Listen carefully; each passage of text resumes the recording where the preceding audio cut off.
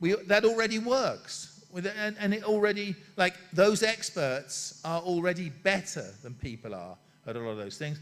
Right now, we still have the situation where, you know, if you have your X-ray and your X-ray shows some anomaly and the computer says, well, we think this might be cancer or something, you still have to give it to a human doctor to double check it. But that's going next.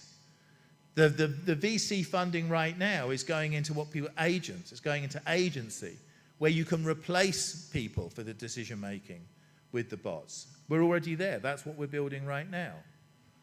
And actually, just put a pin in that point about agency, because we're going to come back to that in a minute.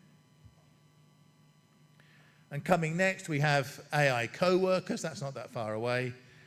And coming soon, we have AI bosses. And I, for one, welcome our new robot overlords. It can't come soon enough as far. I'm bored working for people, you know, and then always that night. I'm going to look forward to working for robots instead. Aren't you more excited about that? No, well, you're the boss. So, of course, you're not excited about that.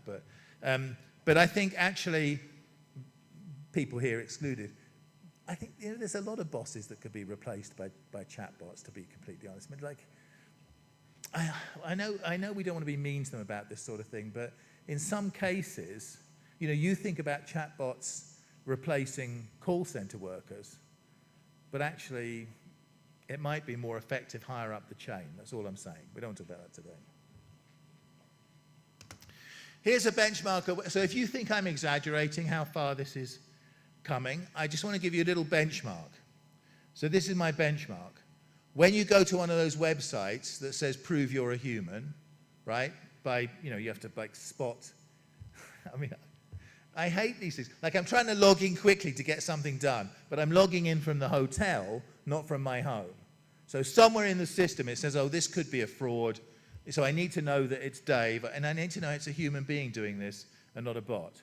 So this is me at 5 o'clock in the morning in a hotel somewhere, and I'm looking, but is that a motorbike? Or, I don't know, is that a moped? What's the difference? How can I, or I'm trying to figure out, is that some stairs or is it a ladder? Like, this is the sophistication of these. You know what? The robots are already better at those than we are.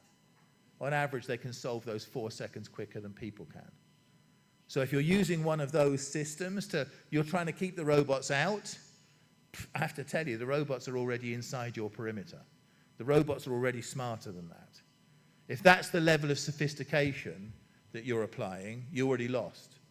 The robots can already beat us at that. So, and the speed with which that's changing is astonishing. You see it every week.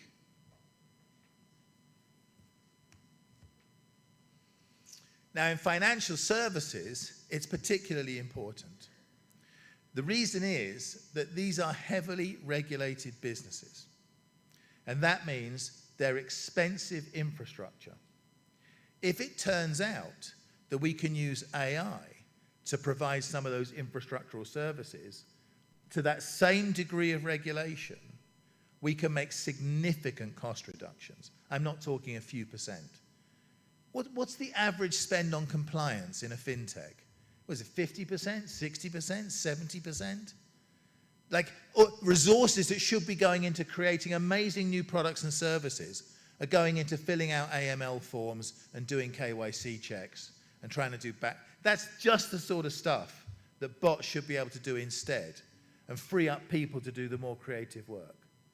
So it's really important in financial services that we get that right. You can't just get ChatGPT and tell it to talk to customers, right? Because, first of all, because ChatGPT makes things up. It's a bullshit. You've always read about this sort of stuff. ChatGPT, they call it hallucinations. That's the polite word for it. But I call it bullshit. So because of the way those models work, they just make things up. Now, that's okay if you're a management consultant. It's not okay if you're a bank. You can't just make things up. You'll end up getting fined by the regulators. You can't. So you have to use it in the right way. You have to have a strategy for bringing it on board. And I think some of those strategies are well known. We don't spend too much time on them.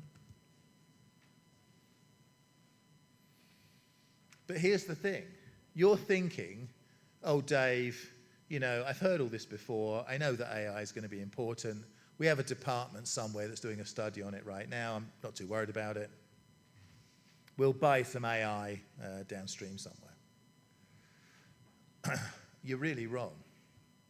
whatever you think about the extent of the disruption, you're wrong. You're not thinking enough. This is how people in banks think. This is John Krein, who used to be the boss of Deutsche Bank. And he said rather famously, he said, right now, I employ people to behave like robots, but in the future, I'm going to employ robots to behave like people. And that's like the banking vision of, like, oh, we get AI, and then we can have a few less people in the call center. We can make some slightly better credit decisions. We can have some more targeted marketing to people. Really? That's your vision of an AI-powered financial service? This is the most disruptive technology in our lifetime. And you think it's going to disrupt the industry by making slightly better credit decisions? That's deluded. That's bank thinking. That's not real thinking.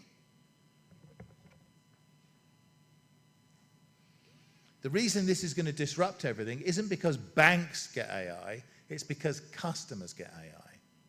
There is nothing you can do to stop customers from getting AI, because Apple and Facebook and Google and everybody else is giving them AI. You're living in an environment where customers are suddenly going to be 100 times smarter, literally overnight. Business models that, I'll give you an example.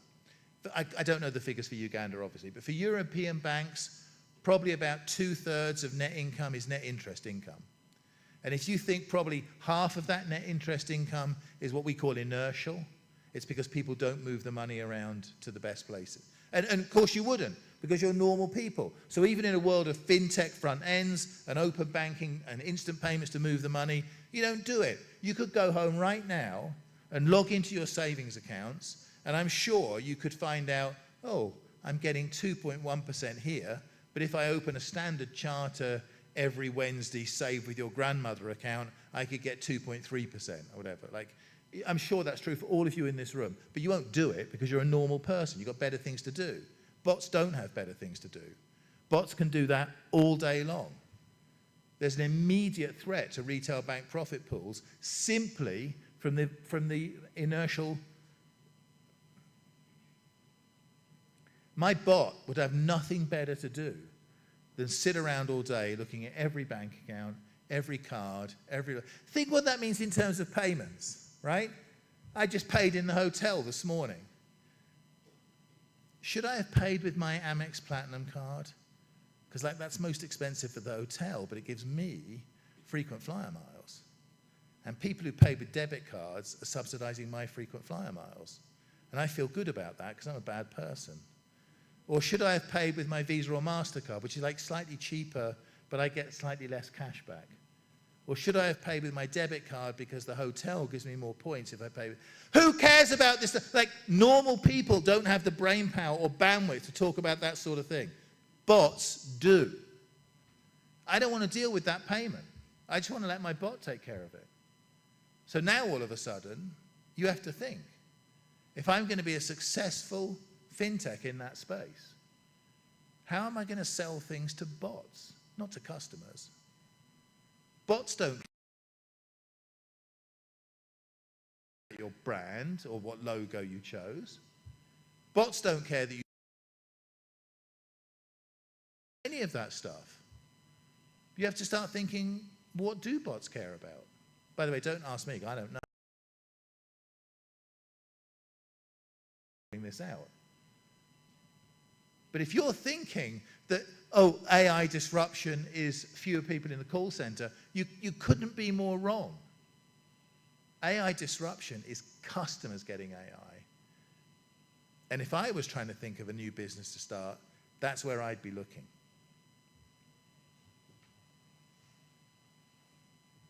So I don't need to show you a picture of it, but you know what it is. But it's not just about things like, what am I going to pay with at the hotel? For middle-class people, once people have got basic financial health, then they have to start thinking, the Gates ladder of inclusion, financial health. Once people start saving and thinking longer term, things get really complicated. I think I'm a relatively intelligent person, okay? This is me talking to my financial advisor. So I go to my financial advisor, right after the budget speech, and I say to my financial advisor, okay, what should we do?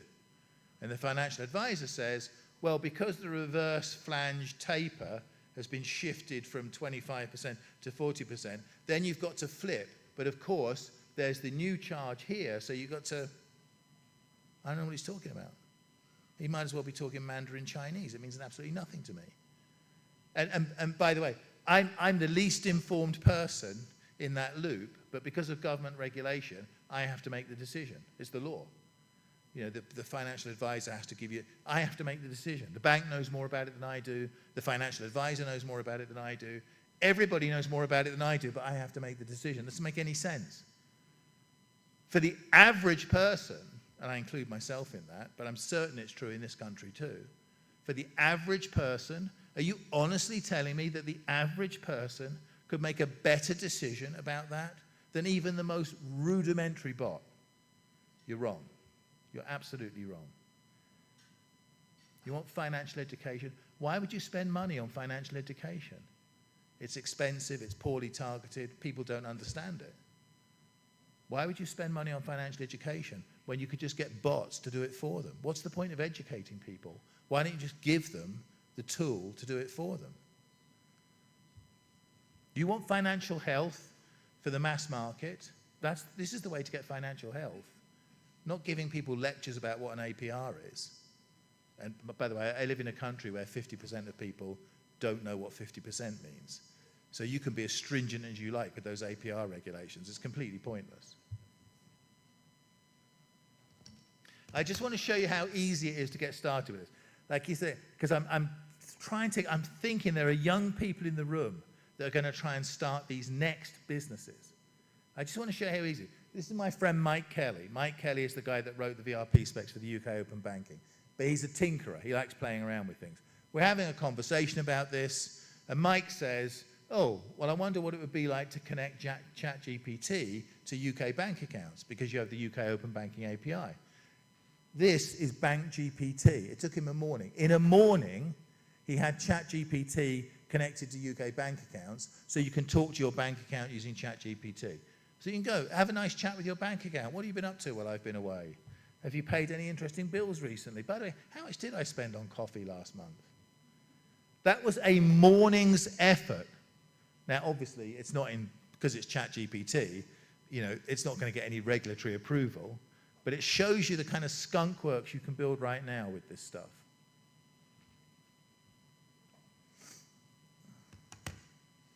And there's one more thing coming around the corner with this as well. Because when we start doing business with robots, when robots are the customers, it becomes really important to know whether you're dealing with a person or whether you're dealing with a robot. Right now, we have no idea. Those stupid things I just showed you about, oh, is this a ladder or is it some stairs or whatever, I've just shown you that doesn't help. And if you look at the frauds that we're dealing with, and, I have to tell you, the UK is, pretty good at fraud, I mean, we have absolute out-of-control fraud that we're desperately trying to do something about, and it's proving increasingly difficult. Because a lot of these scams, whether it's romance scams or investment scams, Facebook marketplace scams, part of the problem is you don't know you're dealing with a person. Never mind which person it is, you just don't even, so you don't even know you're dealing with a person, no wonder you have a romance scam. So that's AI. Now let's start talking about trust. And we're going to break trust into two parts, just to follow the McKinsey.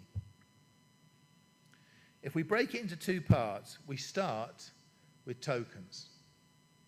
And I just want to be clear to people in the room what a token is. Because if you ask people, do you know what a token is, they'll put their hand up and say yes. If you ask them to explain what a token is, things get a little, and I don't want to pick on anybody in the room, because I want to make friends here. So I'm not going to ask you. No, I will ask you. Who knows roughly what a token is?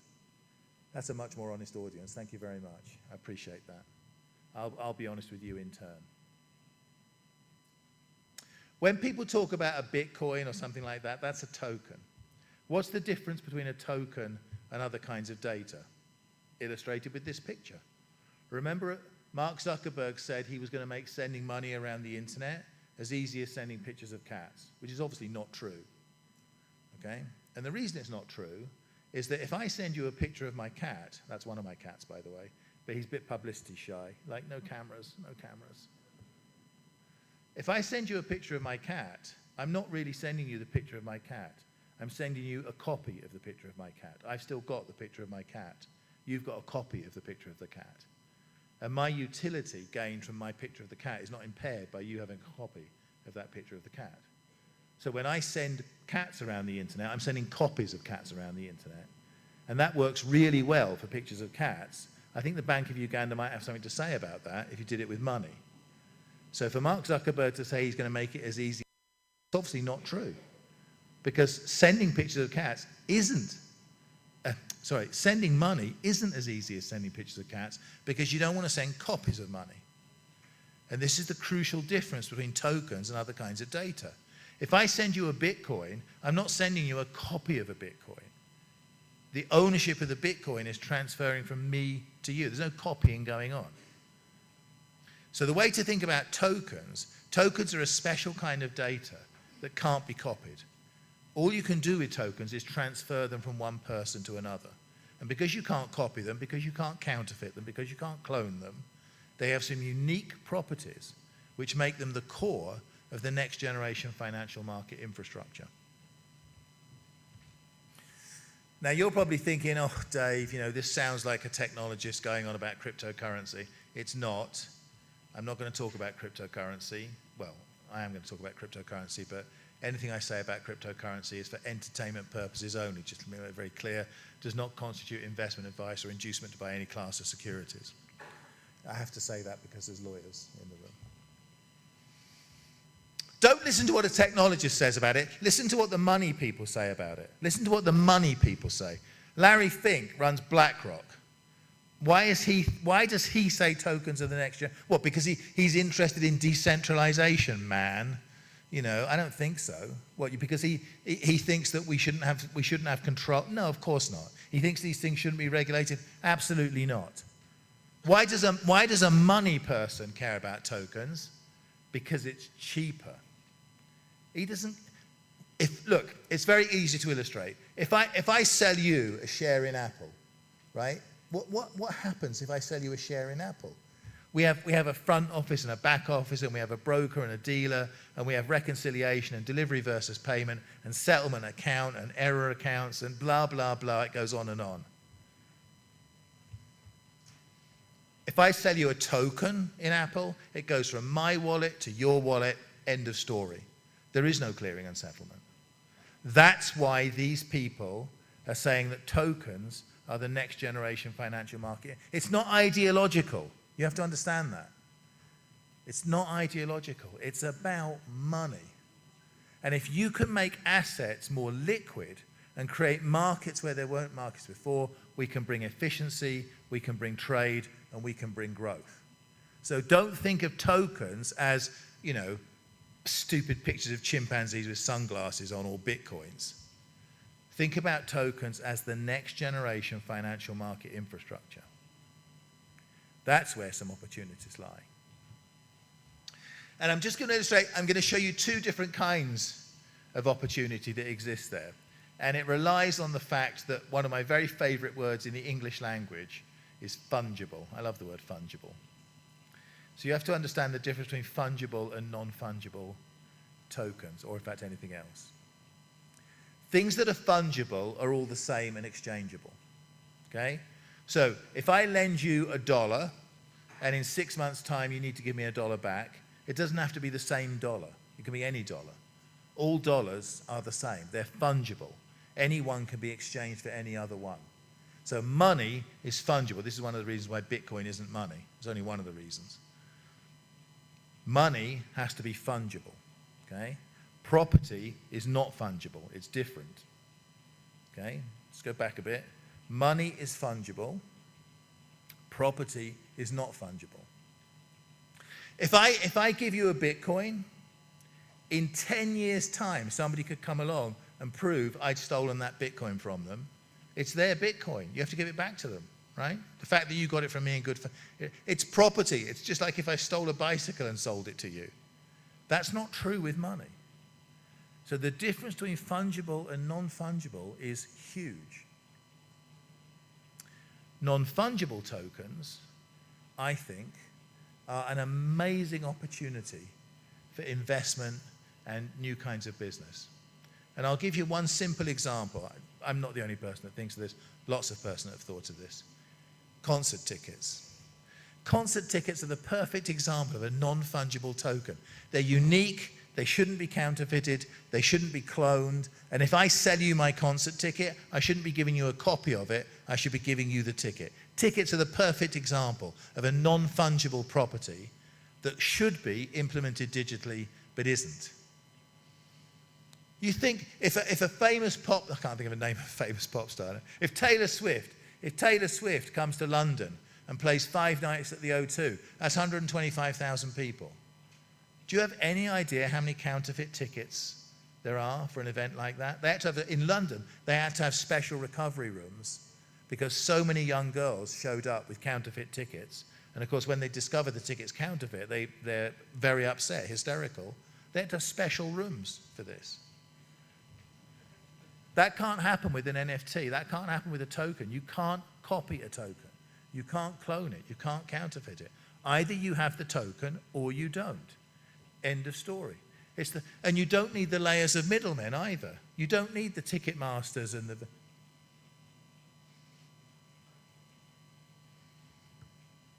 If I was a kid and I was thinking about some new businesses, this is the kind of area I'd be thinking about as well. I already went to one event where it doesn't matter. I went to an event, it was a poetry event actually, in Catford in South London.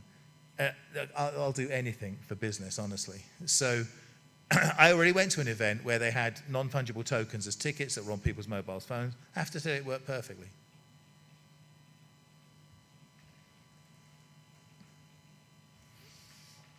The next generation financial market infrastructure is what the Bank of International Settlements call the Finternet. They're not marketing people, they're central bankers. It's what the Bank of International Settlements call the Finternet, and it's what I call the token economy. And the token economy is about the exchange of fungible and non-fungible tokens through those decentralized finance protocols. If I was a kid coming out of school right now, this is where I'd be focusing. 20 years ago, I'd have been looking at mobile phones and mobile money. Today, I'm looking at DeFi. Let's drive that down a little bit further. There's one particular kind of token that we might be very interested in, which is the central bank digital currency. Now, you're going to say to me, well, we already have instant payments, we already have debit cards, we already have Momo. Why would we need central bank digital currency? Well, let's talk about that a little bit. There's lots of reasons why you would want a central bank digital currency. One of them is sovereignty. I know it's a serious point to make, but it's an important point. In Turkey right now, 4% of GDP is going into stable coins. And all of those stable coins, 99.9% of those stable coins, are US dollar. Around the world, where you see these figures about people wanting cryptocurrency in Nigeria, Argentina, Venezuela, places like that, they don't really want Bitcoin or Dogecoin or anything else. What they really want is dollars. Cryptocurrency is just a way to get dollars. And when people can get the US dollar stable coins directly, instead of having to gamble on cryptocurrency, that's exactly what they do. You look at the figures right now for the trading on the major exchanges, and it's stable coins which are driving everything. And there's two ways those can be delivered into the market. You can have the private stable coins that are in the market right now, or you could have public stable coins, i.e. central bank digital currency. That's an interesting discussion to have in a country. Should we do nothing and just let people use US dollars? Or should we try and make our own stable coins that have some extra utility, maybe, I don't know, some extra privacy, some extra liquidity, I mean, maybe some particular cultural values that make people want to use those instead. In the bottom right corner there, I've got innovation. If you look at the Bank of England's original publication about central bank digital currency, innovation, that thing in the bottom right-hand corner, was their #1 goal. Because they said, we don't know what people are going to do with this, but we know they're going to do some amazing things. Because if kids in a university right now think up a great idea for a new business, and it's going to involve money, they've got to get licenses, they've got to get compliant, they've got to create all this kind of infrastructure before they can do anything with their idea. But that's not what they're doing. They're just using stable coins. And we need to capture some of that innovation for the wider good. So there's lots of reasons why you want to do this. I'll give you a couple more reasons. This is the German Banking Association. The German Banking Association is literally the most conservative organization on earth. And look what they say about CBDCs. They say, yes, we want wholesale CBDCs to make our financial markets more efficient. Larry Fink's point. Yes, we want a retail CBDC because we want to make retail payments cheaper, more efficient, and crucially, offline. One of the most important characteristics of a central bank digital currency is that it has to work offline, device to device. So if there's no signal, there's no internet, there's no mobile phone, you should still be able to pay somebody, you should still be able to buy a drink. But they also said, we want machine digital currency. Because we think part of the next phase of evolution of industry, what they call Industry 4.0, is supply chains where the machines have their own money. That's not some crazy science fiction author saying that. That's the German Banking Association. Again, if I was a kid at university, I'd be thinking, I don't know if I can play with wholesale CBDC because that's institutional. I don't know what I'm going to do with retail CBDC.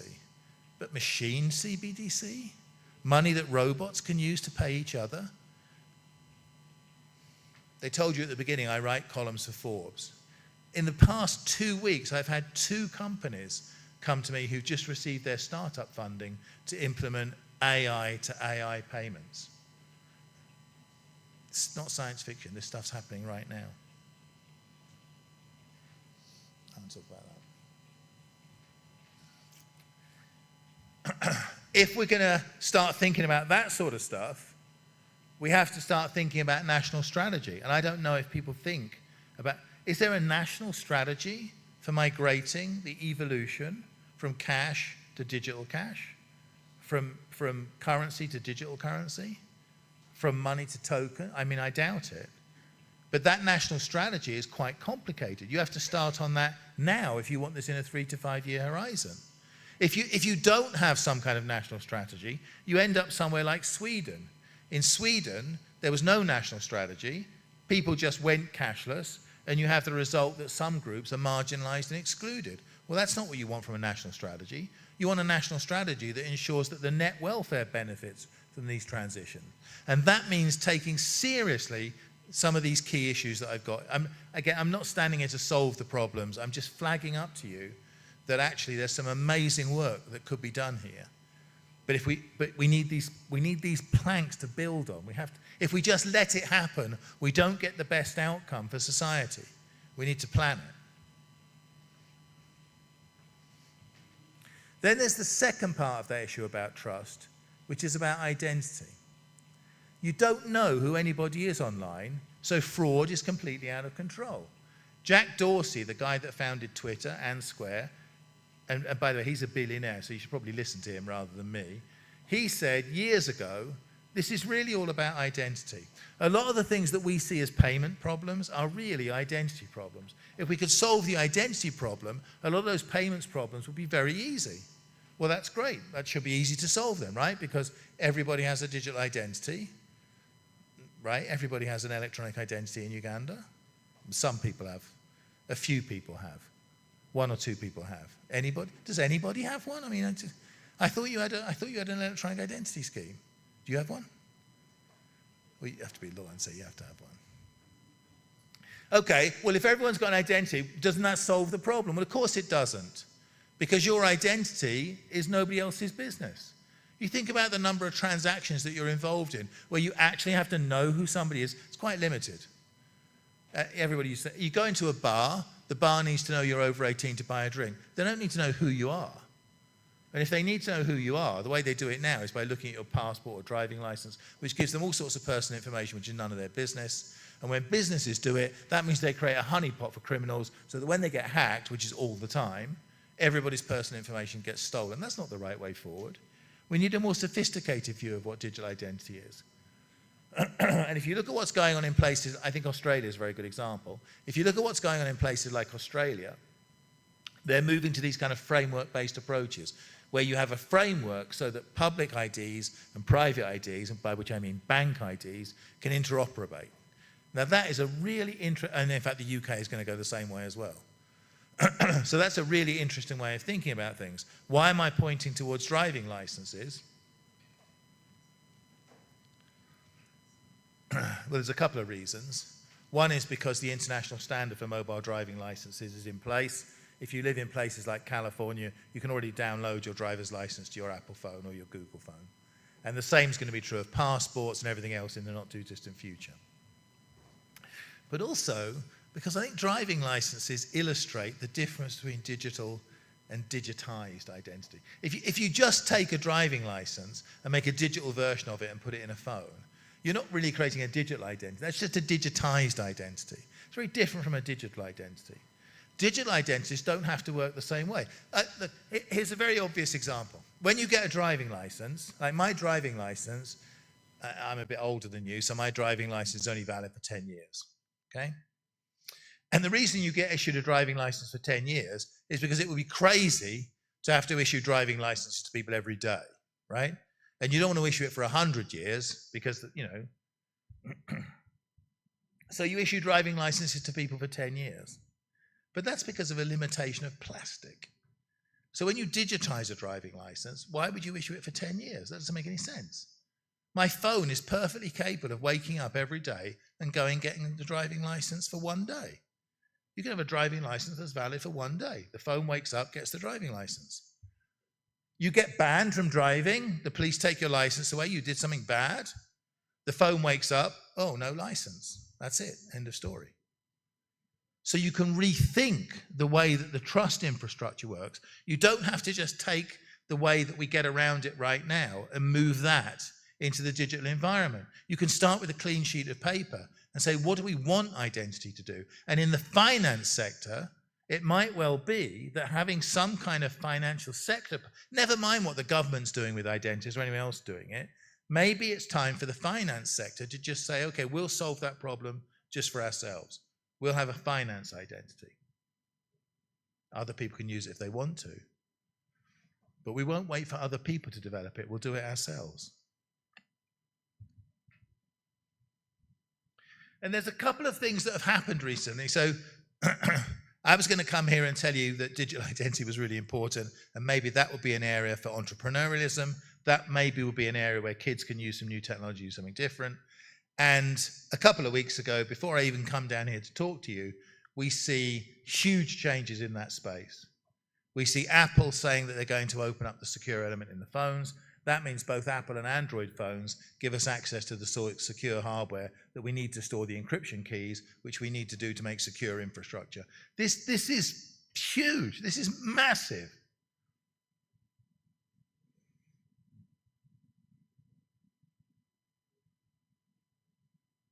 I mean, imagine if you get the security infrastructure in place. So we have identities for robots, we have identities machines, we have identities for people. And because we have secure hardware, because everyone has secure hardware with them, we have an infrastructure that's suddenly secure that never existed before.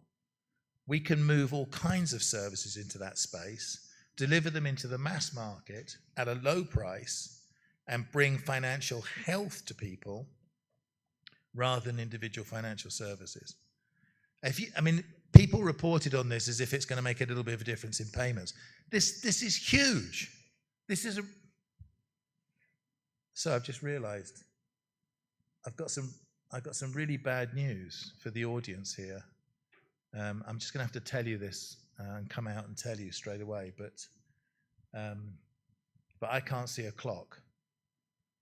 So I've literally no idea how long I've been standing up here for, or how long am I supposed to talk for? I don't even know. Should I carry on for a bit?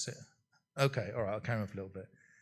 Give me a signal, okay? If you just, I'll look at just out the corner. When you go like that, I'll stop. Just little signal, just secret signal between us. In Europe, you've got the European Digital Identity Wallet being built right now. Even if you're not going to use the European Digital Identity Wallet, what that gives you is standards and software, which means that the cost of implementing secure wallets that use that secure hardware to deliver incredible services to people is collapsing. There's a new way of implementing these services, which is the digital wallet, and there are new standards, and there are people implementing the software on those standards right now. I'm not saying you should go out and use a European Digital Identity Wallet. What I am saying is, because of the European Digital Identity Wallet, you now have access to programmers and software and wallets which you can use. Digital wallets are so much more important. Digital wallets give us all sorts of other things. They give us inclusion. They give us person-to-person. They give us identity transactions as well as payment transactions. They give us that ability to go to a retailer and with one tap, you give them the coupons, the loyalty card, the payment, they give you back the rewards in one tap. That changes the retail environment.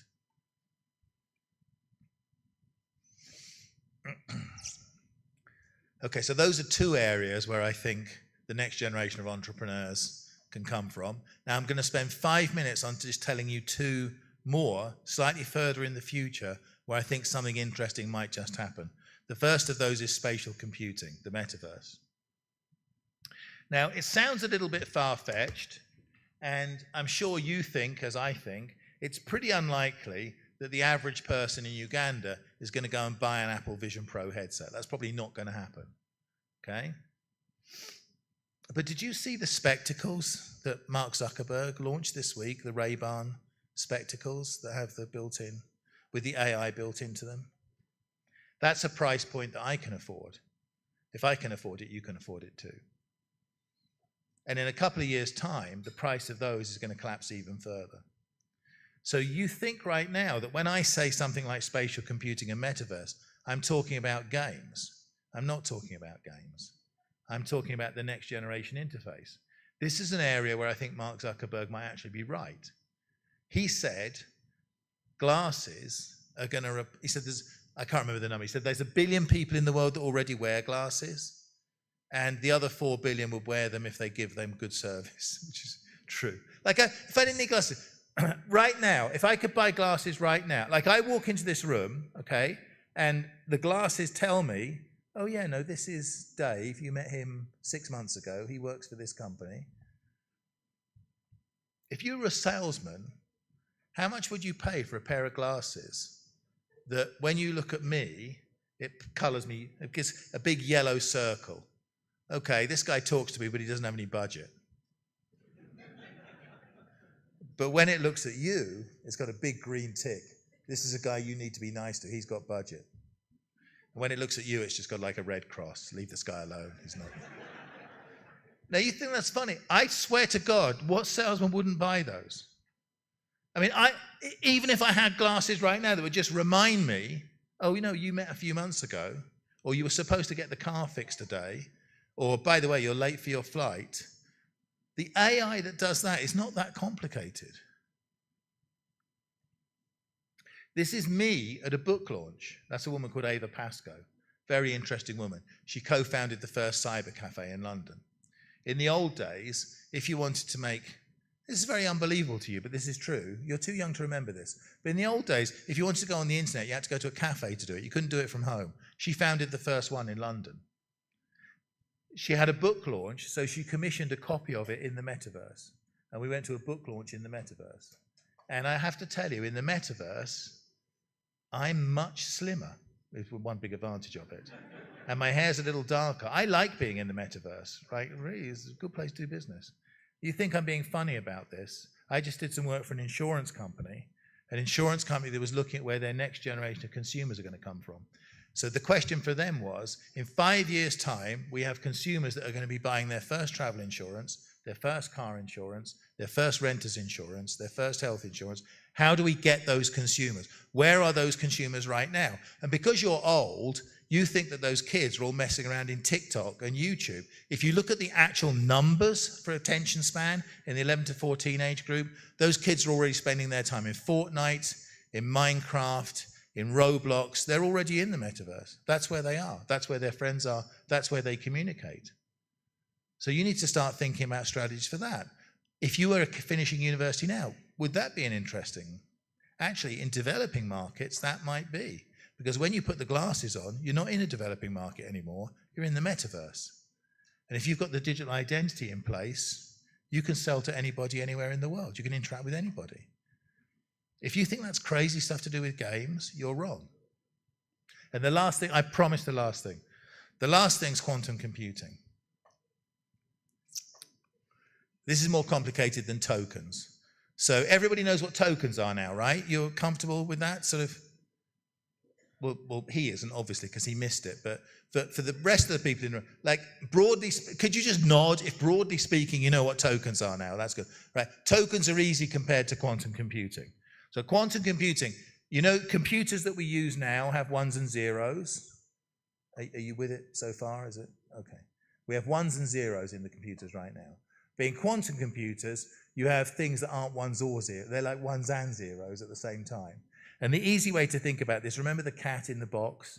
So you've got the cat that's in the box or isn't in the box. No.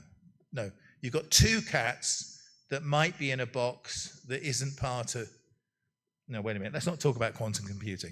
Let's just, okay, forget about the cats in the box. Like, there are quantum computers, and quantum computers can do things that our computers can't.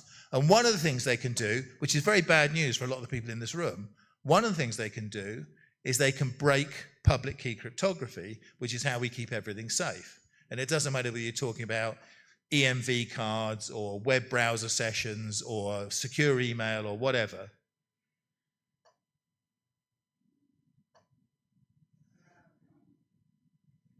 If I had a quantum computer, this is a problem that's coming. If I had one, I wouldn't tell you, because if I had a quantum computer that could read all of your messages, I wouldn't want you to know. I'd just keep it. I'd use it to steal all the bitcoins. That's when you'd notice, wait a minute, where have all the bitcoins gone? Someone must have a quantum computer. That'd be what I'd do with it. But other people might want to do more sinister things with it.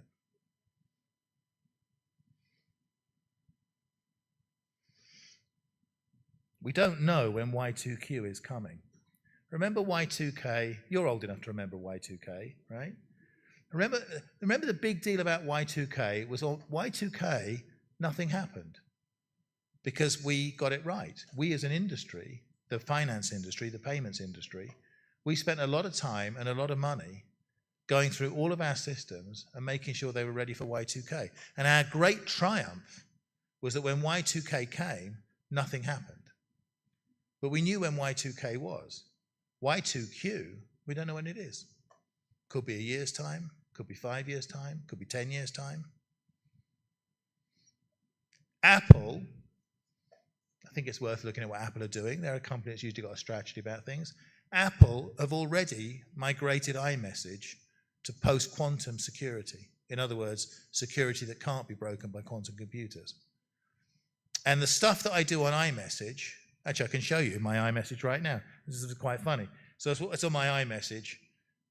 Can you make sure you bring some milk home tonight? I'm like, no, I'm in Kampala. You don't listen to a word I say. She doesn't care where I am. If the police arrested her right now and said, where is he? She wouldn't be able to tell you.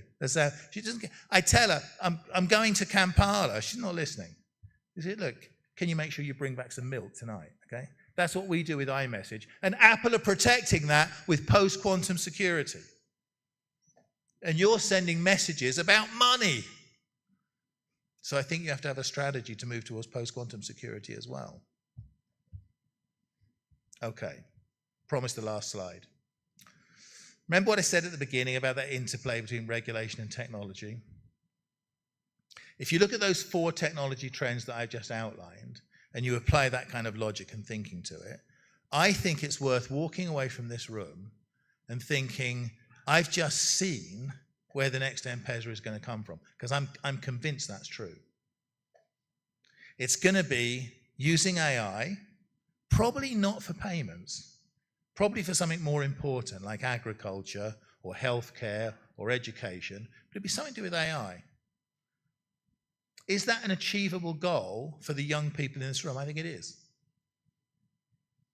Is it something to do with digital trust, tokenization? I just told you that's the next generation financial market infrastructure. Can kids begin to experiment with that right now? They can. I mean, it needs that regulatory sandbox that was talked about this morning to make that happen. Can we do something about digital identity that transforms the way people interact, start really cutting down on fraud, putting some trust back into that? I think you can. Can we start to experiment in the metaverse so our young people can interact with people all around the world? They can build new products and services that exist in a virtual environment? I think we can.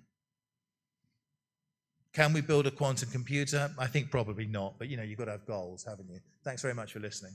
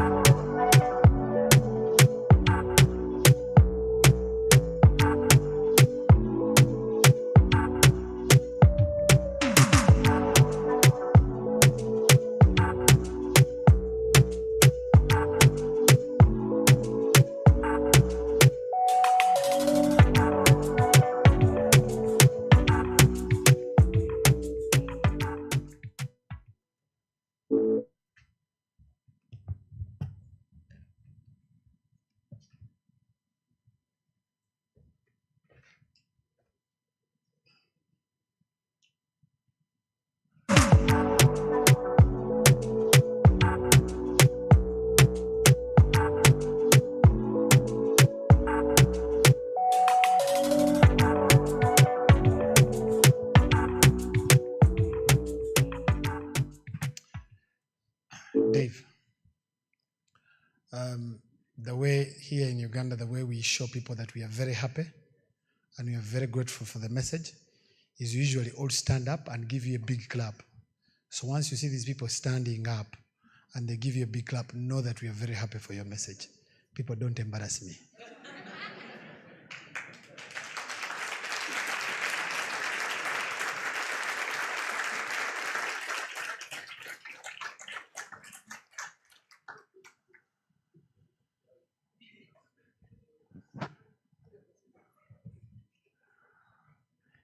Ladies and gentlemen, I must say that in one industry is possibly going to affect the other subsector within the wider financial sector. Right.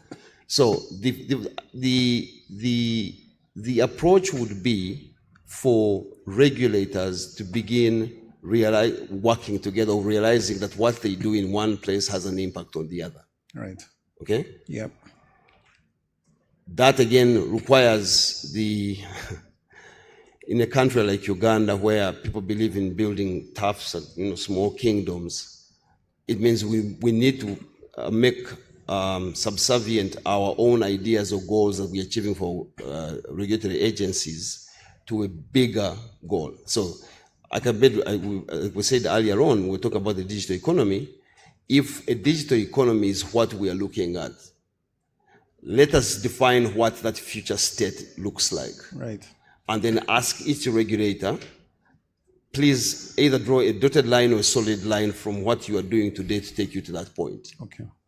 But as you do that, ask yourself, as you move along your path to get to that utopia, the impacts of your actions on other regulators and their ability to do their own regulation.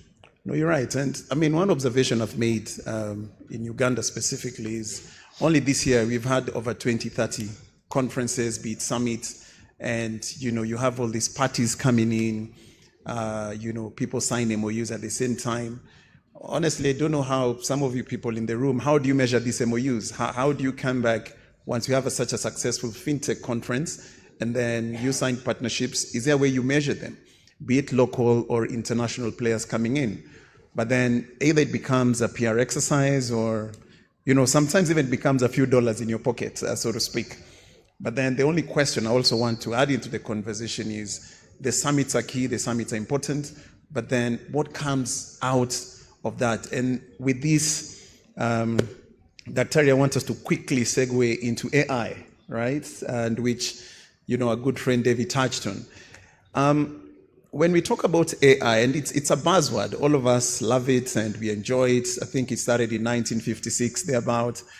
But the quite interesting thing is we continue to talk about artificial intelligence, but we don't talk about the human intelligence part. So there's AI and there's HI. Inevitably, AI is here, and we're going to stay. It's the next disruption that is coming across. But then, are we ready for it? And one of the things I wanted, to discuss with Dr. is, should we look at regulating AI, blockchains, and these things as a regulator, or what are your thoughts around that?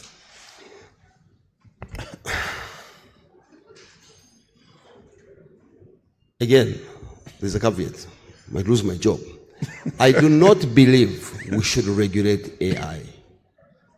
We should only focus on managing the impact of AI on our communities. Right. Okay? Because any regulator that attempts to regulate technology has lost the battle even before it begins. Because technology will evolve whether or not you are part of it. However, if we look at AI and say, we're going to look at the impact of AI, for example, say, on jobs, or on certain aspects of maybe reproduction or something, or construction. The focus should then be on, if AI gets implemented or AI comes along, it has certain impacts. It's good to have certain outcomes.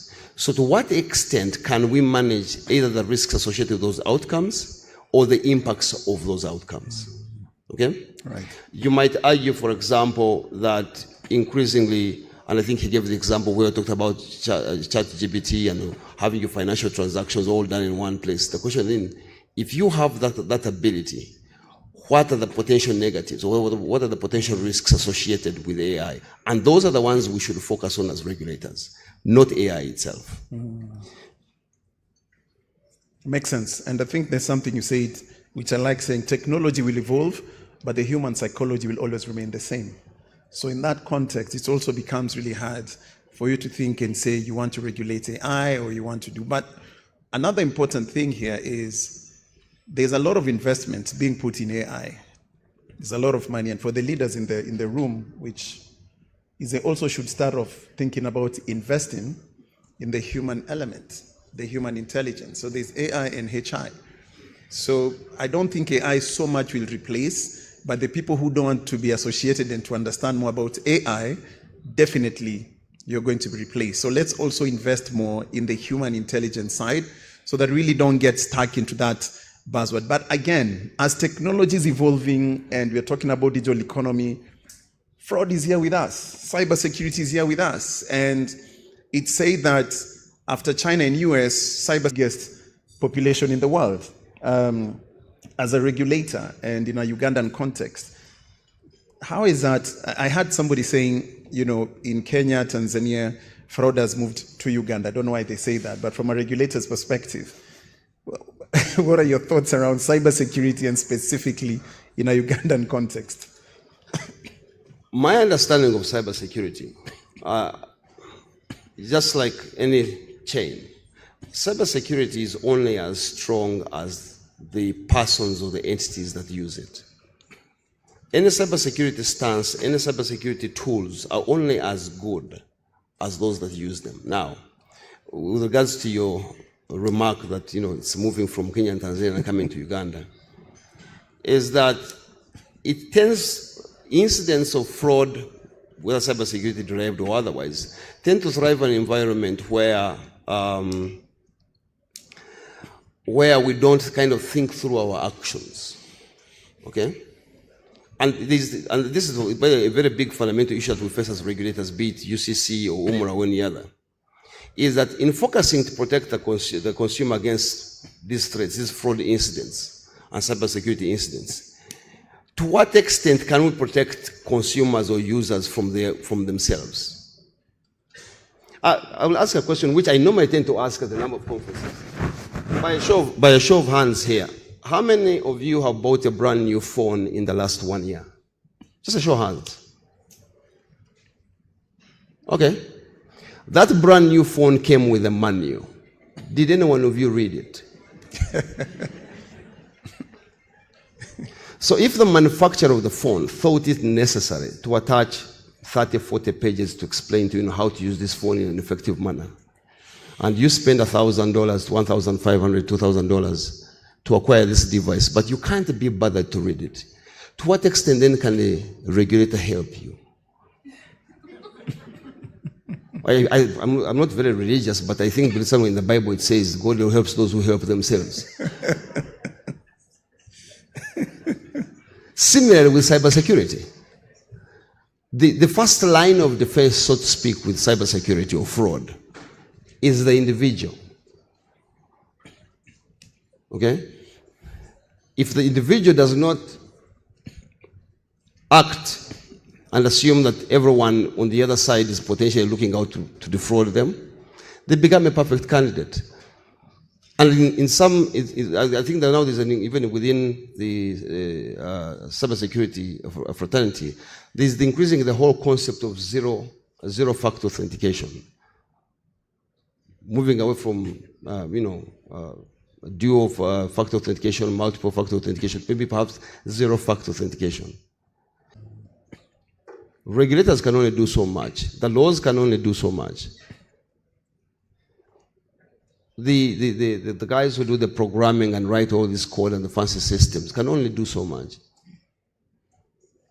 So I think when it comes to cybersecurity, I think the focus should not be so much on the technology. I think that one's quite mature. The biggest issue should be on we, the users, those who interact with these technologies. We should be the first. I think the focus of anti-fraud or minimizing the risk of cybersecurity should be at. Okay, makes sense. And I know a number of times, regulators and these banks, fintechs, we all know about KYC, know your customers. And we've always talked about this all the time. And when you're speaking again, something came to my mind. What if we now move KYC to KYE, know your enemy? How is it that we can start and tell, be the fintechs in the room or the banks in the room, guys, as you know your customer, now you also need to start thinking about know your enemy, because rightfully, as Dr. has said, it starts with us. And it starts with you knowing your customer, updating your customer details. I'll give you an example. When I moved from Nairobi to work in the UK, and my bank really never bothered to follow, to update. So they really didn't know me by the time even I was coming back almost 3-4 years. So there's always emphasis on know your customer, but sometimes there's a gap. What about if we shift to now also know your enemy, KYE? I think I will go beyond know your enemy. I would use I. Everyone is your enemy. You see, okay. when you interact with all these technologies and you assume that every other person interacting with is potentially your enemy, your approach and how you interact with that technology it becomes different. Right. If you walk into a room where you assume everyone is out to get you, the way you walk into that room is different from when you walk in and you think everyone is on your side. Okay. Makes sense. So go beyond know your enemy. Assume everyone is your enemy. Everyone is your enemy. Then let them prove they are not. They are not. No, I like that because I remember,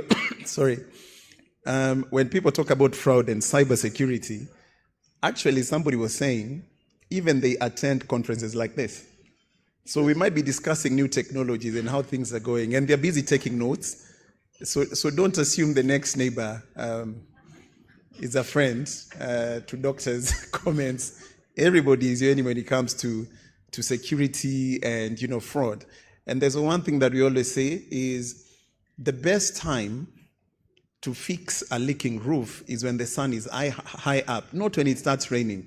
And I think that's why if you see regulation, by the time the central bank is coming to you, it means your house is already leaking and there's something you didn't do. So every time you think about fraud and every time you think about cybersecurity, the best time for you to think of fixing is be ready for it, prepare for it, for prevention.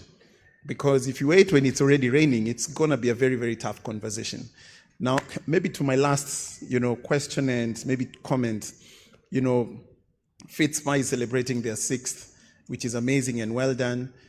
From a regulation standpoint and central bank, how do you see fintech ecosystem? How do you see it growing? And how do you see the support that can come from your end to continuous collaboration with the Fintechs Association in Uganda? I believe, sorry. I will not use the word believe. I'm convinced that there are significant opportunities within our economy for fintechs and for non-fintechs. But for those benefits to be realized, is that I go back to something I said earlier on, is that the fintechs should stop looking at each other as competitors. Okay? Right. If you begin to look at your neighbor, remember you said, assume everyone's your enemy, but realize that even as you compete, there are synergies that you can for the whole industry as a whole, if you cooperate at the same time. How you define that balance between yourself and other entities will largely define the extent and degree of your success. That's one. Two is, especially for the fintechs, the already existing ones, and perhaps those that are coming, but this is more towards those that are already established. Be ready to lose your traditional sources of income. In other words, if you have a defined source of income or stream of income out of your activities, you work on the assumption or try and drop a scenario and say, if this income stream dries up in 1 year, do I have an alternative? And I think this is where the innovation concept comes from. But there's a tendency by human beings, and I think that has something to do with our comfort zone, that once as a business you have a very clear income stream, there's a tendency to want to protect it. In the fintech industry, with the nature of innovation that goes about, all you take is a few kids in some garage somewhere, in some dorm room, that will completely change and disrupt you. So instead of being disrupted by others, disrupt yourself. That means the moment you have a steady source of income or a revenue stream, begin to plan for its replacement. So that when someone does actually compete and comes and perhaps flanks you on that particular revenue stream, you already were moving to another income stream. Of course, that will make it very difficult for potential investors to assess your future viability, but that is the only way you remain sustainable. No, thank you very much. Ladies and gentlemen, once again, I think innovation doesn't have to be sexy, right? It's quite interesting that if you're in South Africa, the conversation in South Africa around digital and the future of technology, there's over 50 million cards in South Africa. If you go to Kenya, they talk about over 50 million M-Pesa wallets. If you go to Nigeria, they don't innovate for the sake of innovation, they innovate for the sake of trust. What Nigerians just want is simply, if I send you money now, I want to receive it now. There's nothing like RTH is going to take tomorrow and all that stuff. So context is important when we are having these conversations. So once again, Daktari and Rafiki, I want to give you also some closing remarks into these conversations before we hand it back to the MC. I think the last thing I would like to talk about, there's this whole threat about AI. And indeed it is a real threat to how we do business, how we live, and how we interact as social beings. But, and on a lighter note, I don't think, in my opinion, AI will replace human beings. We are too flawed and too messed up that AI would want nothing to do with us. And that is to our advantage. So I think my final note on this one would be that I think it should be human beings, or human intelligence as you called it, working with AI to further and better society. Thank you. Thank you very much, ladies and gentlemen. Asante sana Daktari. Over to Ziana. Anything you want to say anything? I'm sure the public will like us to use this. Guys, 1 or 2 questions, please. Where's the mic? Somebody can pass the mic.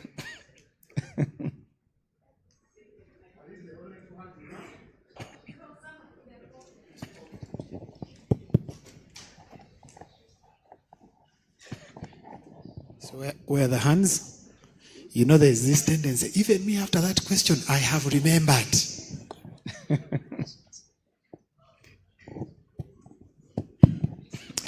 Thank you so much, Ed, Dr. Titi, and your moderator, Rachel from Frank. Uganda. Frank.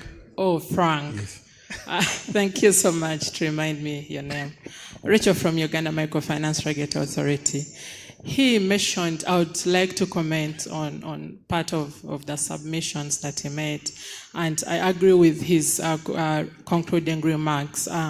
One time I attended a conference and someone mentioned that at the time when the computers were being introduced, I think so many years ago, the human beings thought that computers were going to replace their jobs. So I still agree that AI cannot replace the human beings' jobs because there's a way how God made a human being. So I believe the time when they created or the technology evolved and they manufactured the computers, they increased efficiency of a human being. And still AI is just increasing the efficiency of what we are doing in the financial sector and other sectors. Still from the regulator's point of view, he mentioned that the regulator should be in the shadow. Yes, I agree, because by the time the regulator comes up with a regulation and a rule, you have realized that there is a risk. And, you know, the regulator cannot compete with the innovators in this room. The regulator is always a small team, and there are so many innovators within the industry. So by the time you come up with the rules and the regulations, you're just trying to learn what they have done, which risk has it caused to the sector, then you're trying to come up with the rules and the regulations to maybe ensure compliance within what they have come up with. Thank you so much, Doctor. It was a wonderful discussion. Thank you. Thank you very much. You know, on the point of, I agree with the point of AI not replacing. You remember the typewriter days, secretaries, the ones who never adapted to the computers were somehow replaced, right? So I agree they'll never be replaced, but then, to Daktari's point, we must also elevate ourselves to be current with the knowledge. I don't know if you want to add anything to that. Yes, and the other interesting thing also, if human beings are flawed, and this is a logical argument, if human beings are flawed by definition, and they design AI, it can't be flawless, okay? So they will always be, if a flawed being creates a product, that product can never be flawless. It's almost by extension. So there will always be a room. And in any case, when you think about AI, does it have emotional intellect? Does it have empathy? Can it think outside the box? Because it only does that, you know, based on the inputs put in, and these inputs to AI that generate outcomes are input by flawed human beings. And we know the whole concept of garbage in, garbage out. So there's still room for us for the time being. Good morning. And Frank Muller, for a wonderful interaction. I have one question. Dr. Tune told a very important point on going like a shadow, innovation and regulation. We are talking about AI, we are talking about virtual boyfriend, girlfriend. In that scenario, I read a report on the International Data Corporation. The market by 2027, the cloud computing market is estimated at $17.8 billion. Whereas East African central banks are averse to cloud computing. When we can expect by shadow movement for innovation? Okay. It's a good question. Thank you, Dr. Titi and Frank. My name is Vincent from FutureLink Technologies. One of the strategic challenges that Africa has is the fragmented markets. If you're talking about China, 1.4 billion, US, 330 million, India, 1.4 billion. And then you come to Africa, you have Uganda just barely 47 million. You move to another market, Zambia, 18 million. And they are requiring you to set up as if it is the only market you are serving. It's one platform, and that fragmented regulation accumulates the cost of performance, which then is passed on to the consumer. I don't know, Dr. Titi, what the regulators on the African continent are doing that can help the fintechs to at least, if we are not able to achieve the economic integration, that for the sake of expansive market for fintechs, that if, for example, you have set up in Uganda here, you do not have to have everything in moving to another market. Have a CTO, for example, seated in another market when it is the same platform that you are actually managing. So having 10 CTOs managing the same platform, what component of the platform must this CTO manage and this other CTO manage? Thank you. Okay. Okay. Sorry. Okay. Hello. Thank you, Francis and Dr. Twine. My name is Godfrey Joga Sebukulu, Executive Director of Craft Solutions, the local chapter for Craft Silicon. Thank you, Dr. Twine, for your submission and your statement that the regulators should be in the shadow of innovation. Well knowing that during the day you can see a shadow, and at night you can't see your shadow. And well knowing that, a shadow is like a passenger who is driven around in many situations. I share your I felt for you because 26 years ago I was a regulator, and my pain was doing something I didn't enjoy. And I feel like you are just occupying a position, but maybe you don't enjoy what you're doing. I was at the early stages of digitization in this economy. Let's land the question. Okay, very quickly. I just had to provide some background. At the early stages of innovation, and where we looked at one of the biggest partnerships in this industry, and that was between Craft Silicon and Centenary Bank. And you've seen that over time, financial institutions have gone into starting their own fintechs, and by way, de-escalating partnerships. My question rests around what goes on in a boardroom in deciding your fintech partners.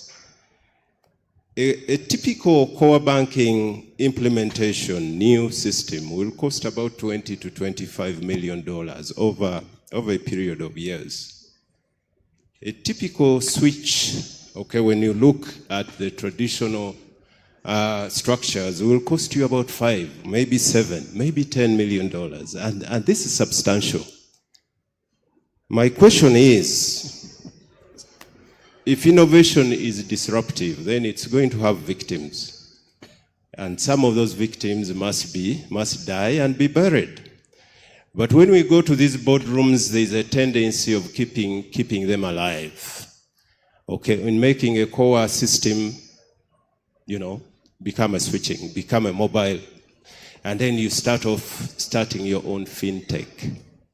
My question is here, to what extent do you feel legacy systems are actually impairing innovation? Because somebody bids for a core and tomorrow he wants it to speak like a fintech. And it takes forever as the industry progresses. And maybe a sub-question. Thank you. Bankers ready to drive the digitization? My friend, let me ask you. And I've ended. In your other life, are you a preacher? No, sir. No, just kidding. Thank you. But thanks for the question. My question stops Thank there. you very much. So I think there are 3 questions. Yeah. I don't know if you want to start with that one or you want to take another one? Okay. Okay. Thank you very much, Dr. Titi. My name is Bernard. My name is Bernard Mianda from MTN Mobile Money. My question is around collaboration. As a regulator, what are some of the things you're doing to promote collaboration? You've mentioned something around how you want the fintech space to look at you as someone promoting collaboration. But as you're aware, one of the challenges we're facing is this could be in terms of the laws that are governing, let's say, data sharing, in areas of maybe coming up with things where the regulator is organizing workshops and inviting the fintech space to say, it could be in terms of research, looking out, saying this is what is happening in other economies, and we see that this could come. So maybe, is there anything you're doing to promote collaboration among the space? Thank you very much. Thank you. Okay, so we have 4 questions. And actually, question number 4 is a good one, so to speak. I saw the Reserve Bank of South Africa organize something just last week for stakeholders, brought them together and to start having conversations around. But I'll leave it to you to answer the questions in any particular order. I'll start with the issue about the gentleman from Craft Silicon. Are bankers ready for innovation? Do legacy systems in banks hinder or slow down innovation? I think you're asking the wrong question, because innovation is a mindset. Innovation is a thinking process. Systems are just enablers. Okay? So whether or not they have legacy systems or not, in any case, for those who are in here who have an understanding of accounting, those legacy systems have got a balance sheet lifetime. They are probably being depreciated to 0. So they're only carrying a residual value on the balance sheet. The innovation is in terms of thinking. And I mentioned something earlier on. One of the first things, and I know a few banks are trying to do this, is if you have a very secure revenue stream, your first thought process should be on, if it is to be taken away, how do I replace it? And you focus on the replacement. Look at a company, for example, like Apple. I think they just came out with that iPhone 16 or 17? 16. Try getting parts for an iPhone 13 or even 14 now. So what they do is that they are constantly innovating on their products and cannibalizing their own services so that a competitor has now nothing to compete against. Instead of waiting for competitor to do the cannibalization of your products or services, do it yourself. Now, are the bankers ready to do that? I would say no. And this is why. Banks, by definition, are dealing with other people's money. Okay? And you don't want someone taking undue risks with your money. Imagine walking to an ATM, you put in the card, and it says, sorry, there's no money. We're waiting for some money from Twine. You come back next week. Why? Because they were being very innovative and took on risk. So for banks, their ability to innovate is a condition, actually it's a function of their ability to manage the risks around that innovation. Now, some of them, the way they choose to manage those risks is just to avoid the whole thing of innovating. But a few others have decided that, perhaps we change our holding structure and maybe perhaps buy a fintech or partner with fintech or establish our own fintech to enable us to understand this business of these people who are flanking us in our industry. But remember, they've got deeper pockets. So if they can fund a fintech, existing fintechs, what does that mean for you? And that's why I said earlier on, and I think I will stick with my story, is that if you find as a fintech or as a business that you have an established revenue source, begin today, walk out of here and begin thinking, how do I replace it in the event someone flanks me or attacks me on that revenue stream? On the fintech, on the bank one, let me just add, for banks that are onboarding maybe fintechs or buying fintech, so to speak, that gentleman, I think that's what we are touching on. Think of a mothership and a speedboat, right? The fintech is a speedboat, the bank is a mothership. So I think one of the challenges we see when banks decide to acquire fintechs is fintechs are very agile. Banks are a bit slow. So imagine how a speedboat is fast, and before you turn a mothership with one speedboat, it's going to take time. So if you have to go into the fintech space, then make sure the kind of resource you're putting in the speedboat is the same resource in the mothership so that it can move to a certain direction if you have to go that direction. That's just what I wanted to add, Dr. Yes, thank you, Frank. Now, on fragmented regulation across markets, unfortunately, when it comes to fintechs, for example, not necessarily every central bank on the African continent has a place or a department or a division or directorate on fintech regulation. Others have just basically stayed out from it. The few have realized it's actually important and matters, and they're beginning to look at it. So while it would be beautiful that a fintech established in Uganda moving, say, to Zambia does not have to go through the whole process again. Until we have a situation where, first of all, every either central bank or there's a regulator for that particular space in every country, and then they agree on what we call harmonization criteria. So, for example, for the ESC, we have something called the Monetary Affairs Committee, where the central banks within the ESC are trying to agree on certain minimum convergence criteria, so that if you are a bank entering Kenya or Uganda, you are more or less going to find a similar regulatory environment. Across the African continent, now this is for banks, there is the Association of African Central Banks, and under that there was something called the Community of Banking Supervisors, where there was a tendency to try and agree on certain minimum standards, so that if you're operating in one country in the continent, two or more countries, you would expect some kind of certainty and similarity in terms of the treatment of certain things, okay? But that takes a while. That is the reason why we don't have an African Union. It's the reason why we don't have a monetary union across the ESC. That harmonization of different thinking and even lawmaking across different countries means that it will take quite a while before you have a situation where, if you're operating in Uganda, if you decide to move your business to Malawi, the expectations in terms of how the regulator treats you will be the same. But for the fintechs, then the question then becomes, what can you do? How about you focus on a universal service or a universal need, a need that someone needs irrespective of which country they're in?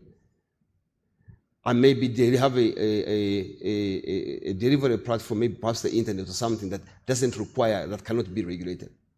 That's one approach. People use Facebook. It's available on the internet. No one particular person regulates Facebook per se. So for the fintechs, perhaps you begin looking at, are there services, is there a universal need across the continent that can be served in some kind of uniform manner? When you do that, then you're increasing the likelihood that the regulators in the different countries that benefit from your service will have a tendency to want to have a conversation amongst themselves and agree on how they treat you. Cloud computing. I just talk about Bank of Uganda. So, yes, we do not have any particular regulation for or against cloud computing, but I believe some time back, I was a member of the National Task Force on the Fourth Industrial Revolution technologies, where we came up with some potential strategy for the government of Uganda with regards to all these new technologies, cloud computing, robotics, virtual reality, and so on and so forth, blockchain and so on, okay? The approach Bank of Uganda has taken is that if a bank for now seeks to get involved, perhaps move some of its back office operations to the cloud, we focus on the risk-based, we take the risk-based approach to that, to how we regulate that aspect. And this is what it entails. The first question is, if you are bank A and seek to take certain parts of your operations to the cloud, that's okay. The first question is, how comprehensive is your risk register in terms of how well have you thought through all the risks that that decision entails? Introduces both to your balance sheet, to your shareholders, and to your other stakeholders. So the comprehensiveness of your risk register.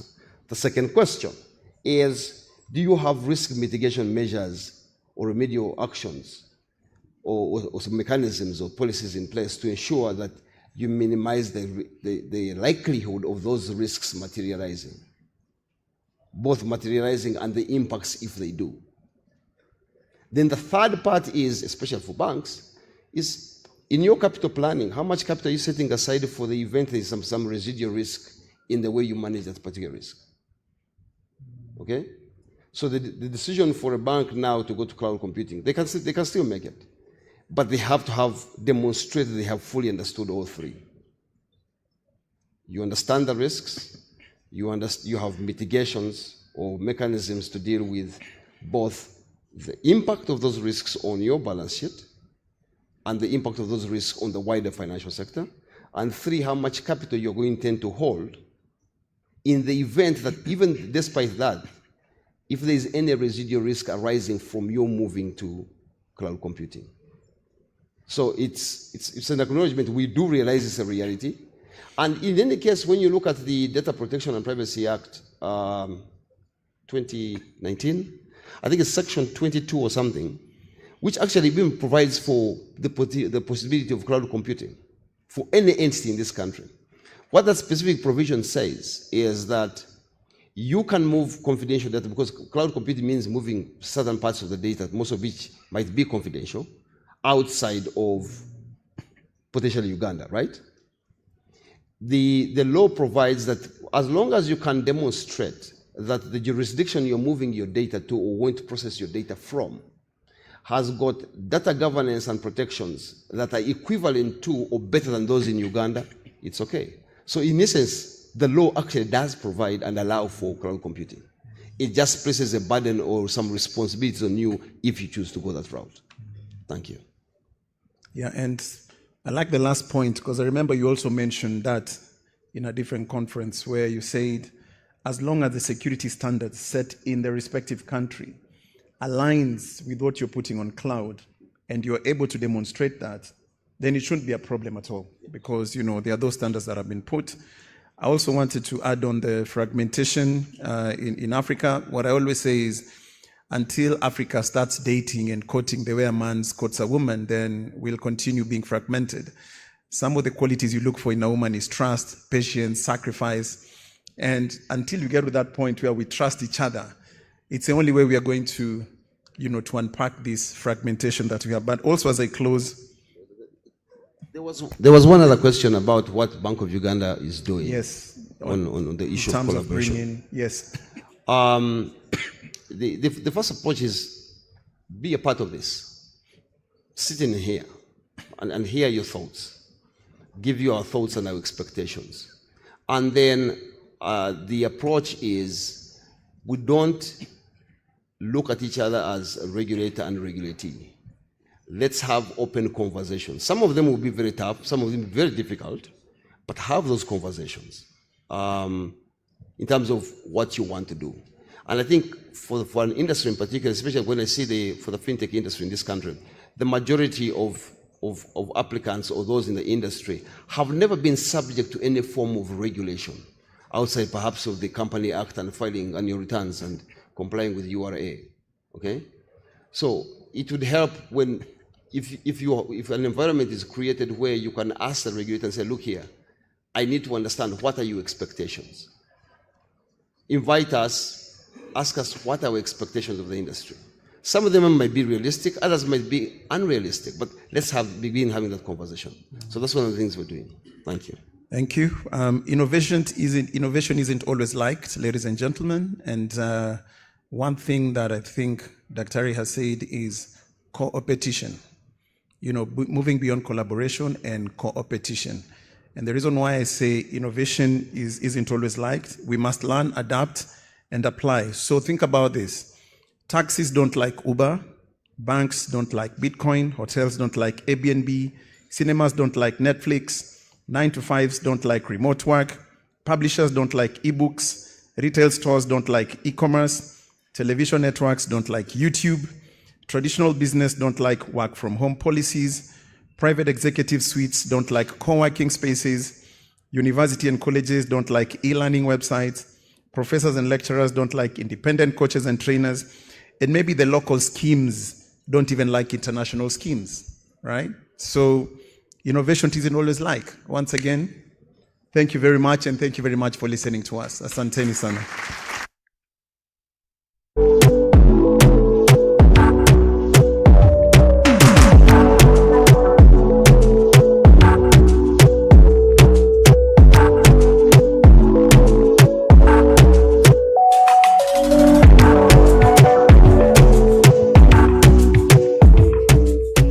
Another round of applause to our regulator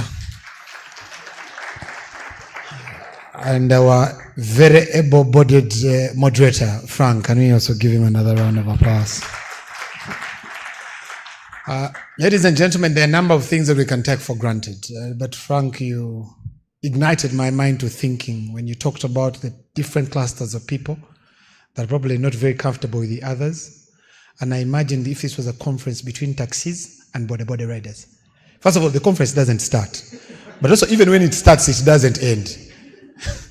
But for us, we are here and we are ably talking about collaboration and partnerships. You talked about KYE, know your enemy. I think it was also very important for me. It's something that piques my mind. Statistics show that every 10 people that you meet, 8 of them are potential thieves if given the right environment. They will steal. And only 2 of those, the 9th person, even when there is any opportunity, they will not steal. And the other one, for them, they have no clue that stealing exists. But the 8, look at your neighbor. 8 out of every 10 people are potential thieves if given the conducive environment. So ideally, Doctor, I agree with you. So it's very, very important that we look out at ourselves, but also especially when we get into the cyber security environment, when we get into the digital spaces, there is a belief that people are good. But once you are able to sort of like demarcate your environment closely, then you'll know how to treat it accordingly. Ladies and gentlemen, we've been pressed on time. We have about 2 sessions, which probably take about 40 minutes. I want us to move to our next part of the program, which is going to be moderated by Rosaline. Rosaline is a seasoned banker and leader with a wealth of experience spanning 19 years across key functions including technology, credit, data analytics, products, and digital transformation. She has led innovations and financing initiatives in the banking sector and corporate, but also working with our corporate clients, doing time to time with banking sector, and she has undergone major transformations that have disrupted both digitally through big data. Ladies and gentlemen, Rosaline is well-studied. She has an executive MBA from Warwick Business School, an MSc in computer science. She has another degree in physics and mathematics. Ladies and gentlemen, she's not here by mistake. Let's welcome Rosaline to come and moderate our next session. Rosaline Najuma is the country head transactions and banking and trade and finance, country lead and sustainability.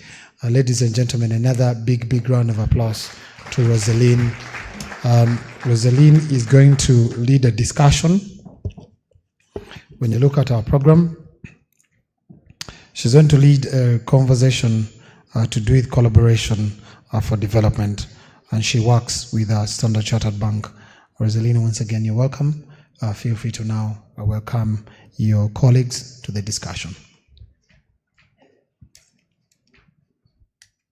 Thank you very much. Good afternoon. It's afternoon. Good afternoon, everyone. It's an honor to be here to discuss the collaboration for growth. As a banker, I had some very hard questions being asked the bankers from the gentleman from Craft Silicon. We are very innovative, and that's why I am very humbled and honored to chair this panel. I'll introduce the panelists, and I'm not going to give their bios so that we allow them to do justice to their bios. I'll start with Ms. Amani from the Gates Foundation. Please come up. And then Mr. Felix Okoboy, you're very welcome.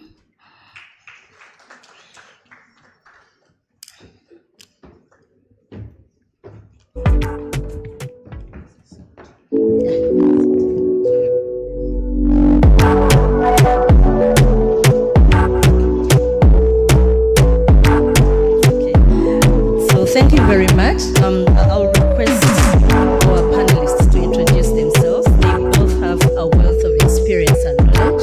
If I did it, I would not do it justice. So ladies first, I'll start with Amani. Over to you. Let's see, is this on? Good afternoon, everyone. Amani Mbale is my name. I am a senior program officer with the Bill and Melinda Gates Foundation.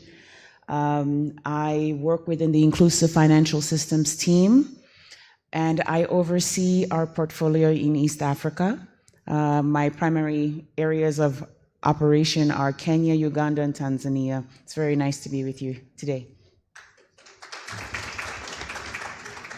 Yes, thank you very much, Amani. Mr. Okoboy? I'm not used to being called Mr. Okoboy. Felix is fine. Hello, I'm here as chair of ABI Finance. We are very passionate about this space, and we're one of the sponsors as well. So I chair the ABI board, both ABI Finance and ABI Development. I've been in the development space for some time. I chair the board of Uganda Development Bank as well, and of Britam Uganda. But my day-to-day work, I work as a consultant for agribusiness investing and impact investing in the region. Thank you. All right, thank you, Felix. So we'll dive in. Collaboration. So when we talk collaboration, as a banker, my experience has been that actually the development organizations, the DFIs, the development financial institutions like ABI, understand the core of collaboration, whether it's horizontal or vertical. So, and I'll start with you, Felix. We've seen several collaboration trends in development organizations and DFIs, like I've mentioned. I'm going to request that you share with us the model that ABI uses. You can even expand it to other similar DFIs so that the people in the crowd can know, especially the fintechs, can get to know how they are able to pick from the collaborations from ABI. Thank you. Thank you, Rosalind. ABI, and in this specific case, ABI Finance, I want to separate it because ABI has two companies. One is ABI Development, which most people know as ABI Trust, and ABI Finance. So ABI Finance is the financing arm of ABI. ABI engages very specifically in the agribusiness sector. And ABI has positioned itself strategically as the champion for green growth, dealing with the varying effects of climate change through funding climate change adaptation primarily, but also mitigation, biodiversity conservation, etc. So we're big on the sustainability agenda as well. ABI finance wholesales capital to banks, but also non-bank financial institutions, so private equity firms, impact investors, etc. In fact, most of the banks in this room have received support and funding from ABI over the years. So that's primarily how we engage. ABI receives a lot of capital and manages capital from different institutions. So traditionally CEDA, USAID, etc., but currently also the EU, the International Fund for Developing Countries, which is the Danish government's development finance arm, IFU, and the government of Denmark, so through RDE and Danida. Thanks. All right, thank you, Felix. So what I'm hearing you say is ABI uses a sandwich approach to collaborate, where you have the donors come to ABI and then ABI does the onward lending through the commercial banks. Okay, thank you very much. I'll come to you, Amani.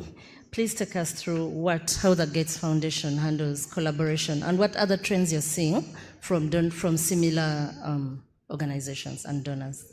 Thank you, Rosalind. So the Inclusive Financial Systems team at the Gates Foundation takes a market systems development approach. That is to say, we look to provide support to levers within the financial system that amplify opportunity for all. So we typically support financial institutions or industry associations, think tanks that advance policy, that can advance industry thinking and action that will benefit the market. For example, we do fund Fitspa.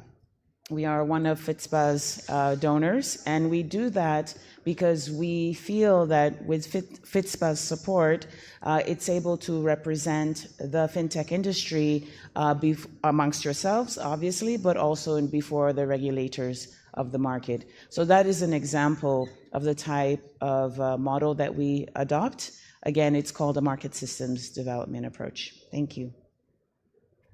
Thank you, Amani, for that. I think what I would add on is then financial organizations or every organization that's part of Fitspa is also trying to use that approach, because as a bank, we do partner with Fitspa because we know the technologies that come out of the Fitspa members then help us to progress in the banking industry. I'll come back to you again, Amani. What are the barriers that you see to collaboration? And maybe we can put in the fintech aspect of it. Why do you think fintechs have struggled to get the right collaborations that they need? Again, to the gentleman's question from Craft Silicon, what could be the barriers? So first, let me unpack collaboration. So as a donor, we collaborate with other donors, obviously. And as a donor, we also collaborate with implementing partners, such as Fitspa, for example.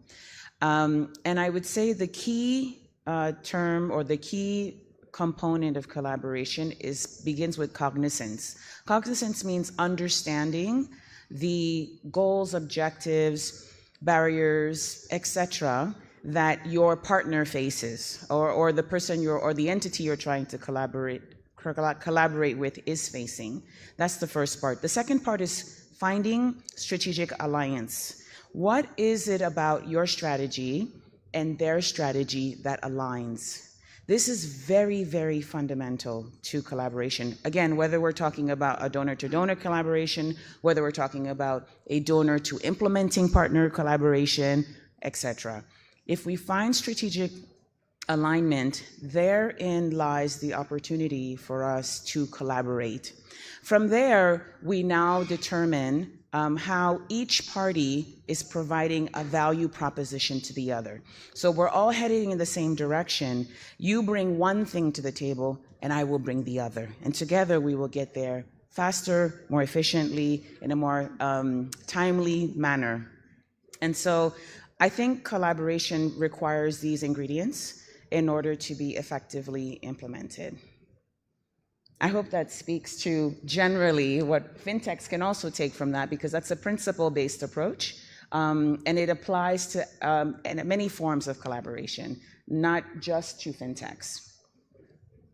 No, thank you. I think it's not just fintechs, it's everyone in the room. But I want to build on this, Felix, to ask, are we running a risk of over-concentration on areas of collaboration. For instance, when I look at, I'm a technology person and I love technology, but I find that most of the collaboration is going towards the fintech. Where are the agri-techs? Where are the insurtechs? Do you think we are running a risk of over-concentration in particular areas? And how can we mitigate that? Because then, if you talk about sustainability, then we stop being sustainable when it comes to growth of some sectors that are not getting the right collaboration opportunities. Over to you, Felix. Thanks, Rosalind. Very interesting question. Actually, I was talking to you about this and I was thinking it would be very nice if this was more of a tech event, because, of course, the financial institutions and the delivery of financial intermediaries in the room obviously are more interested in a fintech conference. But as an ecosystem, I agree with you completely. I mean, agri-techs, for example, and I can speak to that, agri-techs are entities that ABI is very passionate about supporting, simply because it is the ecosystem of fintechs, agri-techs, and insurtechs as well. ABI also provides guarantees to de-risk some of the financial products that we have. It's the ecosystem that provides a successful delivery. And yes, a lot of development capital goes towards fintechs. But agri-techs are kind of I was about to say the tip of the spear, but that has already been, expression has already been taken. Agri-techs provide that last mile delivery that in the agribusiness sector everyone needs. So yes, I agree with you. Development partners will have different focus areas, and sometimes in the agribusiness space, of course, we do rely on development partners that have specific focus areas as agribusiness. But I think when you just look at the different tech companies, I would say insurtechs, for example, don't get a lot of support. Agri-techs have entities that specifically focus on supporting not just their capital requirements, but also their governance, organizational stability requirements. And most of the support goes to fintechs. That is correct. Yes, please make a comment, Amani. I just want to complement that by saying I think that as donors, you can only invest in what you know about. And so that's the first thing. And I mentioned, in order to collaborate, we have to be aware. We have to be cognizant of the institution. So that's number one. So how is an agri-tech, an insurtech, a fintech making themselves known in the market? And that's number one. It's usually through performance. So high-level, high-performing institutions, or very promising institutions, or institutions that are providing really innovative business models, start to generate attention. So that's the first thing I want to say. And the second thing is, as a donor, you are not trying to put all your eggs in one basket. You actually do want to diversify the risk that is associated with making a grant or an investment in one institution. So we are, for example, at the Gates Foundation, interested in safe financial inclusion, relevant financial inclusion that reaches the last mile. Some people call that the first mile. Financial inclusion services that reach women. So we're not going to simply bank on one horse to get there. We can bank on many horses to get there, but the approach begins by understanding who is in the market, who is performing well, who is repeating what everybody else is doing, versus who's innovating and using, for example, data in a way that is innovative, that's intentional, that's gender transformational, etc. So I would say, in order to mitigate against, the term is over-concentration, meaning the development aid goes to one or two institutions, you really need to raise your profile so that you're getting the attention of regulators, of market stakeholders, of the Fitspas, of the FSDs, FSD Uganda, for example, and then you build your profile, and then you get the attention of donors. So that's another approach I'd like to submit for people's consideration. Thanks. Yeah. Felix, please add. Yeah. One of the points I would also like to make for the guys running fintechs in the room is many times when we provide support, most people, the public is aware of the financial support that we provide, but most of the times you'll find the organizations that are supposed to receive this support, most of their issues are structural. They're not really capital issues. So for example, you find the organizations that stand out are the institutions and the fintechs in this particular instance. The ones that stand out are the ones that have good governance structures, where they have ethical leadership, for example. And it's not necessarily the ones that, because those tend to be the ones in the long term that survive as well. And so you'll find many institutions, ours as well, also have, since these are not directly revenue generating in the short term, we have facilities, business development facilities that actually work towards strengthening those structures in organizations that we want to support with capital, because most people focus on, I lack an MIS system, for example. I lack, capital to do this. But many times the deficiencies we see that really will bring these organizations down are weak governance structures and ethical leadership. And that's really an area that I would advise most institutions and companies to focus on. Thank you. Thank you very much, Felix. You've touched, and we're going to continue this conversation. I have just 2 more questions. So you kind of touched what I wanted to ask next, and that is the sustainability of collaborations, because we shall have most of these collaborations and it will stop on paper, or someone will receive funds and they move. Do we have frameworks or infrastructure for collaboration to actually achieve the growth that we are looking to achieve through collaborations? And maybe the other question, I don't know whether Ziana will be here to answer it, but is Fitspa looking at putting an infrastructure or framework in place that can allow for the collaborations to create sustainable businesses? It's a long question, but over to you. I had touched on this earlier a bit. So fintechs, I look at them more as intermediaries. And I look at agri-techs as the boots on the ground in that regard. And I think that's why my initial comment was it would be nice to have, maybe not, to have more of the boots on the ground in a room like this as well, to just understand how do we collaborate across the chain as well. How do the fintechs help the agri-techs deliver and also onboard efficient insurtechs to de-risk what they're doing. So I think that a successful solution would require a more holistic approach, because the fintechs, when you work with fintechs are very, many fintechs are very fintech focused. And a lot of the engagements they collaborate, or they have a lot of collaboration or engagement across fintechs, and yet one possible or one very needed collaboration would be to bring everyone in your space, all around efficient delivery in the room to find a solution that is holistic. Thank you. I think I hear you saying that in addition to just having the fintechs and the agri-techs and whichever person is there, we also need to have a bit of policies, not really policies, but like working guidelines that help them to know who should be in the room, compliance, risk, enterprise risk management. Governance structures for these organizations, because it is the make or break.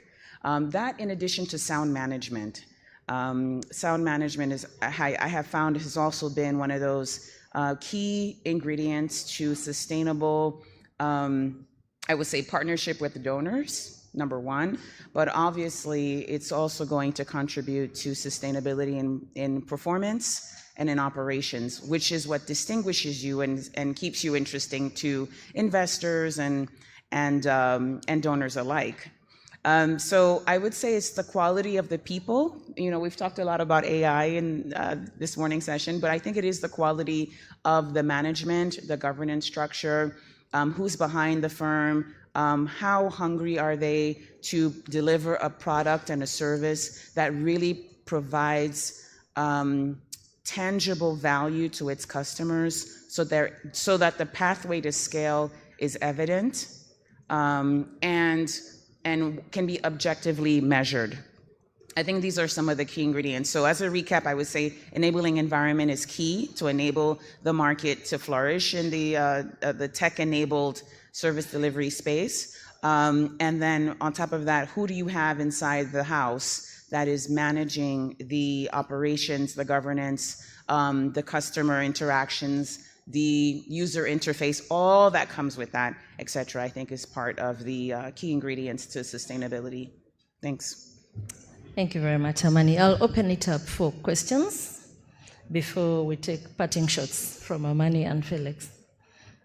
Any questions, any comments from the audience? Okay, so Felix and Amani, I think. Oh, there's someone. Mr. Gava, there's someone.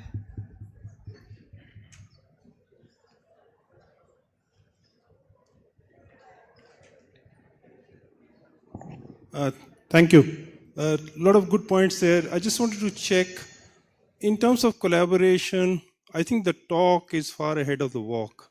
And we should also consider what are the bottlenecks to collaboration. It could be simple things like KPIs for different individuals in different organizations.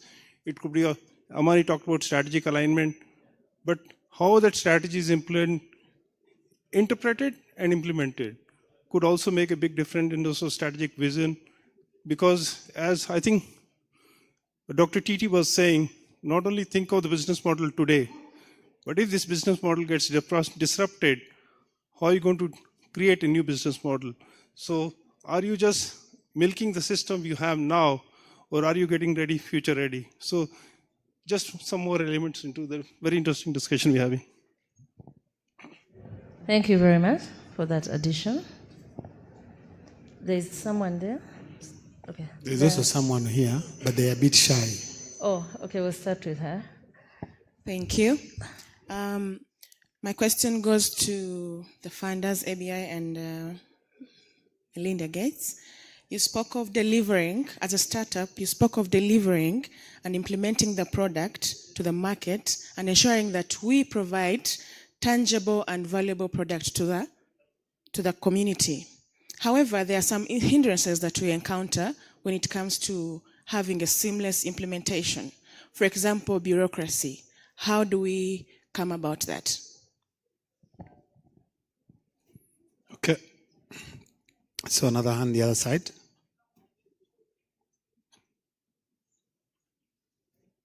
I thought you had changed your mind.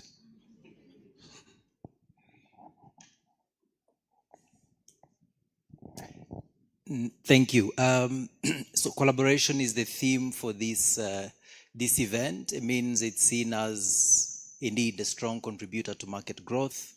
Earlier, the regulator was asked, how can regulation, the regulator, foster collaboration? And I think the panel here represents, in a way, the development partners. Being also in that space, one of the questions that we constantly ask ourselves is, what's our role in fostering collaborations as a way to accelerate markets? So I'd like to pick your mind on that.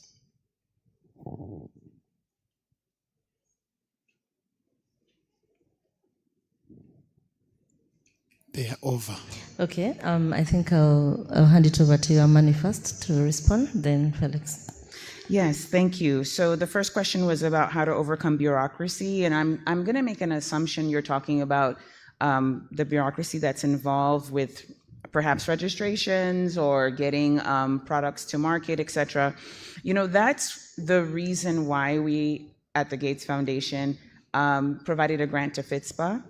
It's so that Fitspa can advocate on behalf of the fintech industry with regulators and with the different parts of government to facilitate, streamline the licensing burdens, perhaps, let me put it that way, that you all are facing. So this is the type of, the type of grant we make, because we see it as unlocking potential for the whole market. So that's, so what I would say is to make these experiences around bureaucracy, the constraints you're facing, clear to Fitspa, and work with them to unlock these barriers, not only for yourself, but also for other fintechs and tech-enabled service providers who are probably facing the same thing. You're not alone, certainly, and any bureaucracy that you face is probably faced by many. So I would say use your voice as a member of this community through your association to lobby for more, I would say, streamlined processes that enable you to serve this market effectively. I hope that answers your question. Thank you. Thank you, Amani. Felix, maybe you can answer the gentleman's question. So the question was, how do DFIs support or foster market development? Foster, sorry? Collaborations in the... So the first one, which would be obvious, at least for us, would be a forum like this, which is another reason why we would not only sponsor it, but also come and speak on a panel as well, because it's at fora like this that ideas are exchanged. I was very happy to see the regulator in the room, and the foresight by Fitspa that they know that key stakeholders are needed to unlock collaboration. So that's one of the first things. But one key thing that DFIs do also, and sometimes not very noisily, and it may go undetected, is DFIs also work towards strengthening existing structures. So, and structures of institutions that can foster collaboration. And as my colleague said, Fitspa is a very good example. Sometimes what is needed to say unlock efficiency with a regulator, DFIs will fund that. So it may not be necessarily supporting the institution, say fintechs in this case, directly, but providing support to the general environment that can unlock efficiencies in a specific sector as well. I mentioned a good example of how I mentioned that is how DFIs will fund governance in an institution, while a financial institution might fund, say, working capital, and those are two different things. So some are more public and open than others, but all of those need to be unlocked for a system and a sector to work well. I hope that answers the question. Yeah, thank you very much. I'll just add on two things, and I'm going to wear a banker's hat. So DFIs, when it comes to access to affordable financing, usually support the commercial banks. They support us on the risk mitigation so that our risk appetite is increased, so we are able to extend funds that we wouldn't have done so if we didn't have the risk mitigant. The second thing they do is then the affordable, they bring cheaper funds, which then we are able to give at a much lower interest rate once we do the partnerships for the onward lending. So they do play that from a financing perspective. To that. Yes, so just to give you a specific example, and of course I'll use ABI as an example. ABI has a loan guarantee scheme for agribusiness. So when banks provide loans in that particular sector, ABI will provide a guarantee mechanism that de-risks those loans, encouraging banks, of course, and other financial institutions to invest in that sector. So sometimes I like there was a previous gentleman here, Frank, I think, who was talking about fintechs being a speedboat and having efficient and speedy delivery. And it is good to envisage financial intermediaries as that delivery mechanism. And sometimes we want to fund a strategy that delivers that whatever is in the speedboat efficiently. A very good example, I would be remiss not to a fantastic example is how Standard Chartered, Rosalind's institution, had a very brilliant brilliant strategic foresight to fund Liverpool FC, and they can see the results for themselves, which are good. So thank you, Rosalind, for that. Thank you, Felix. I see we have some Liverpool fans in the house. So I'll wrap up this session. Thank you so much for being attentive. Amani, in 1 minute, please give us your parting shots. Well, I am very excited for the fintech industry in Uganda. I'm very hopeful that the regulatory momentum that we are observing in Uganda is going to give way to democratization of data that will unlock value for the MSMEs, for small-scale producers who are in the agricultural economy. We are very intrigued by what's happening in Uganda with regards to financial inclusion and its effect and ability to reach women. So Uganda is a market which I feel we are going to learn a lot from, and we will obviously continue our support to the fintech industry, including Fitspa, and to other market systems players that seek to unleash the benefits and the opportunities that that you all are providing this population. So I think it's all green lights, and we're looking forward to learning more from this market. Thanks. Thank you. Any female-led fintechs, please look for Amani after this. Felix, your parting shots. Thank you. I think the one takeaway which has come from the room, which I also have, is you can't put the genie back in the bottle. So fintechs, there was a question that are banks ready for innovation? And innovation will happen whether the banks are ready for it or not. And I think innovation is most of the time a very good thing for everybody. So I think fintechs are, and we do support them. Fintechs are here to stay. They will require and deserve all our support, because efficient delivery and a very, to use the word, agile delivery is good for everybody. It's good for everybody, and I don't think as I said, I don't think there's any way now for anybody to reverse that. So I encourage I would like, I'm happy to see, and we are very happy to sponsor and support a collaborative environment like the one we see at this Fitspa conference, where we have the regulator here, fintechs here, banks, etc., because I think that will be the key to delivering what we all want. Thank you. Thank you very much. And that wraps up our session. Thank you very much.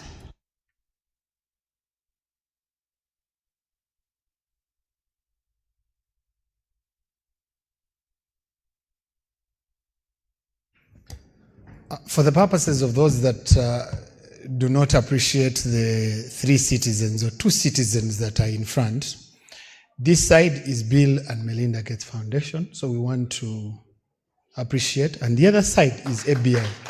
So yes, I think now after telling you, you know that the club had to be bigger. You heard the board chairperson, Felix of ABI, say that we are happy to sponsor. Then you just continue looking. These are moments where clapping is important. So thank you very much. I'm going to request that we get a photo here. I am going to call Josephine Wava, please come and we have a picture. These are moments that we shall archive. Sometimes when you are going to the sponsor, you say, Felix, on this occasion, you said. So let's have a picture, and then we can maybe to move into our final session before we go for our lunch break.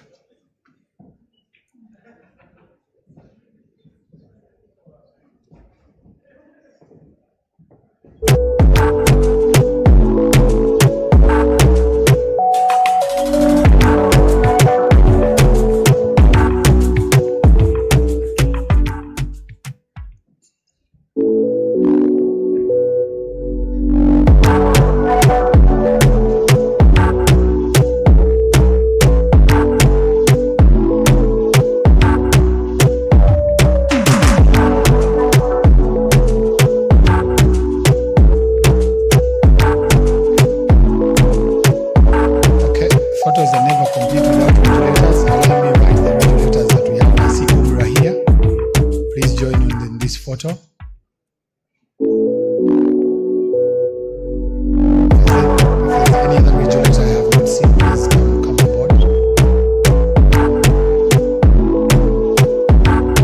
A BOU is still here.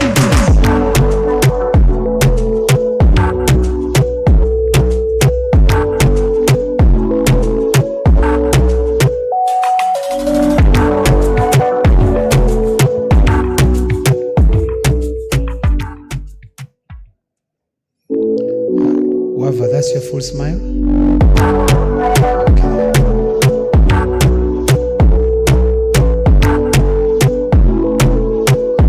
Thank you very much.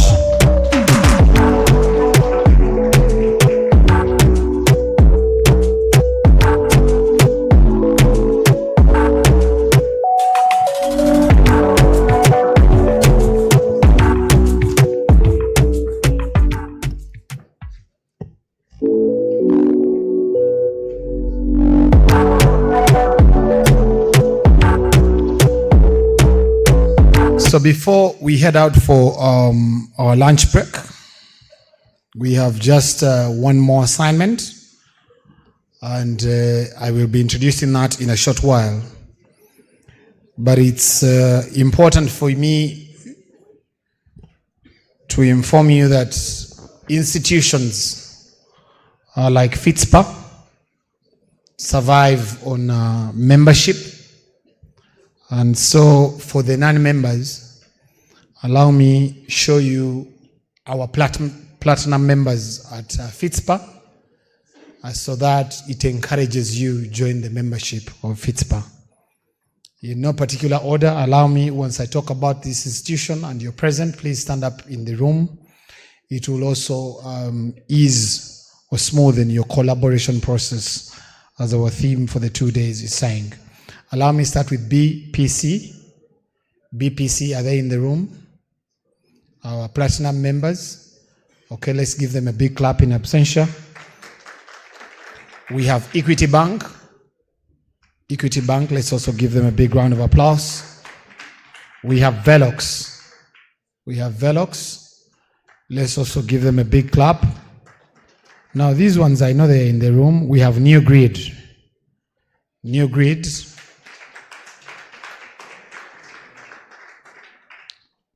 People are clapping is not that one that is representing. Let's put some energy. I wanted to show you the CEO or founder of New Grid. Sumaya, please stand up for recognition.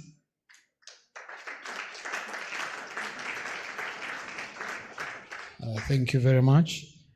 KPMG. KPMG. Thank you very much. We have Pegasus. Let's clap for them. We have Wendy. Wendy by Post Bank. Thank you very much. And we have BDO.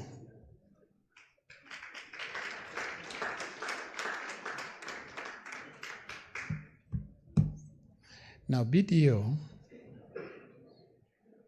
after lunch, because you are three, divide yourselves, one each row or column. So, but you can't all of you choose one column like this and all of you sit to that side. Then you say collaboration and partnership will work. It can't. Because others, those ends are asking what is BDO. You have to make sure that the partnership works. Ladies and gentlemen, our next session before our lunch break is a highlight of a study of the state of the Uganda's fintech industry. You will appreciate that a few years ago, we, as Fitspa, we conducted this study, and this was, I think, done by Deloitte. And so this is a follow-up to see what is the current status of the fintech space, and it is done by a KPMG. Allow me introduce Moses, who is an Associate Director Technology Assurance Services at KPMG East Africa. Moses, you're welcome. Can I request we put our hands together to welcome him? Moses, your first assignment is to make me understand how to read your second name. Thank you very much. Getting on with my first assignment. My name is Moses Kipchirchir. For those who are able to follow, not that hard to pronounce. And as introduced, I am an associate director at KPMG. For those who don't know, KPMG is an audit, tax, and advisory firm. We are probably better known for audit, but we're also a huge advisory firm, and we offer a range of consulting services, and it's under that umbrella that Fitspa has engaged KPMG to carry out a study of the fintech, current state of the fintech ecosystem in Uganda. Without further ado, I'll take this opportunity to walk you through some of the findings that have come out of the review that we've carried out this year. So let me just check that that's moving. So as has been introduced, the first study was done in 2022, and this is a follow-up study now in 2024, looking at the current state. Some highlights from the study is we looked at some key informants who we interviewed to understand their perspectives, and that is Bank of Uganda, Digital Frontiers Association, the Financial Intelligence Authority, and of course Fitspa. Out of all the members of Fitspa, we were able to survey 28 fintech firms, the basis of which some of the findings that you will see today have come from. Just to recognize the growth of Fitspa over the years, starting with 7 members in 2017 to 211 in 2024, it really does show the growth that we've seen in the sector over the last 7 or 8 years. What were the objectives of the study? We had 6 objectives for the study. The first one was analysis of the regulatory environment, and we will see some of the findings from that. Examination of the key trends and challenges. It's very interesting. The keynote speech we had this morning and the panels are really highlighting those key trends and challenges. Assessment of technological advances, especially from the keynote speech today. Those are the same findings that were coming from this review. And also evaluation of the fintech's role in financial inclusion and economic development, and identification of emerging business models. What kind of business models are we seeing from members? And finally, a comparative analysis with regional and global trends. So we'll see some of the numbers where we compare Uganda and some of the Africa economies, and probably globally. We'll start with some numbers where we compare Uganda in 2022 and 2024. And the headline message is we are growing, and there is a positive trajectory across all key metrics. Starting with the licensed fintechs, there has been a growth from 24 to 38. When we look at the number of mobile banking transactions, a 15% growth, and we're looking at 612 million. By the end of this year, it would be significantly higher than that, because these are the numbers as at March of 2024. Number of mobile money agents grown from 447,000 to 741,000. We have some other numbers, such as value of mobile money transactions, almost a 30% growth, from 16.7 trillion shillings to 21.5 trillion shillings. Mobile use penetration, a slight growth of 9%, and the balance of customer accounts growing to 1.62 trillion shillings over the last 2 years. So in summary, we see that there is a positive growth, there is a positive trajectory. But there is still opportunity for growth, and that is evident when we look at a comparison of Uganda and some other economies in the region. That is Rwanda, Nigeria, Kenya, South Africa. And based on research we've done, based on available statistics, we see that there is opportunities for growth in funding. For example, Uganda received 2.6 million, while economies such as Kenya and Nigeria and South Sudan are really leading in this area with significant fundings for their fintechs. Market capitalization, leaders in Nigeria and South Africa. We see Uganda at $4.6 billion. Again, an area that is growing. But one a key metric that is very relevant to fintech, which is mobile phone penetration, which is really the agents for which we get to our customers. We are seeing South Africa, and those who would be concerned about the 195%, 118%, this is really the cellular mobile connections where you might have more than the number of citizens. And that's why South Africa and Kenya is at 118 and 195%. Uganda is at 67.7%. This really is an opportunity. Beyond the markets that you own right now, there is still a market to be tapped going into the future. And that means that there is huge promise in the industry. On internet penetration as well, Uganda at 27%. That means whatever efforts we do as a government, as stakeholders, to increase internet penetration will only tap in more customers for the fintechs that play in the sector.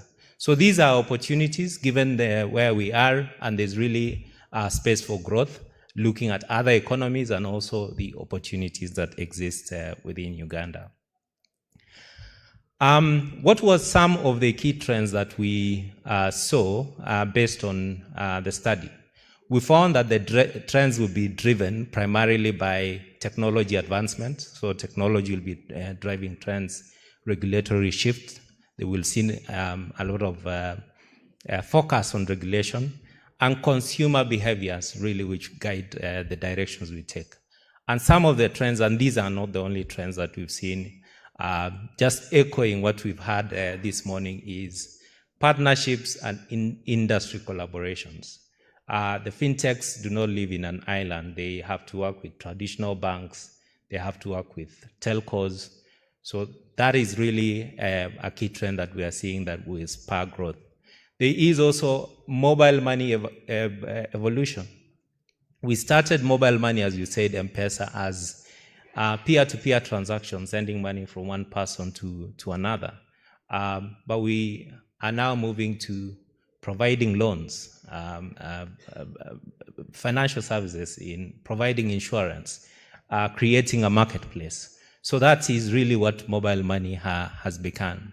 And finally, digital lending and credit platforms, which are becoming tools that you can create tools that enable you to do proper risk management, use of artificial intelligence, to create credit risk scoring, and so on and so forth. So those are the key trends really that are going to be powering growth of the fintechs going into the future.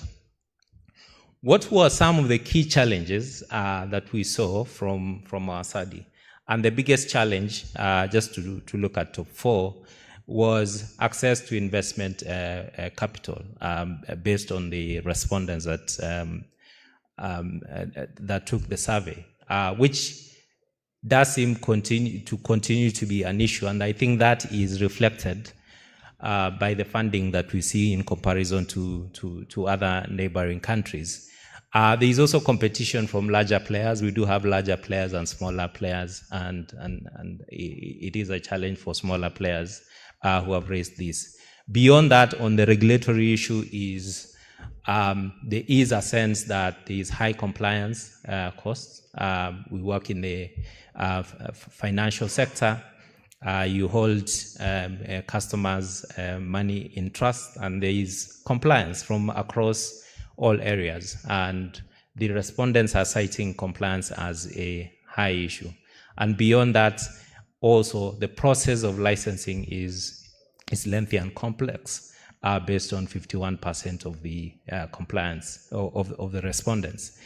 When we compare that with EMA and globally, we sort of see the same themes. There is regulatory compliance. We do have a number of regulations, which we will see shortly, but there is also regulations across the world. And the question around regulation is innovation outpacing regulation, and how do we deal with that? There's also cybersecurity threats. Everything can come down crashing in a moment if we are not dealing with risk, which include cybersecurity, and investment and funding, which is coming out from our review as well. As part of our study of the regulatory framework, we do note that there are many regulations. Some of them we've shown here, such as the National Payments System Act, the Electronic Transaction Act. We have talked about the data protection regulation, which is now imposing obligations on institutions. So there is still regulation challenges, which introduces high compliance costs that you now have to consider as part of your costs for running business, licensing processes as well, which can be lengthy, and unfair competition from non-licensed players coming up as key regulatory challenges.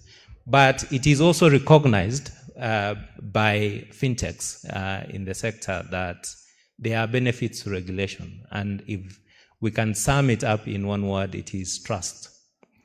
And if you work in an environment where you do have controls and you put proper regulatory framework, then you have trust. That's where you will see funding coming in, because it is understood that there are systems and there are regulations in place. Some of the recommendations that we've seen from this study is acceleration of legal evolution, and that means as things change, the regulation should also follow and change, so that it's not stifling innovation and is also moving with the innovation. There is also considering adoption of regulatory sandboxes. Where is the place of experimentation and testing, or regulations where that works or not? And finally, regular law enhancements where we are able to respond with innovation, with proper regulation, with smart regulation going forward.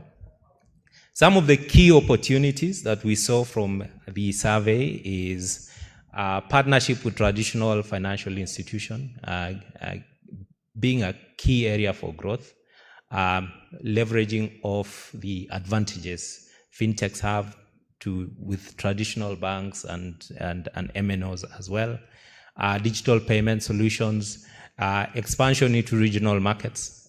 Some operate across East Africa, West Africa, and others. Also, expansion can be an area of growth, and investment in infrastructure and technology being key. When we look at elsewhere across the world, what are some of the opportunities? That is artificial intelligence and machine learning, and there could be applications in certain areas. We heard this morning about decentralized finance and blockchain, which is really what we will be seeing going forward, because it reduces cost, it increases trust, and really adoption of that will lead to growth. There's open banking and sustainability, which is now becoming a key requirement for investment. Impacts of technological advances, and we looked at what kind of technologies we can have in place, what could be adopted going forward. Artificial intelligence, especially over the last 2 years, and certainly going into the future. Use of machine learning for credit scoring, for analyzing customer behaviors, recommending products, and so on and so forth, is something that we have to adopt. Blockchain, as I've said, 5G technology, which I think MNOs are leading the way. Cloud computing, and we've had discussions here on how we can adopt and what we need to do to be able to adopt, to move from having to make huge capital outlay to an operational expenditure model, and to ensure that we are successful in this in a sustainable manner.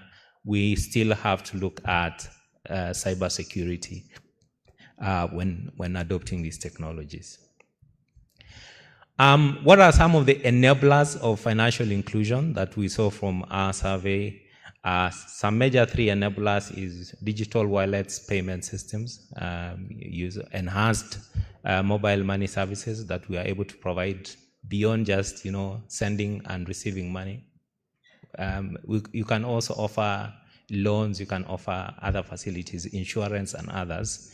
That is also part of a financial institution, and that level of integration is beneficial. There is also regulatory support and innovation.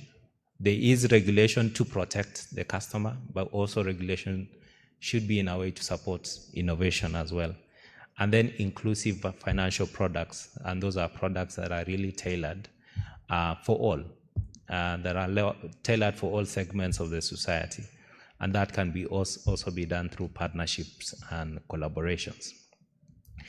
In conclusion, for the growth of the sector,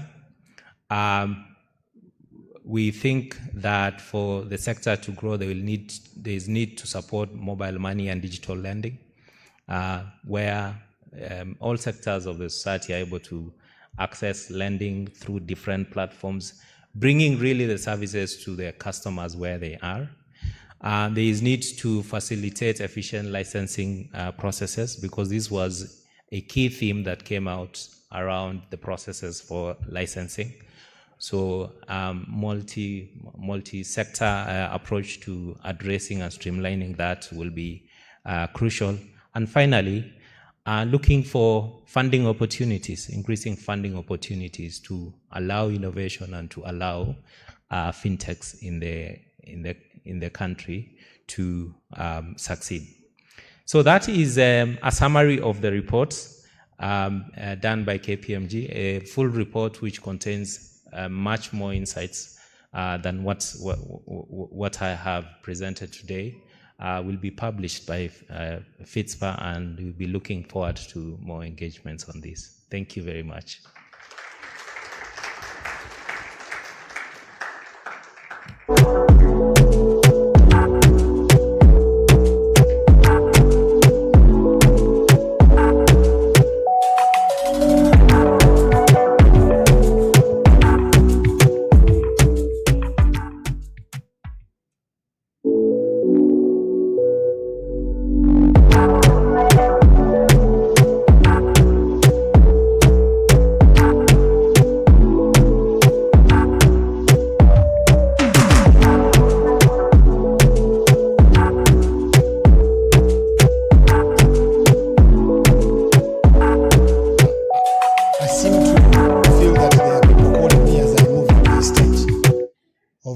Excuse.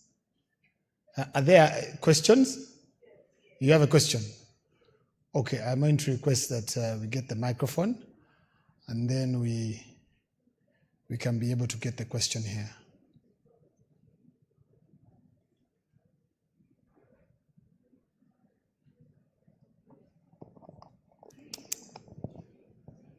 Fenon team, please get the microphone this side. Right here in front.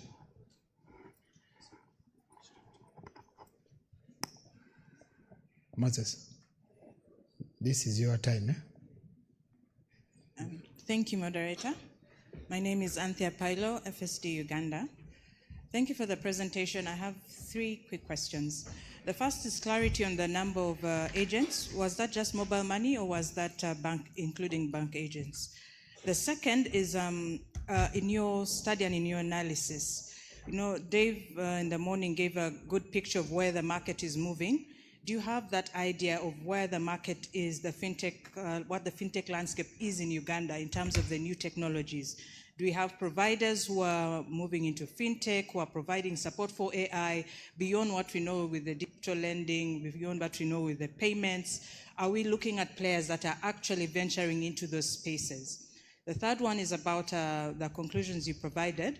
The very first one was about growth or support for mobile money and digital lending. What exactly do you mean? What does that mean in practice in terms of, okay, mobile money, the regulations are there, there's support. What does that actually mean in terms of growing those spaces? Our fourth one, moderator, if you'll allow me, there was another point you made around challenges, and you talked about regulatory compliance. I didn't quite get what that was. You placed the NPS Act, but you didn't quite explain what the regulatory challenge or compliance was. And then you juxtaposed that with the next point talking about cybersecurity. So when you put the regulatory challenge and yet there's a very real risk of cybersecurity, the point didn't quite come out. Maybe you could provide some clarity there. Thanks. All right. Just a minute. Is that it? I saw another hand. Moses, to earn this money, you will feed it.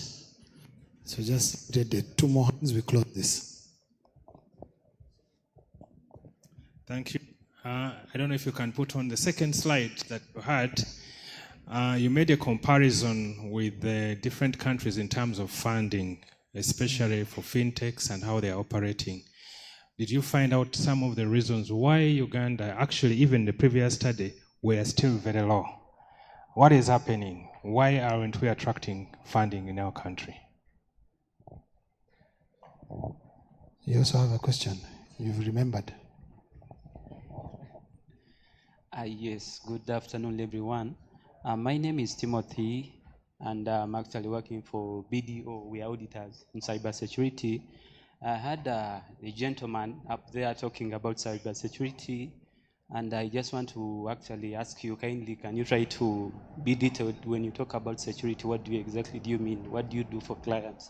Thank you so much. And finally,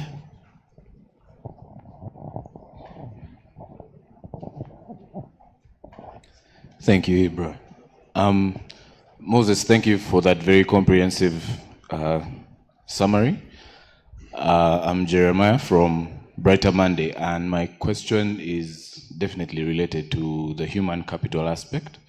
I hope that in the wider report, we will be able to see what all these advancements have meant for the human resources and the number of people either getting into the country or the number of people that are added into the fintech sector as employees.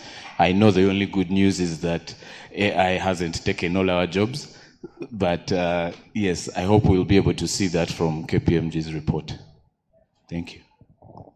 Moses, the Lord be with you.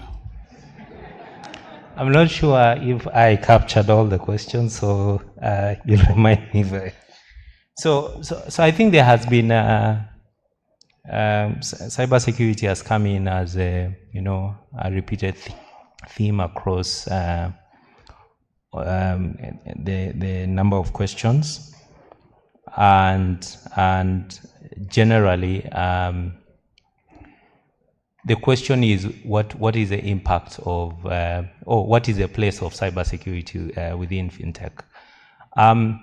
I think what we were trying to say is when we are talking about fintech is we are delivering services to customers through technology. And with technology, there are going to be risks around it. And the biggest risk that you have to address will be the cybersecurity risk. And in very practical terms, it means that it's anything from that people who are unauthorized are able to access customer funds, leading to loss of funds, that your systems can be brought down out of denial of service attacks, and that really leads to loss of trust, loss of customer trust. So cybersecurity really poses a business continuity risk. It causes a trust risk for any fintech. And the fact that, it may not have happened doesn't mean that it will not happen. It could be that for a lot of fintechs, they are not a big enough target yet for criminals to take note. So from correlating from our study, what we saw is we do identify cybersecurity risk as a major risk. We haven't seen huge incidents that are notable, but it should be notable to see that the counterparts in the banking industry are already seeing those kinds of risks materializing. And that means if you're working in the fintech industry, you also need to take note as an area to look at. There was a question about why Uganda is not attracting funding. What is the reason? I think there could be many reasons, but I'd stick with the findings of this survey. Fintechs were actually telling us here that, the licensing process is complex, it's lengthy. Yeah, that came out of these surveys. There are many regulations as well.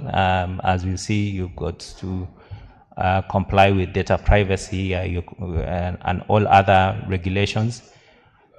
But that also works the same in different industries. I think to that question, there could be, in different countries, there could be all manner of reasons, including, the attractiveness of different markets. But to the extent that, there is control around regulatory processes, the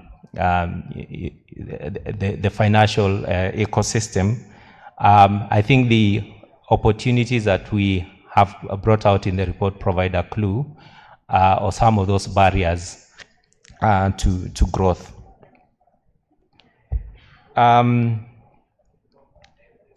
There was a question on who we surveyed. Our survey was, first we spoke to the key informants there, which is BOU, the 4 key informants, which, if I can just go back a little bit, which is BOU, DFA, FIA, and Fitspa. But we also spoke to 28 fintech firms, which are mobile money providers and some agents as well.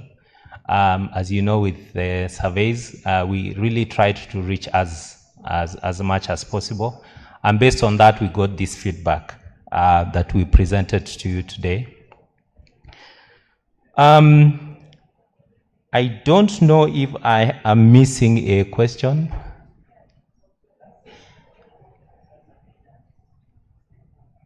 No, okay. But definitely, we'll have the opportunity to interrogate the report in detail, which goes into who exactly we have addressed in our review.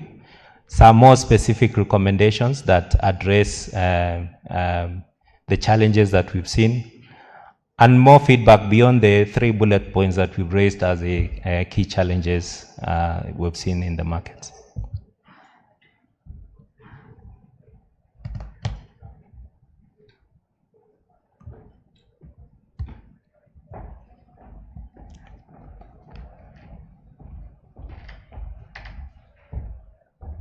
Now we've lost so much time, but let's clap for Moses.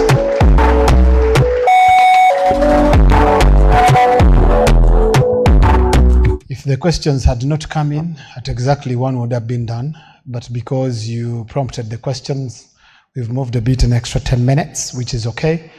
At this point in time, I am going to request the chairperson, the board chairperson, Josephine, to come and officially launch the report. And then I am sure that we can be able to access this through the Fitspa website to make sure that then we can dig deep into the different conclusions that the report has made.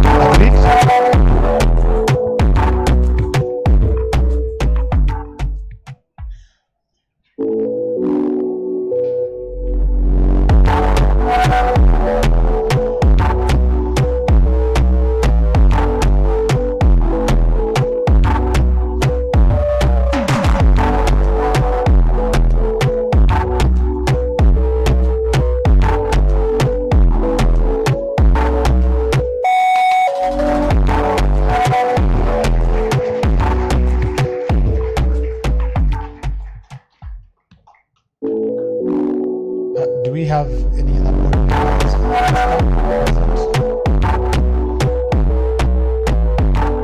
the lights are affecting us this side.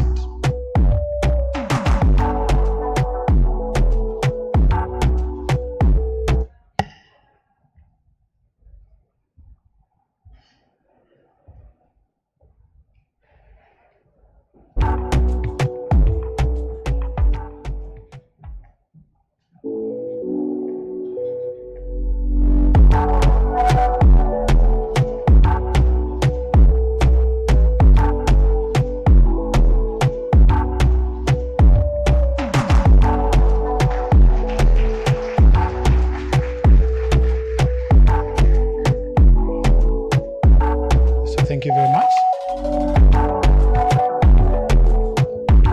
So, ladies and gentlemen, it's 15 minutes past the hour. That is one. This is what is expected of us. That lunch is essentially 1 hour. So that means that exactly 2 we return. And after lunch, we have 4 sessions, breakouts. The first session, which is going to be headed by Uganda, is going to stay here in the main plenary. And then the breakout, headed by Innovation Village, will be in the Victoria Ballroom. So just write direct, you'll be able to access.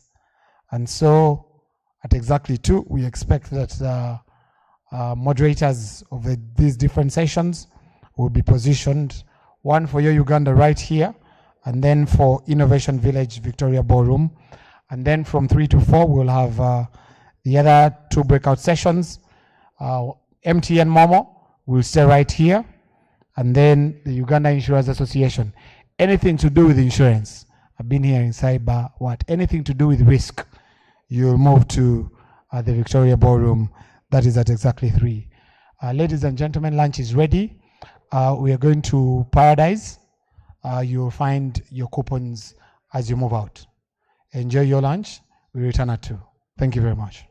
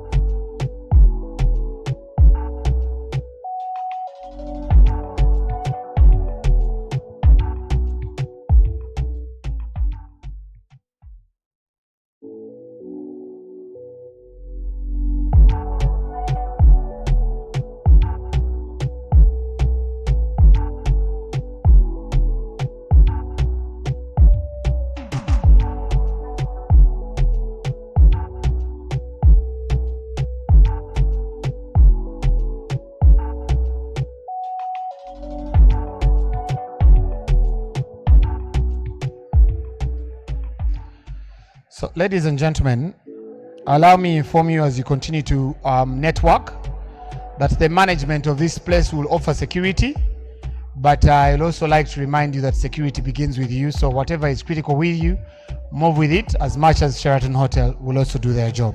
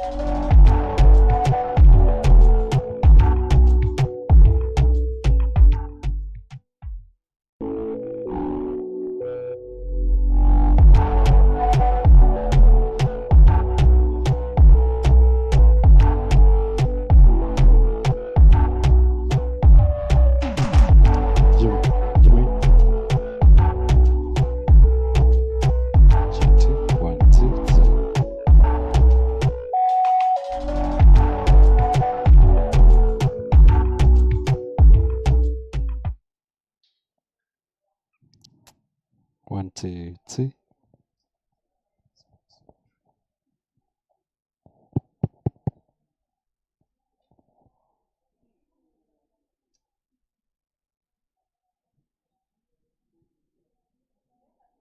Check 2. 1, 2, 2.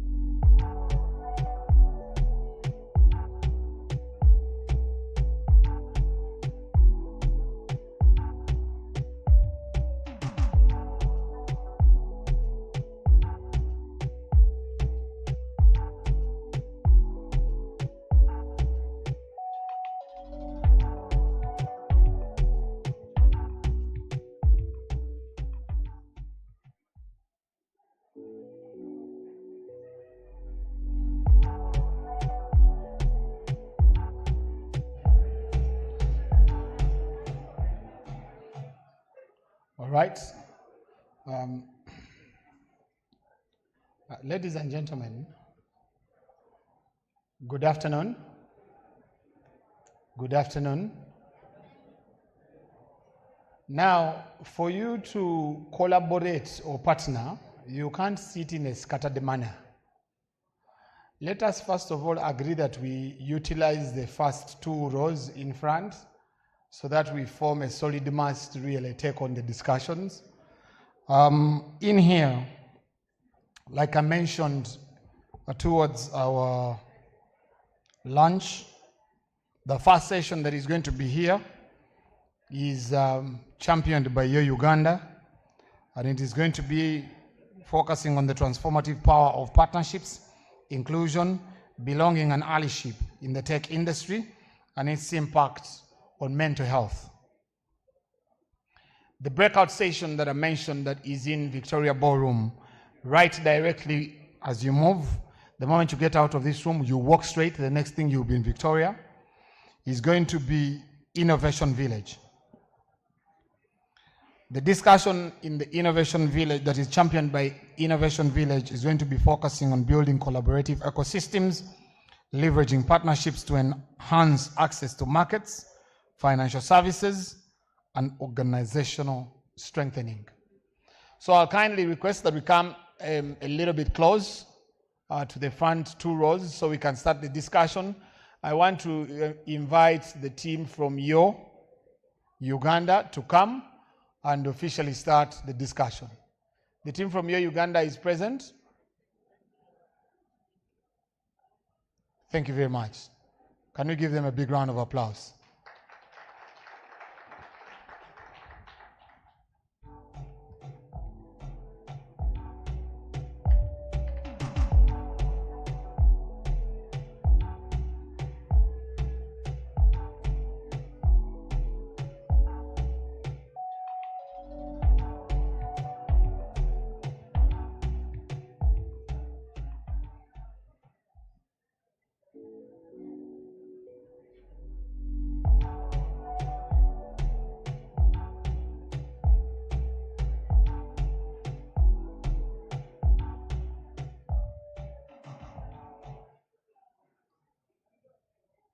Good afternoon to all of us. Good afternoon. Really nice to be here, and I trust that we've all had a good lunch as well. We are going to dive straight into the discussions, but before that, I just wanted to introduce myself very quickly. My name is Lawrence Totime, and I'm the head of business for Yo Uganda Limited, and really happy and excited to be in the company of all of you. The theme for our discussion this afternoon, during this breakout session, as the MC ably said earlier on, is the transformative power of partnership, inclusion, belonging, and allyship in the tech industry and its impact on mental health. So once again, you're all welcome. I'd like to begin and call in the distinguished panel. I'd like to call on Brian Ongodia to join me on stage. Please give him a round of applause as he comes up.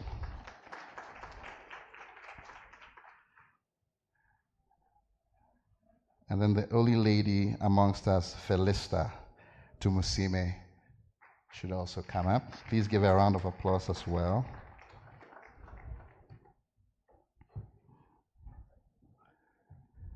And then finally, Alex Kateshumbwa should also join us on stage. Thank you.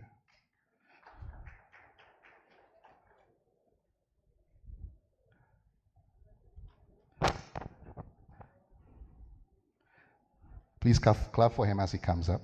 Thank you.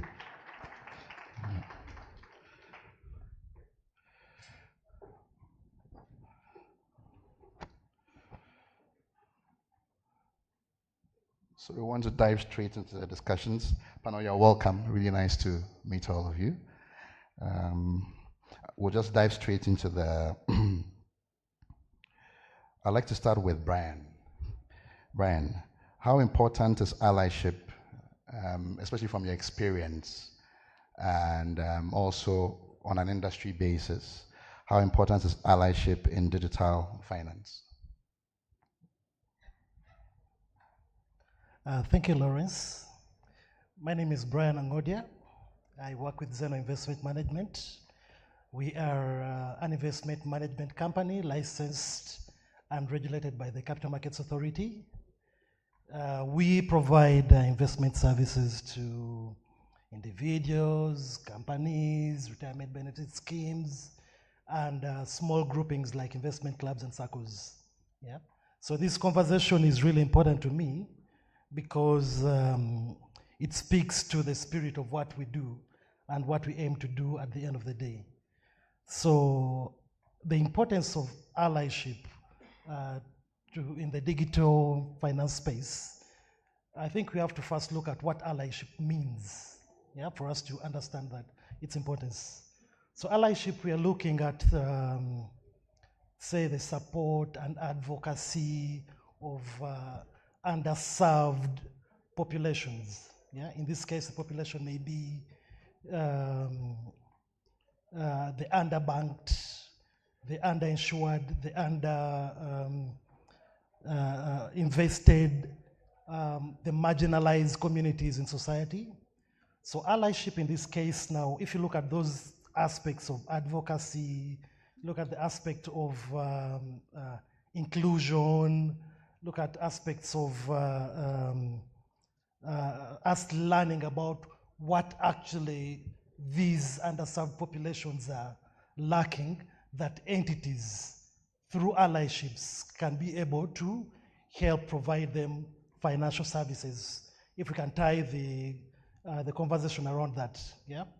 So allyship in this case, you're going to look at how companies have come up and provided good leadership to these communities to bring them into the bracket, that bracket of services that they are missing out because of their location, because of their gender, because of their disability, and any disadvantage or biases that we have.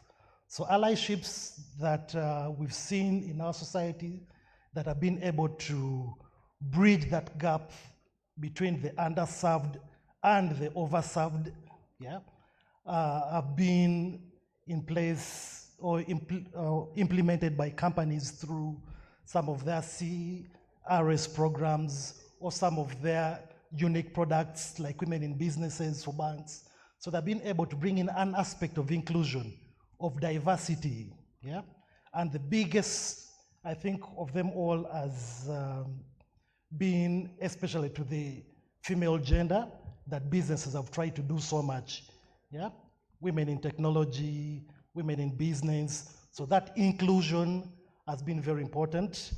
And also some technology companies, I think like Secborder, tried to do several years ago when they were trying to say, make it easier for refugees to get some of these jobs in ride sharing, yeah, to make it easy for them to come into the fold that they are not in.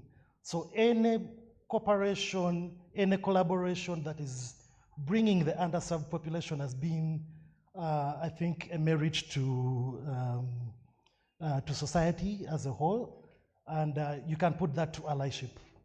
Yeah, thank you. Thank you very much indeed, Brian. So I think we'll move on also to Felista. We want to hear Felista's. Felista, can help us introduce yourself, and then also the key question to you is what role does inclusiveness play within the digital financial services space? I'm sure you're using, obviously, your company as a benchmark in itself, and then also industry-wide as well. Thank you so much. My name is Felista Tomasime. I work with Wakandi, Uganda Limited, and I'm currently in charge of their compliance, risk management. So as Wakandi, we offer financial systems to SACCOs and microfinance institutions. So one of our biggest roles as Wakandi is to digitize the informal sector. So that means that we are looking for those people that we feel are not really, should I say, included within the digital finance space. So we go out there and try to bring them into our space. So one of the things I personally I feel that digital finance inclusion has, okay, I would say we are kind of inclusive, though quite not, in a way that, yes, like 80% of the population, like in Uganda, has access to digital financial services, whether mobile money or bank apps or any other fintechs or platforms that have come up to kind of facilitate this access. However, it's not, we are not yet there.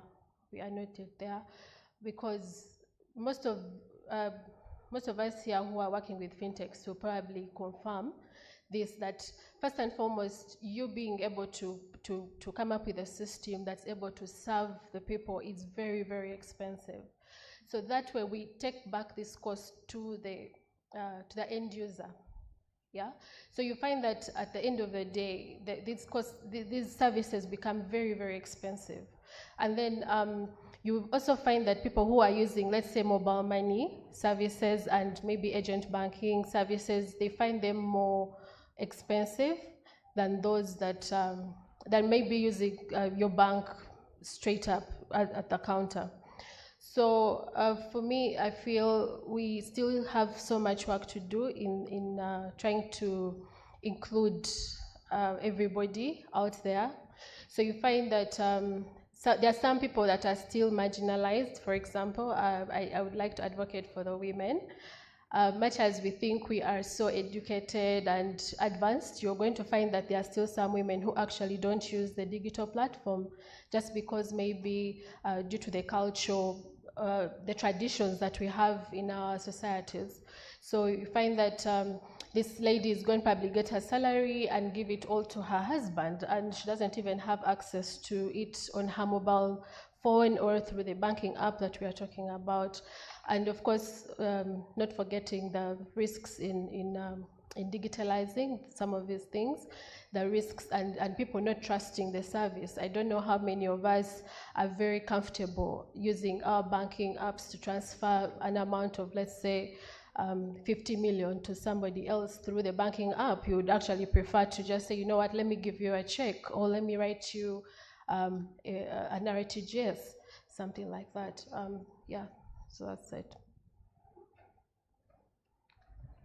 Those are very good points there, Phyllis, and I'm also glad that you work very closely with women as well. I don't know. Do you feel we don't have enough women amongst us? Is there something we should work on in that department here? Yes, I do. I feel like when I'm among gents. So, audience, once again, I just want to remind us about the topic we are discussing. It's quite a broad topic, but the panel is more than able to work through it, and excited that we are all being attentive. The transformative power of partnership, inclusion, belonging, and allyship in the tech industry and its impact on mental health. So Alex, I also wanted to give you an opportunity to introduce yourself and tell us about your company as well and what you do. But the other aspect really is the ownership and the belonging aspect in terms of what your experience has been so far and what the stakeholders are saying and what impact they have if they take those aspects of running their companies and the entire industry well enough. Thank you. Good afternoon, everyone. My name is Alex Kateshumbwa. I'm with Liquid Cloud and Cybersecurity. I can't speak about Liquid Cloud and Cybersecurity without speaking about a company called Cassava Technologies. Cassava Technologies is an integrated technology service provider, and under Cassava Technologies we have about 5 different companies. The first one is Liquid Intelligent Technologies. That is the biggest fiber owning company in Africa. We have over 130,000 kilometers of fiber across the continent, from the north to the south, Egypt to South Africa, east to the west, from Kenya to the DRC. So under Liquid Intelligent Technologies, we offer wholesale carrier services, direct internet access. We also have satellite or VSAT services, and then also we offer home connections or retail connections. Under Cassava as well, we have a company called Africa Data Centers. This is an organization that sets up data centers across Africa. We have 2 data centers in South Africa, 1 in Kenya, 1 in Nigeria, and we're soon setting up one, I think, in Zambia. In these data centers, we have these cloud hyperscalers located. By cloud hyperscalers, I'm talking about organizations such as Microsoft, AWS, Oracle, Google. We have those landing zones in our data centers. And in those data centers as well, you can bring your infrastructure and you set it up there. These data centers are all tier 3 data centers, which means that they have geo-redundancy when it comes to power, when it comes to cooling, and or maybe even fire detection and gas separation systems. These data centers are ISO certified. These data centers are PCI DSS certified. We also have a company called Distributed Power Africa, and this deals in renewable energy. That is solar energy, that is solar-powered batteries, and anything that revolves around renewable energy. We also have a company called SasaiTech. SasaiTech has an app called Sasai app, which is a one-stop app for which is a one-stop app for quite a number of activities. This app offers chat services, it offers money remittance services, it offers ride-hailing services, it offers mobile wallets as well, and you can also use it for hosting podcasts and discussions. So instead of having about 5 different apps doing different things, and they are all siloed, you can actually use one app, which is a Sasai app, to have all these brought into the same environment. We, as Cassava Technologies, we also have a company called Transaction Payment Solutions, which is basically has been offering point-of-sale services since 1992, and we also have the Postilion switching system, which you can use, which can be used for card payments. That is a Visa, MasterCard, and any other solutions or offerings that are out there. Recently, we launched Cassava AI, which is concentrating on anything from strategy to application when it comes to AI. We are partners with Microsoft, we are partners with AWS and their AI offerings. We are partners with Palo Alto, which is a security organic company for their AI, and other various, about 3 or 4 other AI service providers around. So the point of discussion is the stakeholders, and is it important for them to feel involved in the digital finance space? First, who are the stakeholders in this space? We have the consumers or the end users of whatever services are being offered. We have the fintechs, who are very many in this environment. We as Liquid and as Asai are also a fintech.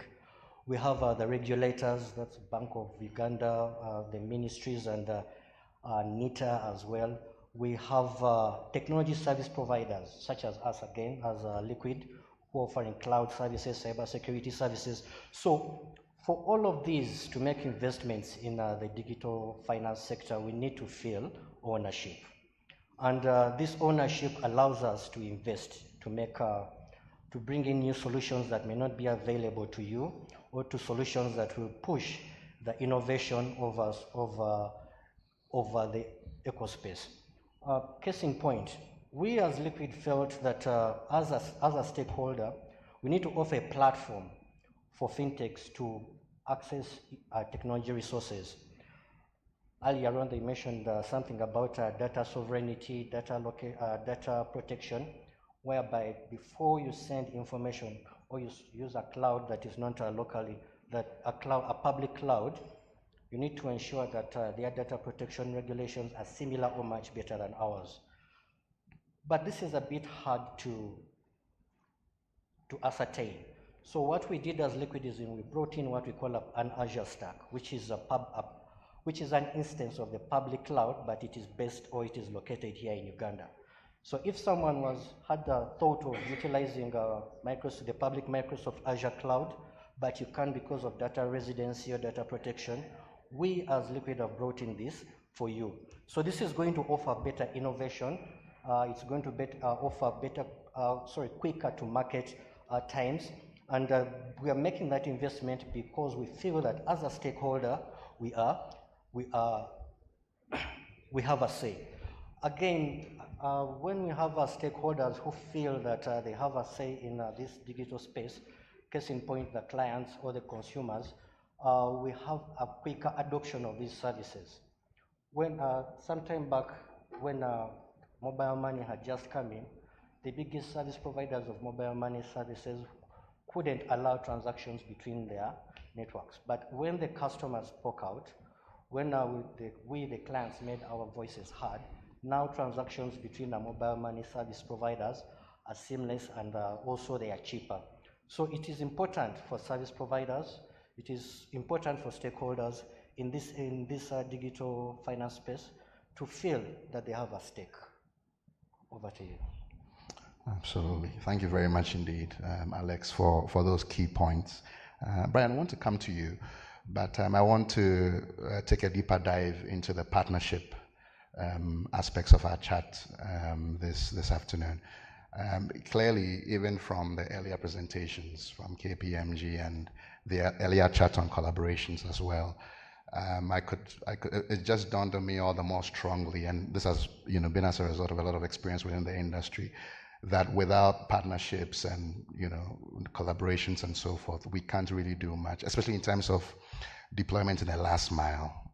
So I just want you to give us maybe a deeper dive into what you've seen within the partnerships, sector within the digital financial services space in Uganda, and then probably globally as well.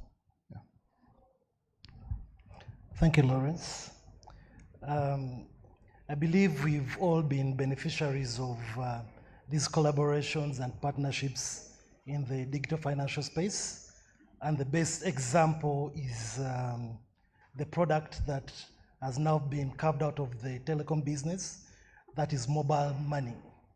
Yeah, from MTN, from Airtel, and that has been able to help us make seamless payments, seamless transactions, save seamlessly, invest seamlessly, because there's been a collaboration between the payments or the telecoms that have the infrastructure, that have the reach, and the banks, the traditional banks, the investment companies, the insurance companies that have the product and the idea, have been able to come together and be able to bring out the best of both worlds. Yeah? Just paying for water has become very easy. Paying your electricity bill has become very easy. Where previously you had to go to the branch, the bank, to make the payments, you can just do it on the phone. You don't need the internet. That is what collaboration has done for us, the partnerships between these different entities. We've seen partnerships with FSDU, yeah, and the different regulators, the BAU, the CMA, and others. Yeah, they've been able to bring awareness, yeah, that has been able to influence, implement regulations that can be made easier to understand, first of all, and easy for us to now develop products that can reach the masses. That is all, those are all fruits of partnerships and collaborations. We've seen in the global space, Visa, you can make a payment out of the country using your Visa, yeah, or MasterCard card, because of those collaborations between the payments service providers and the different financial institutions. Alex here has been telling us about Liquid Telecom and all they do, but they are able to do that with partnerships, yeah? And you look at the different integrators in the market that have made life very easy for us, yeah? That is all because of partnerships. So I believe partnerships have been very important. They've been able to help companies scale, expand new markets. They've been able to help build innovative products. Our product development teams, I think, have been having the time of their lives for the past several years because of the partnerships that we've been able to foster. Yeah, and I think the most important thing is what partnerships and allyships and all this inclusion in the digital financial space has been able to help us with is to provide these services to the underserved segments of the market, the disadvantaged. People in the villages are able to make transactions. They're able to receive money. That is all because of these partnerships. I believe they've been very great, and if only the environment can be made easier for us to be able to build these partnerships further, leverage the advantages that the different parties into the partnerships can be able to do the very best they can from their research and development teams, and also help us on the regulatory angle. Because without partnering with our regulators, it will be very hard for us to comply with so many regulations. We see regulators are being increasingly working on the mandates for which they were set up on. You see the FIA knocking around the corner, and I believe anyone in the digital financial space has probably received an email from the FIA. So if we don't collaborate with the regulators themselves, we would not be able to understand the regulations, interpret them the right way for us to work in these partnerships. Because this happens locally, it happens globally, because it's all the same thing, to make it easy to access these services. Yeah, from especially those who can easily access the internet to those who have future phones and can only use USSD. Yeah? I think USSD has been the best innovation, if you tell me, if you ask me, yeah, that we've had in the market. You don't need the internet, yeah? And we can be able to provide these services. For instance, Zeno, as the investment management company, we have a USSD a loop that can help people without the internet be able to save, yeah, get professional investment management advice, yeah, and be able to invest into things they never thought they would dream of by using the USSD partnerships we have, rather the partnerships we have with MTN, the one we're building with Airtel, and that has helped us expand greatly into the different parts of the country without marketing so much, yeah. So I believe the partnerships are very great for us in especially market penetration, in the creating new market segments, and also be able to provide an inclusive financial service to members of the population. And I believe this happens to all those who have leveraged the partnerships they have made with the different players in all markets, all corners of the world, really. Yeah. Thank you. Thank you very much indeed, Brian. I think that those are some very key, insights that you've shared. Yeah, and I'd like to also sound it out to all of us to be, more involved in collaborations and partnerships, because that's really the way to go. Maybe before I go, sure. Just one last bit on that. Yeah. I think we are all competitors in so many spaces, and sometimes we don't have to just compete. We can partner and be able to build something better. Thanks. I second that point totally. So I want to move to Felista. Felista, so still back to the discussion on the inclusiveness, bit, really exciting for me, because one of the things we also do at EO is to deploy some of our solutions in the last mile, and we look at various categories within the last mile, like women, like youth, and so forth. I'm just wondering what strategies have worked for you in your experience to build more inclusiveness within the digital financial services space in Uganda. Okay, thank you. So, in my experience, I think the biggest and most trusted strategy would be partnerships and collaboration, because we should all accept the fact that you can't be good at everything. There is no way a system can be good at payments, be good at sending messages, be good at collections, be good at probably sending alerts to customers, all that. And if you are going to actually come up with such a digital platform, then it's going to cost you so much money. So one of the strategies is to make sure that you partner with a certain, for example, maybe us partnering with, let's say, Yo Uganda, to send out messages to our clients who have enrolled on our platform. So that way we end up giving this client an affordable system that is that is cheaper for them, that is and efficient, because it's not all relying on me as the service provider. And then you also find that some of the others, like because you're partnering, you actually you bring out a very good product into the market, and one that is actually trustworthy. For example, when you're integrating your platform, let's say with Liquid Telecom's cybersecurity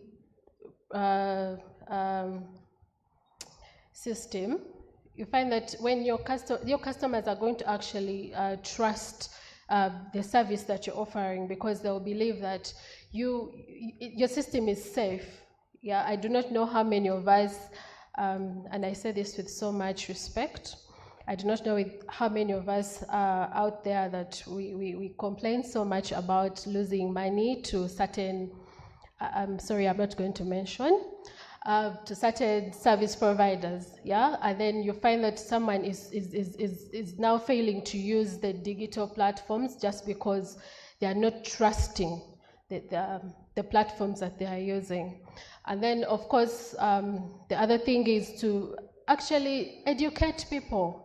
There are so many people out there that do not know the advantages and how far these digital platforms can go.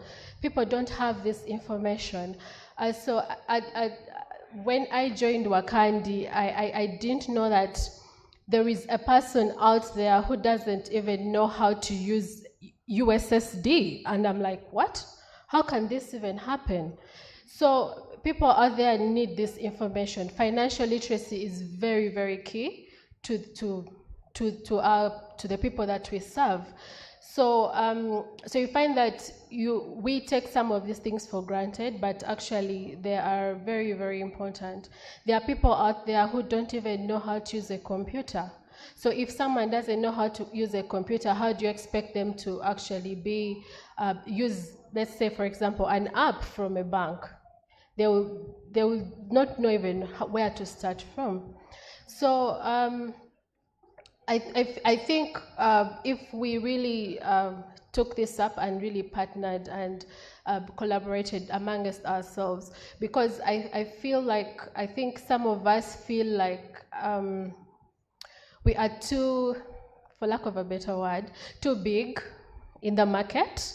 So we don't want to partner with, let's say, for example, startup fintechs or startup companies.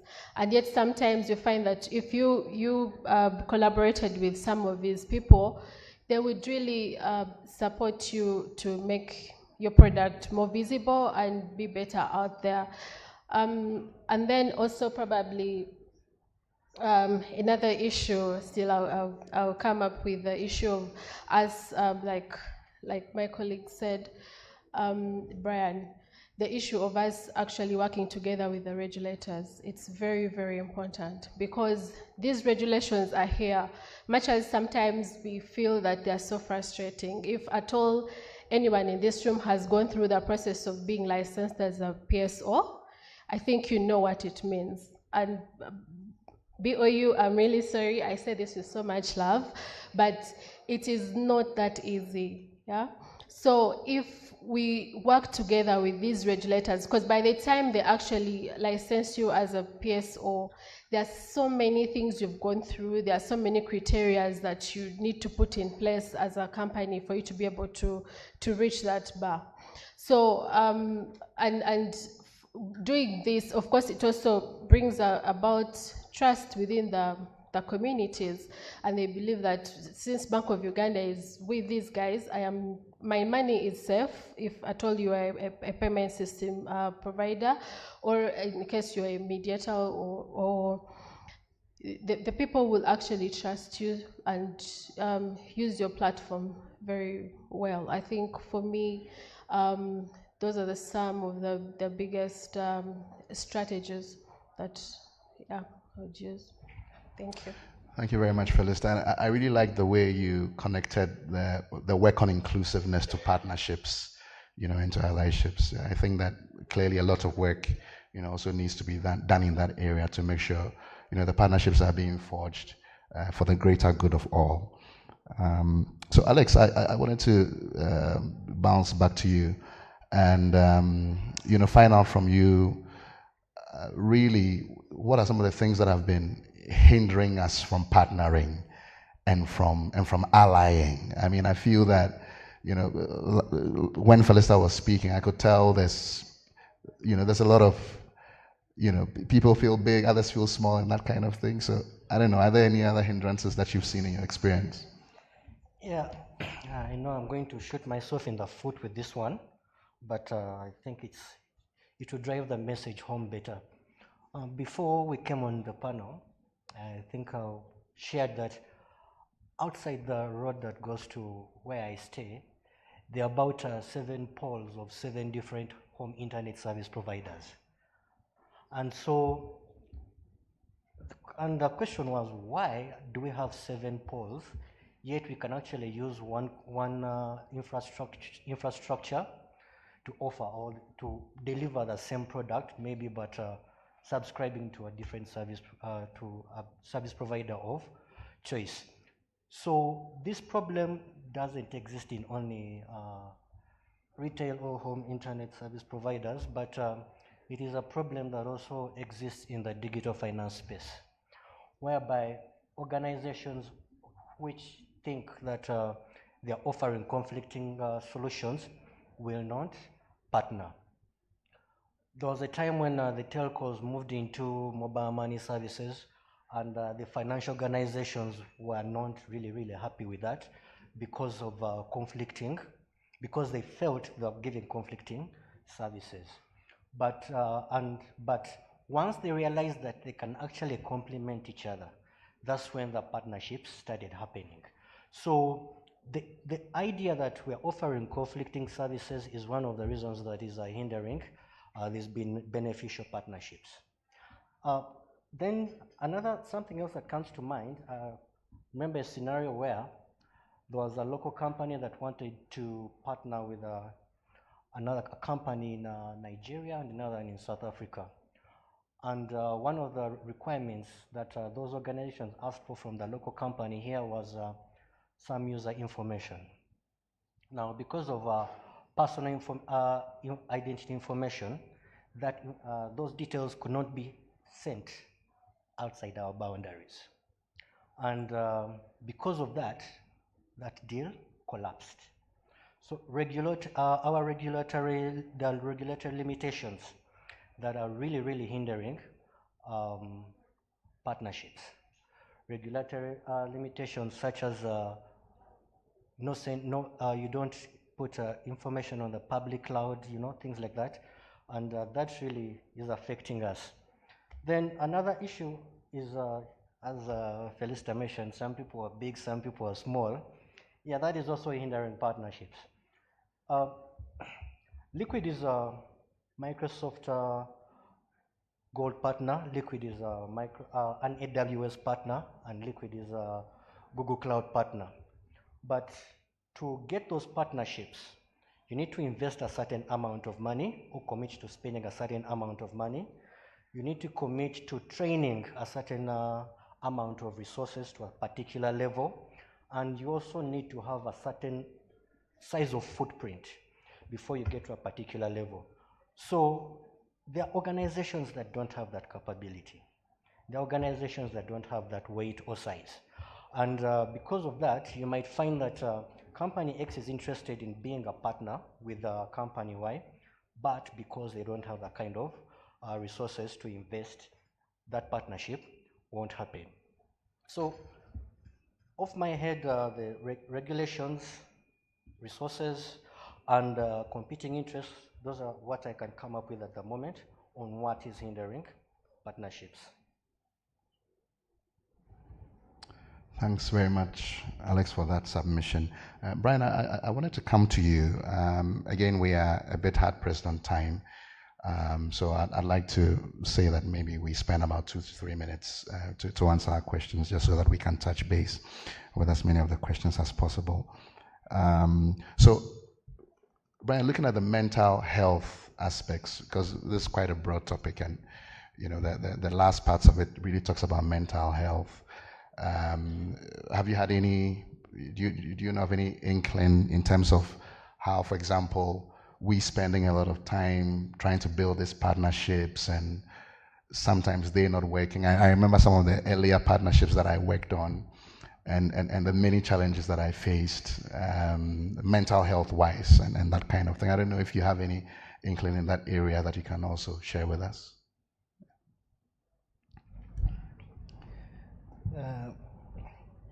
I have a personal story for that. Remember our very first partnership, if you live around, of course, with the regulator and the other service providers in our ecosystem. It was a distribution partnership, and it took us about 1 month and about, rather 1 year and about 4 months to close. 1 year and about 4 months of burning resources, 1 year, 4 months of people having sleepless nights, 1 year, 4 months of following up on the partner, the contacts we're having, 1 year, 4 months of, unfortunately, the head of the entity being bounced from Uganda by the president, yeah? So it takes a toll, especially if you're a founder, yeah? Especially if you're a developer. Guys, we have to thank our developers. Those guys are geniuses, yeah? Those guys spend sleepless nights. Those who don't interact with them, you don't know what they go through, yeah? But those guys are geniuses, yeah? We have to thank our relationships managers. Those guys taking a lot, yeah? So they told that building partnerships, sustaining them, yeah, improving on them, and making them beneficial to both parties in the agreement takes on the individuals involved is immense. Yes, there are positive aspects to it, which is fantastic, but the one that is never spoken of is the negative aspect, and that is on mental health. There is burnout, yeah? You're working long hours, you have tight deadlines, yeah? Guys used to work in the middle of the night. Yeah? You wake up and guys on Teams, collaborating with the partner, how should we change this? We tried doing this, it has failed. In the middle of the night, 1 a.m., 2 a.m., yeah? Yet during the day, the other teams need them to fix something, certain feature that is not working, clients are complaining, yeah? So it takes a huge, huge mental burden to work on that. Guys literally get depressed, yeah? The burnout is crazy, yeah? Anyone was, I think we've faced that. Many of us were here, yeah? The anxiety that comes with it, yeah? We've finished this, now we're taking it, we are going to demo, and something breaks down on our side. That has happened to us a few times, yeah? You've worked on the thing, you've assured the partner, everything is Missouri. You go, the thing breaks down, yeah? What do you say, yeah? So imagine all that, yeah? And especially sustaining that while the regulatory pressures are also there, yeah? it's not easy. The mental health toll is immense. And that is something, unfortunately, that is not spoken of enough, especially in the digital space, digital financial space. Yeah. I hope we've all put mitigants in place to help our colleagues who are having such a hard time and they are in these positions to do this. At our side, we have, first of all, at Zeno, everyone has mandatory leave. Yeah? Whether you feel you're still a superstar, you have the capacity to go on, you have to go and leave. Yeah? I believe that is something that many other entities should also take. Let it be mandatory. Guys take sleepless nights. Yeah? For those who are still using the hybrid system of work, guys put in a lot more hours when they're working remotely than when they're working at home. Leave alone the benefit it comes for them when they can be able to do their side gigs and all. Yeah? But imagine receiving an email at 8 p.m. I think many of us have received them from our bosses, our colleagues. Yeah? So getting that, lacking that work-life balance, I think has been a negative aspect of a lot of the work we do, especially in the digital space. You have to keep systems working. Yeah? When they break down, a customer is going to fire at the client success team. Customers are going to throw all sorts of insults to the guys who are picking up the phone calls, who are responding to the socials, who are responding to emails. Yeah? It comes with a mental toll. Yeah? Guys in customer relationship people, I don't know how you guys are brought up, but man, you guys are so superstars. Because all the insults you get from clients, that takes a toll. I've spoken to a colleague who was, who almost had it for the day. Yeah, but you have to keep going. Unfortunately, those are the perils that come with this kind of work we do, but we never talk about it. I hope we do talk about it a lot more. Thank you. That's a very great submission there, Brian. Yeah, and yeah, we need to talk more about it, but one question I have is that who do we talk about it to? Because your boss is expecting you to, remain a superstar right from the beginning, all the way. So, yeah, it's something we need to think about. And yeah, maybe just on that, there could be work sessions, in-house work sessions, where you get to relax, be able to bring in. These guys who work at night, they don't often interface with the rest of the teams, so they can feel isolated. The engineers, I always call those guys geniuses, but even those who are extroverted end up being introverted because they're working in their small cocoons, crazy hours, they don't interact with the rest of the teams, so they feel like they're in a different sort of world and they may probably get left out. So if we can bring them in the fold a lot more often, it would be very helpful to them. Thank you. Thank you very much indeed. So I want to go to Felista, maybe 2 minutes max for the two of you, even as we begin to wind up for questions and answers as well.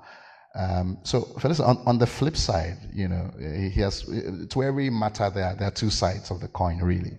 So on the flip side, what has been your experience in terms of when partnerships work? Do they impact positively on our mental health? What has been your experience in the field? First and foremost, I would say Fintech work is really very stressful, very, very stressful. Due to the targets that you find that I'm sure most of us who work in fintechs, you probably have a screen that's in front of you that keeps on calculating how many transactions, how many customers, and then you have someone who is screaming in your ear, the numbers are not growing, the numbers are not moving. Oh my God, it is so, so, so stressful. But I believe one thing is reasons why partnerships sometimes don't really work very well is because we do not actually prepare very well at the initial stages when you're starting these partnerships. So if I know, like you do not know who is in charge of what, who is supposed to do what. So at the end of the day, when, let me say when the money starts coming in or transactions are coming in, then yeah, then people start to change. However, I feel if the partnerships are really very good partnerships, you set the goals from the word go. Everybody knows what's expected of them from the beginning, and you're bringing on a partner who actually understands the kind of work that you're doing and what they're supposed to deliver to you. Let's say if it's someone to do with finance, if it's someone who's going to finance your project, then they should know that this is what I'm supposed to do. Then definitely that is going to ease your role, because imagine if, like Brian said, if your role is to probably maybe market your system, and then you have someone who is probably bringing in the money, you have someone who is doing the development, I don't really see why you're carrying the whole baggage just by yourself. And what is so unfortunate is that in most cases you find that it's just only one person, let's say the founder or the MD, who is actually carrying this baggage of the whole company. That's why sometimes it's really, they get burnt out. Thank you. Thank you very much indeed. So Alex, I wanted to end with you and open the floor for questions and answers to make it as interactive as possible. So Alex, I wanted you to hone in more with regards to the employees. I mean, Brian spoke about certain aspects of it, but what does the absence of these partnerships and relationships, have on the mental health and capacity of, we as employees? I mean, you guys are managers and top bosses, but I'm also looking at it from the employees' perspective as well. Yeah. Okay. So I'm going to give about 2 scenarios or 3. Brian is coming up with a new product, and unfortunately he needs to invest in more resources to support that application. Probably he needs to buy new servers, but he doesn't have the money. Yet if he had a partnership with an investor, possibly he could get the money. Well, maybe he has the money, but he needs to wait for 3 months for that hardware to arrive. But if he had a partnership with Liquid Telecom, and he knows that they are cloud service providers, all he would do is put in a request, and in 30 minutes he has the resources he needs. But because he may not be aware of that, Brian will work longer, Brian will be stressed, Brian will have anxiety, and all that affects his mental health or mental state. Felista is trying to digitize circles, try to digitize MFIs, which means that there will be information that is stored on information systems. During the presentation by KPMG about the state of the digital finance sector, one of the areas they pointed out that was lacking is cybersecurity. One of the cybersecurity is a risk area. So as Felista is digitizing the circles information and systems, there's the issue of cybersecurity, which means that possibly she needs to invest in a cybersecurity resource, or I don't know, do something. But because of the partnership that she knows she has with the technology service providers like Liquid, who offer cybersecurity solutions, who offer cybersecurity governance and strategy guidance, we offer cyber risk assurance services, or we also offer managed cybersecurity services, she will not sleep. She will not leave office because that is an issue that she needs to sort out. So without these partnerships, without knowledge of what our partners offer, or without knowing who we need for a certain solution, we stay longer in office, we are burnt out, we are stressed, we have poor job satisfaction, and that really affects our mental health. So without this, and that is why these partnerships are very, very important in today's world. Thank you. Thank you very much indeed, Alex, and thank you very much, panel. I wanted to now extend it to the audience as well. Maybe a couple of questions, and then we shall bring the discussion to a close. Yes. Can we have the mic, please?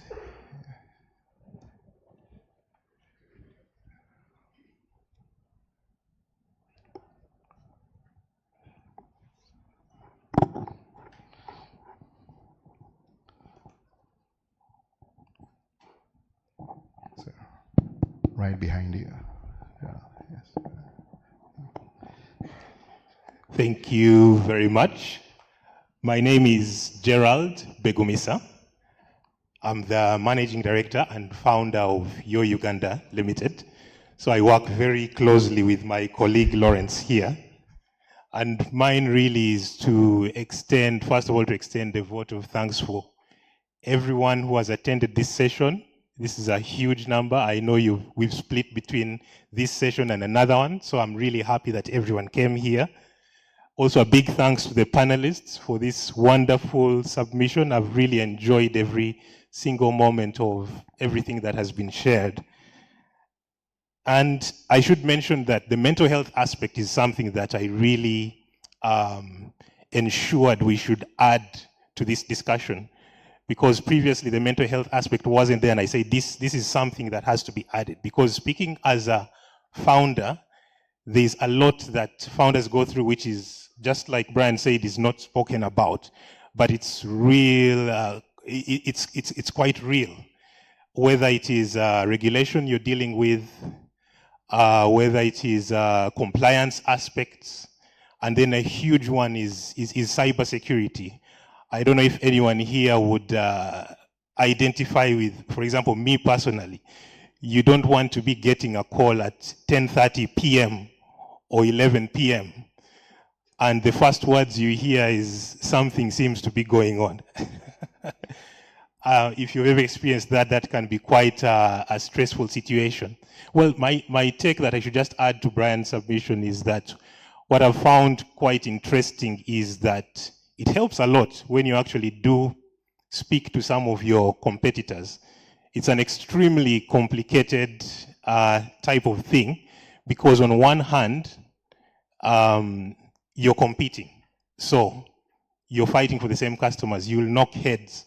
But on the other hand, there are certain things where you're both affected in the same way, whether it is an opinion about a new regulation that is coming out, or whether it is something to do with a collaboration with a partner and you're facing the same things. It's quite interesting that it's very relieving to be able to even share the same frustrations. But why I say it is complicated is that you both need to understand that when it comes to business, I know for sure that this partner will not cut me any slack when it comes to pitching to customers and so on. But at the same time, it's very helpful and it's very, should I say, therapeutic to be able to speak to competitors and know that actually there are people who are facing similar things, and that if you actually put your heads together, you would come up with a solution that would solve a problem for all of you. So I think the default that a lot of us think about is that we should be in competition 100%, but there are some aspects where collaboration actually helps better. And examples I gave, you have a common partner for whom you're facing the same issues, or you have a regulator for whom you're facing similar issues as well. So that's really my 2 minutes. Thank you very much to everyone, and I really appreciate your coming.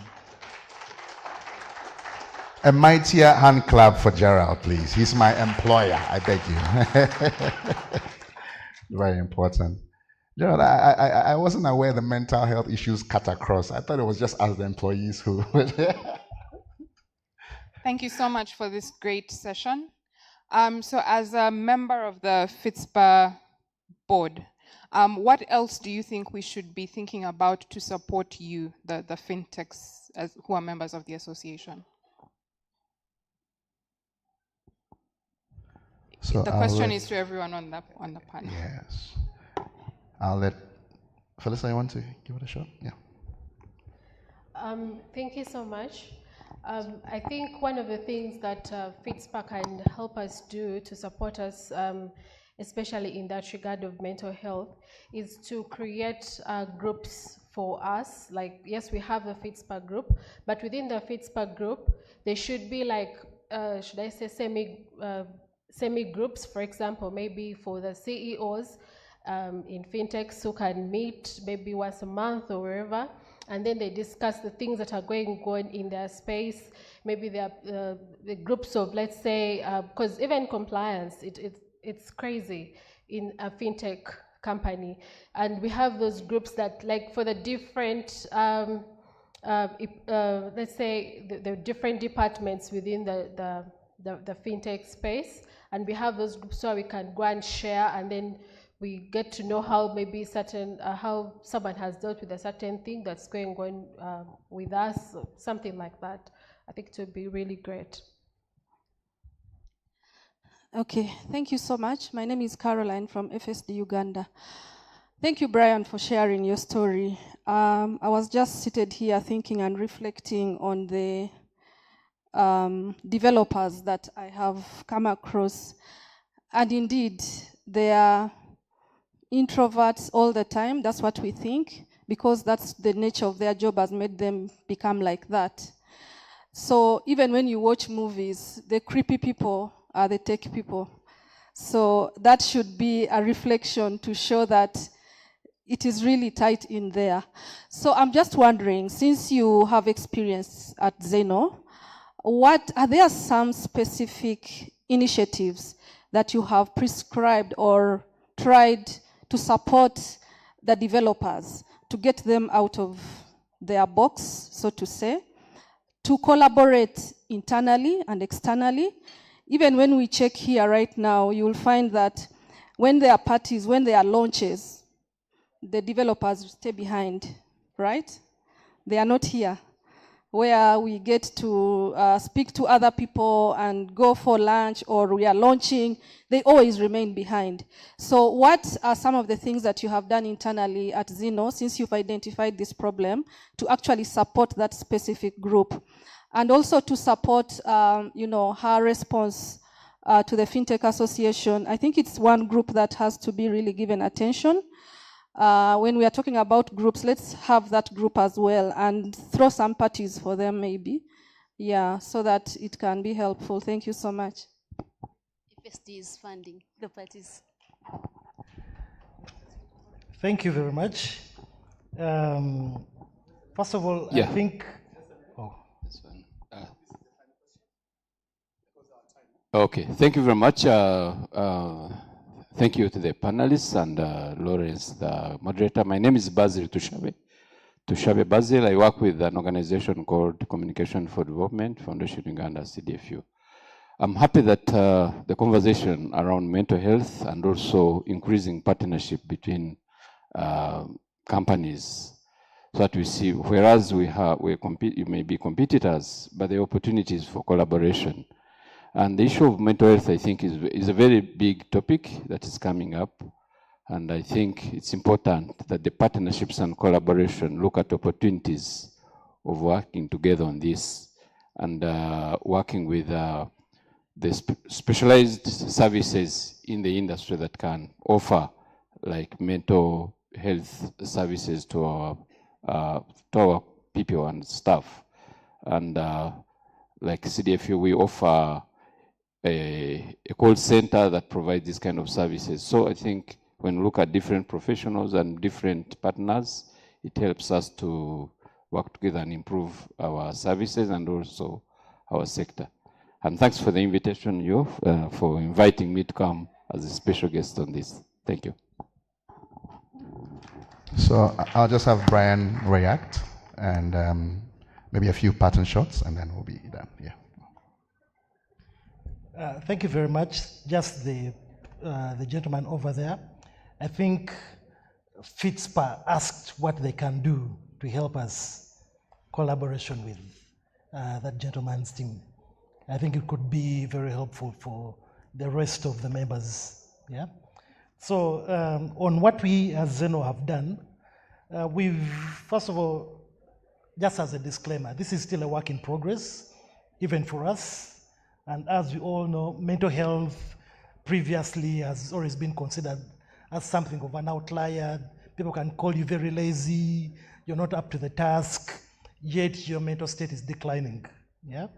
But as we've gotten more aware of what we are going through as individuals, as employees, as employers, as founders, we've gotten to realize that it's a very big and complex issue at hand. But a couple of things that my team has done. One is we instituted mandatory leave. Everyone must go on leave. Yeah? You must spend your leave days in the year. Whether you're the CTO, whether you're the head of something, you must go. Yeah? So that you can go and relax. We are not going to reach out to you, even if things are bad, unless it's the existential anyway. Yeah? The other is we include all members of our teams into participating in industry-related events, whether it's Fitspa, whether it's the CMA, UBRAM.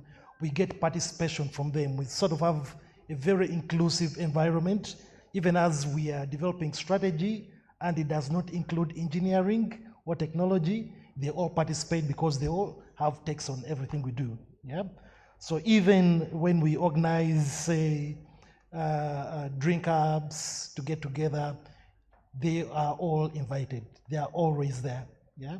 We get that evening or late afternoon to evening, and everyone is included. Yeah? All members of the team, all departments, we all participate. It is not much, but it helps bring guys together. People get to know themselves as employees of the same entity. People share the same passions and the likes. Yeah? The other is we usually have some breakout sessions for the different teams where we get to meet, discuss things, whether it's strategy or issues related with the organization, issues we are facing, different departments. Yeah? And we noticed that inclusiveness of everyone, yeah, in some sort of brainstorming of the issues, the decision making, the solution, is helping calm down people, because there's some issues people is causing their mental health, and is not necessarily related to the department, yeah, but just the nature of work. They don't see their colleagues, they don't know them, yeah, they are so isolated, yeah. It could even be familial, yeah. It's private, but you have very close friends, yeah, who have transcended the boundaries of just plain colleagues at work, yeah. And you get to see that people get to interact a lot more. They get to relax. You get to advise one another, yeah. Those are just some of the things we're doing, as well as thinking of what more we can do. Like I said, this is a work in progress. We also don't have the solutions for all. That's why we are very happy if Fitspa partners with the gentleman who contributed there in the service they provide, and we see how that can also be used to help all of us in the industry. Maybe just one final thing to Fitspa. You asked how you can help us. I think we've had several events where you were talking about cybersecurity and the likes. That is it's not an event. It should be a continuous thing where we could bring brains together, see what is affecting this part of the industry and the other, because we're all members, and we could use this support, really. Thank you. So 30 seconds pattern shots, just 30 seconds from Felista and Alex as well. On my side, I think thank you so much for I've learned a lot on this panel, and I hope that we can at least collaborate now and partner with all of you. Thank you. Right. We are always stronger together. Partnerships are the way to go. There's some things that we can do that better than the other, and there's some things the other person or company can do better than us. So Fitspa has given us a platform where we can get to meet different organizations that offer different services. Let's utilize this and let's get the best out of it for both our company's performances and also for the better mental health of our employees. Brian, you mentioned something about cybersecurity. Please talk to me. Thank you. Ladies and gentlemen, thank you very much indeed for your time. We are very grateful. God bless you all.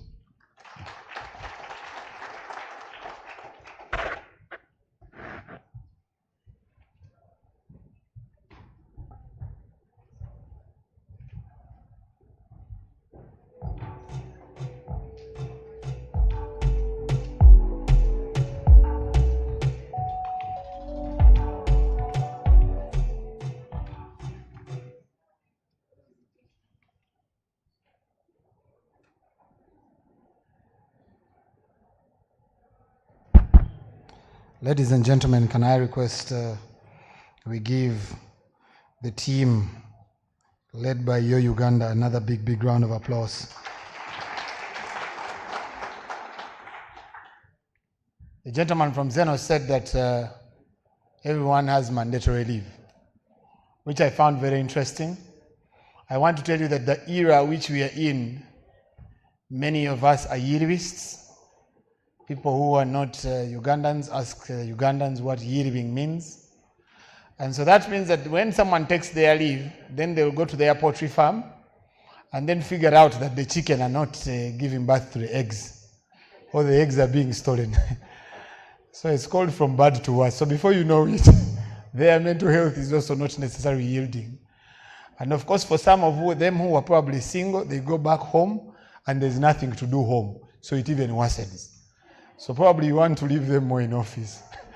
But I think these are conversations we can continue harnessing. Ladies and gentlemen, before we go for our final session, I wanted to borrow 5 minutes of your time. I'm going to request everyone outside this hall to come inside. I wanted to ask to borrow 5 minutes. We have a doctor, a specialist, and from 6th Uganda. Dr. Miriam, I saw you around. Dr. Miriam Mutero. Yes. Can we give her a big clap? Dr. Miriam, they can't be talking about mental health. Then you choose to sit behind the class. You have to be at the center of this conversation. I want to give you just 3 minutes just to share a word or two. Probably the other side. Here, men only can navigate. They've put. The other time we were climbing as men. Ladies and gentlemen, join me in welcoming Dr. Miriam to share a word or two about mental health so we can be able to proceed. Thank you everyone. Dr. Miriam Mutero from 6th Uganda. We're the leading private healthcare provider in Uganda. Just like the panelists and everyone is aware, is that mental health has become a big challenge. And unfortunately in our society, it's still looked at as, like a bad thing. And therefore, people are not willing to come out to seek for help.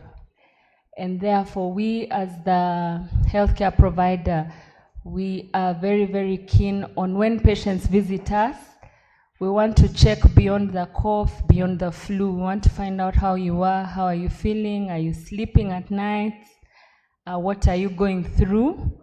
And a lot of the times you find that these persistent headaches that you keep hearing about are not caused by any organic disease, but it's just mental health. And one of the things that's very common, and I believe it's a big challenge for the fintechs, is the pressure to deliver. The pressure to deliver, the timelines, and there's so much to do in such a short time. And most times we do not take time to get that work-life balance where you're able to actually take a break and say, I'm going to take a day off and just rest. So we see a lot of people breaking down, and that becomes quite difficult. I think what we all need to be cognizant about is that the organizations we work for shall continue even when we are not there. And therefore, it's important that you give your health priority, you give self-care initiatives a priority, and you continue to take care of your mental health. You can always reach out to us through our call center, and you can get a booking to talk to a counselor, to talk to a psychotherapist, so that you can be able to get help.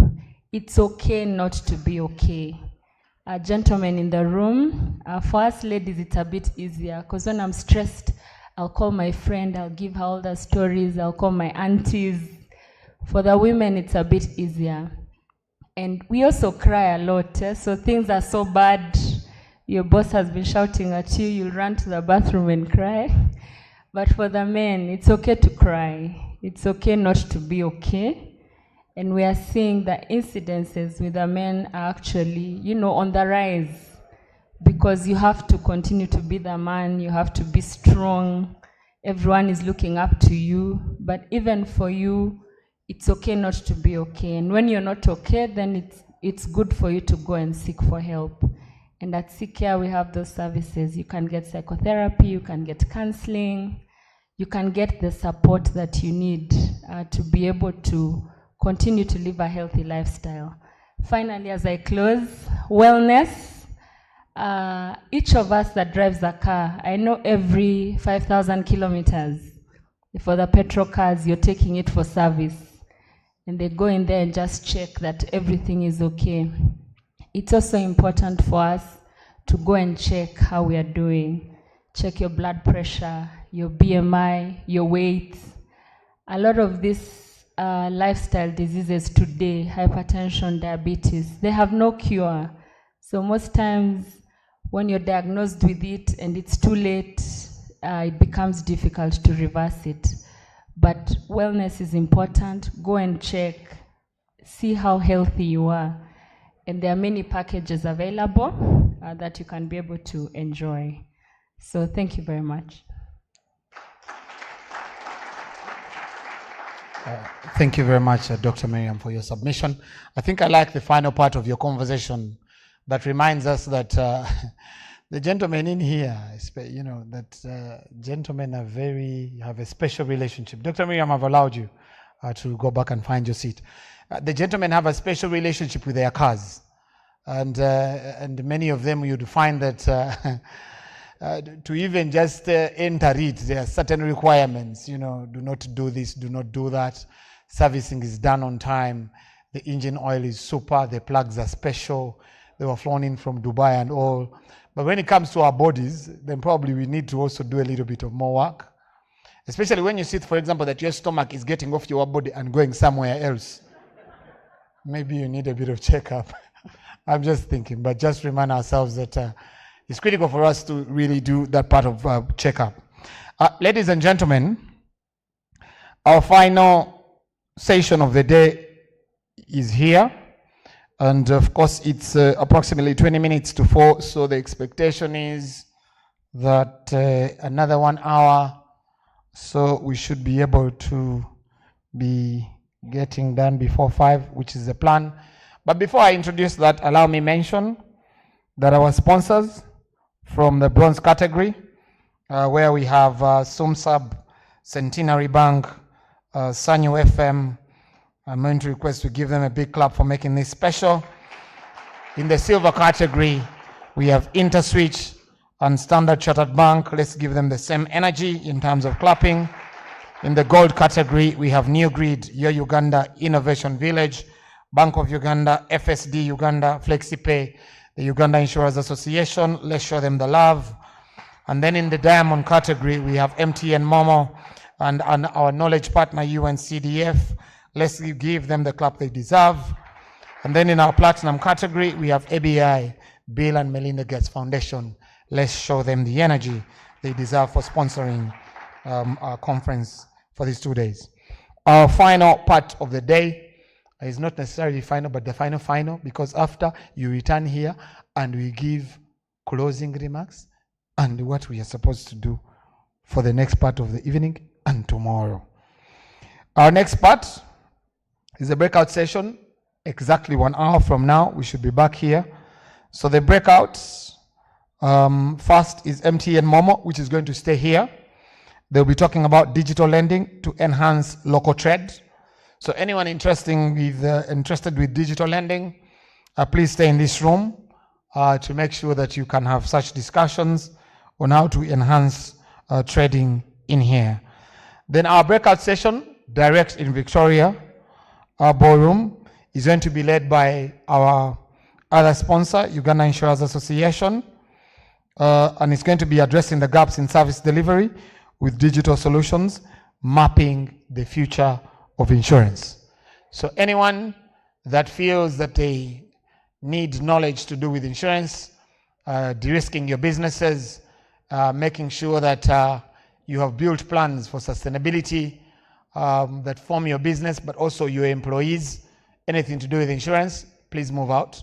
I want to invite the team from MTN Momo to come and take the floor. I'm going to request that we start the movement now. Anyone in insurance, please move out directly to Victoria Ballroom. Thank you very much. I have seen the leader of the Brokers Association, Mr. Chris Bakesiga. Sir, thank you very much for coming. Anyone in insurance, please move the other side. Thank you very much. Exactly 1 hour, we all return here for our closing session. Thank you.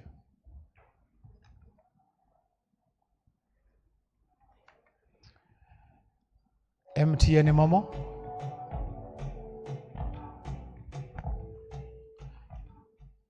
MTN Momo, are they here? Please come and take over the floor.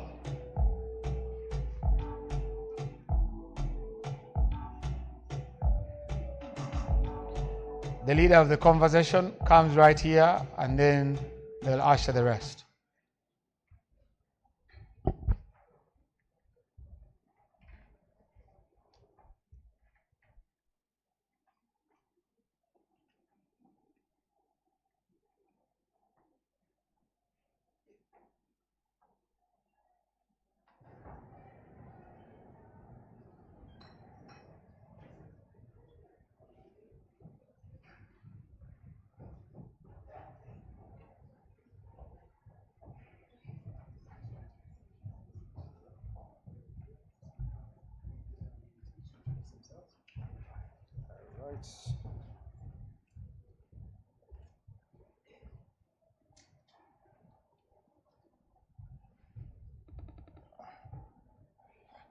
Right.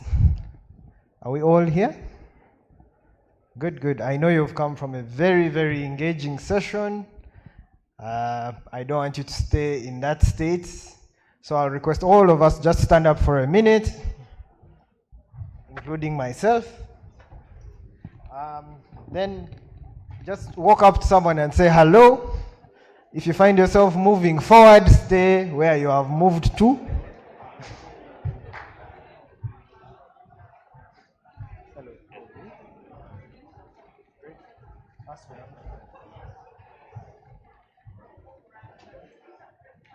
Okay.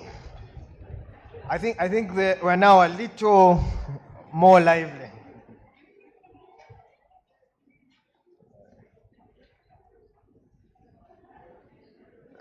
Right. Great, great, great. We can quickly have our seats.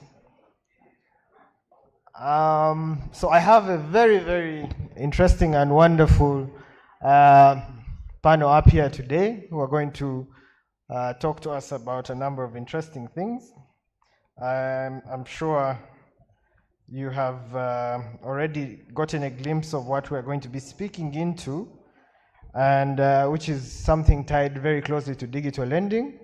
I'll start with some bit of introductions. My name is Michael Gashumba, and my daytime job is being a director of advisory at BDO East Africa, an audit, tax, and advisory firm. I'll give each of my colleagues here a minute to just introduce themselves and tell us what they do.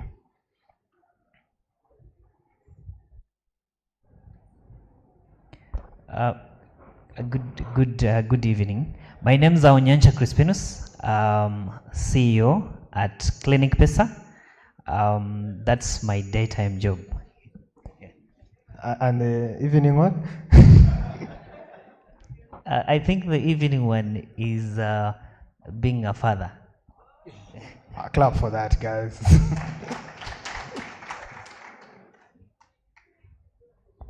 All right, thank you.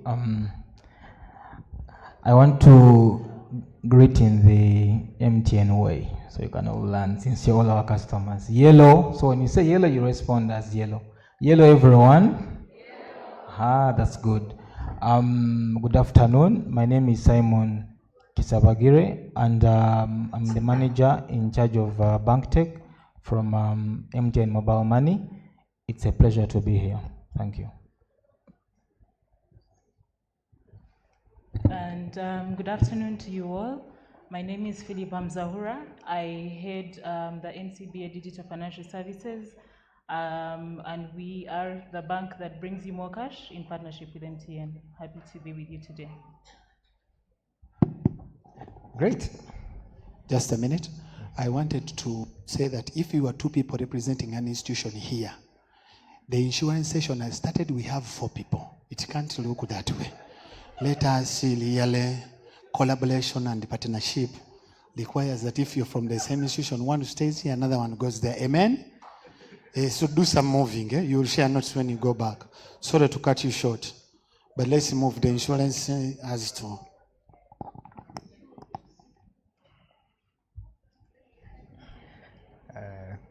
It's clearly anyway, we are set to enjoy ourselves, those who can stay here. But I just wanted to have a light moment.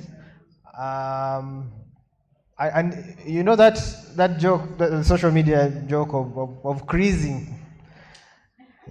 Huh? I've seen one young person laugh. Are we saying the rest are not young? Anyway, when you do physics and the teacher says when I increase temperature, is it increasing or decreasing? And you in the back, you start shouting increasing. So I just want to ask, those of you who have heard of Mocash, is it MTN or another company? Just answer quick in yourselves. Yes, Okay. You are today years old when you discovered that Mocash is a product of NCBA. Now you're all quiet. So I'll give actually our panelists 5 minutes to, you see, you came here thinking people understand your business properly. So please just, each of you, and I'll start with the lady, just take 5 or less minutes, just giving us, sharing your experience and perspective on the role of partnerships in digital lending and financial inclusion. You can start. Thank you, and thank you very much. So when we speak about partnerships, for me, then I just reflect on our Mocash journey and how far we've come, with the partnership that we've had with MTN since 2016. And, looking back at, when we started and where we are today, we wouldn't have achieved, the level of success or even the reach that we've been able to achieve without the partnership that we've had with MTN. So we rolled out Mocash in 2016. 7 years down the road, we have over 14 million customers that are using the service. We have disbursed over 2 trillion Uganda shillings in loans, and we're holding about 32 billion Uganda shillings in mobile savings. And if we had, walked this journey alone, I'm not sure that we'd even have achieved a quarter of the numbers that we're speaking about today. I mean, MTN had previously invested very heavily in infrastructure, and they had the number of customers. And we reflect on how much work had been done before we even came into the picture, and for us to then recognize, where their strengths were and where our strengths were at the time. Theirs being that, they had all these customers sitting with them, but we, on the other hand, then had the technology, had the capital to actually do this lending. And, from very early on, we then knew what we needed to do, which was to then, leverage the strength that our partner has, and to then, take this forward.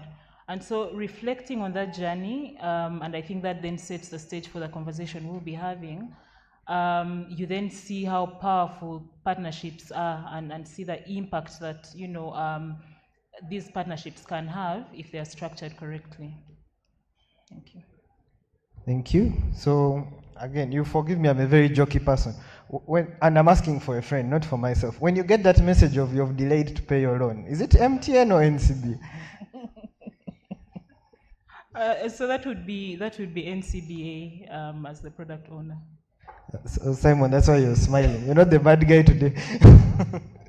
Great, that's interesting. So Simon, and before Simon you join, I think I gave you guys a chance to introduce yourselves, but I didn't know I only had humble people. You didn't really give the true picture of what you do. But when Simon is at MTN, he's a manager bank tech. Now, the other one is from NCBA, and she's in the mobile lending. You're in the mobile company, and you're the bank tech.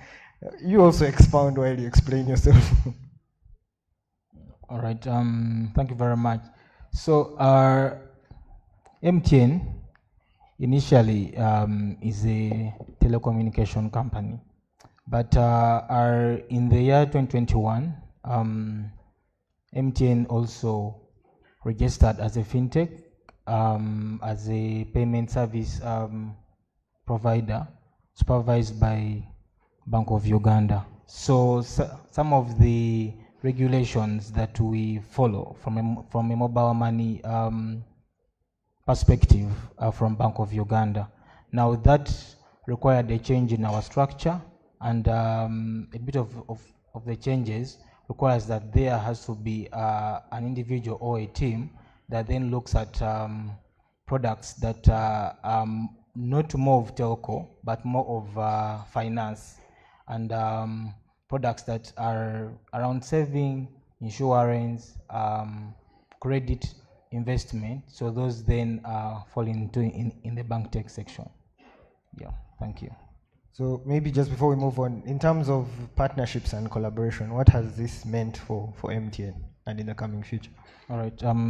So our ambition as MTN as a group entity is very clear. We want to be the leading solution provider for Africa's challenges, and we believe that one of the key challenges that we have in Africa is that most people are not financially included. So one of the research shows that more than 60% of Uganda's population don't have access to traditional financial services.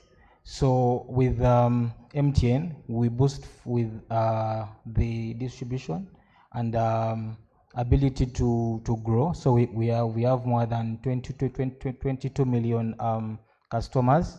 13 million of those actively use their mobile money accounts on a daily basis, on a monthly. However, when it comes to certain solutions that will ensure that people are financially included, like credit, we may not be in position to offer those are dynamic solutions alone. So what we do as MTN, we come up, we have the customer base, we have the distribution. Everywhere you go, we are actually there. We have the agents on ground. I saw the report from KPMG. So we are covered across Uganda. What we do is that we then open our platform to other partners, like NCBA here to deliver more cash. We have Clinic Pesa to deliver solutions around health tech. And then we have also other multiple partners. I've seen Jumo who are behind our product for Mosente. So we believe that there is a power of collaboration that then unlocks innovation and unlocks dynamic products that then address the 60 that are unbanked. We also believe that collaboration is no longer an option, that maybe I would want to work with a fintech or a bank, but it's actually essential for us to grow. Yeah, thank you. Thank you so much. And if you thought the confusion has stopped, still it's in progress. When I thought I was meeting, when I was meeting the CEO of Clinic Pesa, I was ready to say doctor. I found engineer instead. You can explain your role of partnership, but also clarify on the small confusion. Okay, so thank you so much. Onyancha Crispinus, my name's CEO at Clinic Pesa. So at Clinic Pesa, I would like to assume that, of course, there are those that know Clinic Pesa, but there are those also who don't know. So at Clinic Pesa, what we typically do is we provide access to healthcare financing. As you've heard right from my left hand, NCBA typically providing credit and financial services. MTN is generic, including partners with access as well. And on our side, typically we are tackling the gap that is untapped, which is healthcare. Now, bridging the gap between healthcare and financing, because that's a crucial part which typically which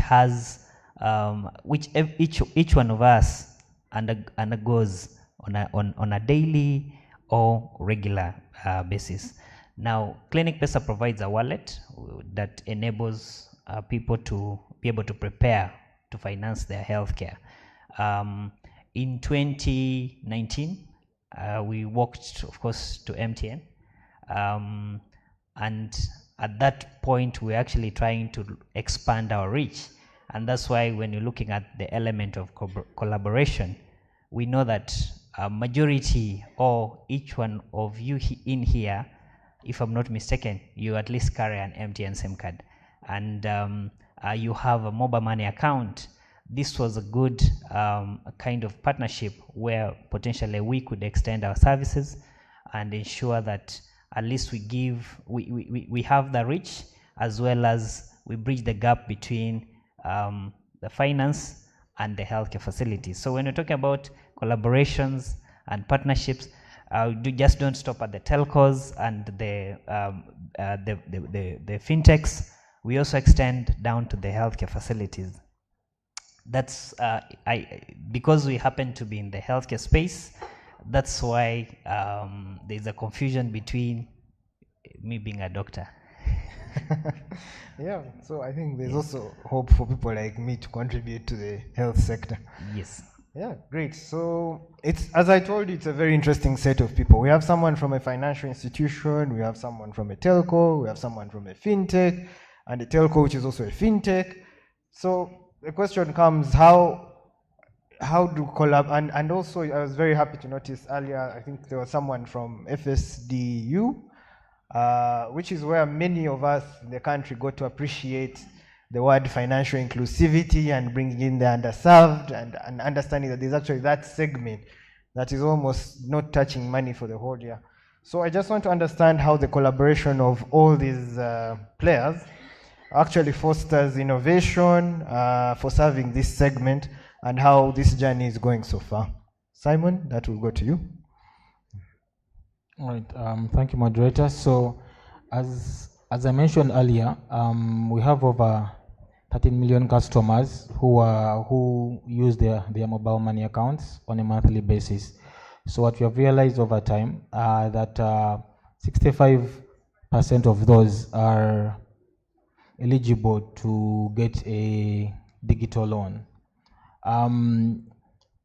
More than 95 of those have opened up either a savings account, they have opened up a loans account, they have opened up a health tech account, insurance account. Now, as you can see, those are multiple products that are being offered. Those products mentioned there above cannot be offered by MTN alone. Impossible. So MTN has to leverage on the power of partnerships to offer dynamic products to the customers. What we do as MTN, continuously we carry out market research, identify the customers' needs, as we all know that customers' needs are very dynamic, and the market trends keep changing. As Philippa has mentioned earlier, in 2016, our initial partnership with the bank was with NCBA to offer the mortgage product. As I speak right now, we have partnered with almost all the banks for the push and pull services. But when it comes to digital loans and savings, we have more than 14 partnerships. Now, all these are licensed partnerships, and that's why we are in the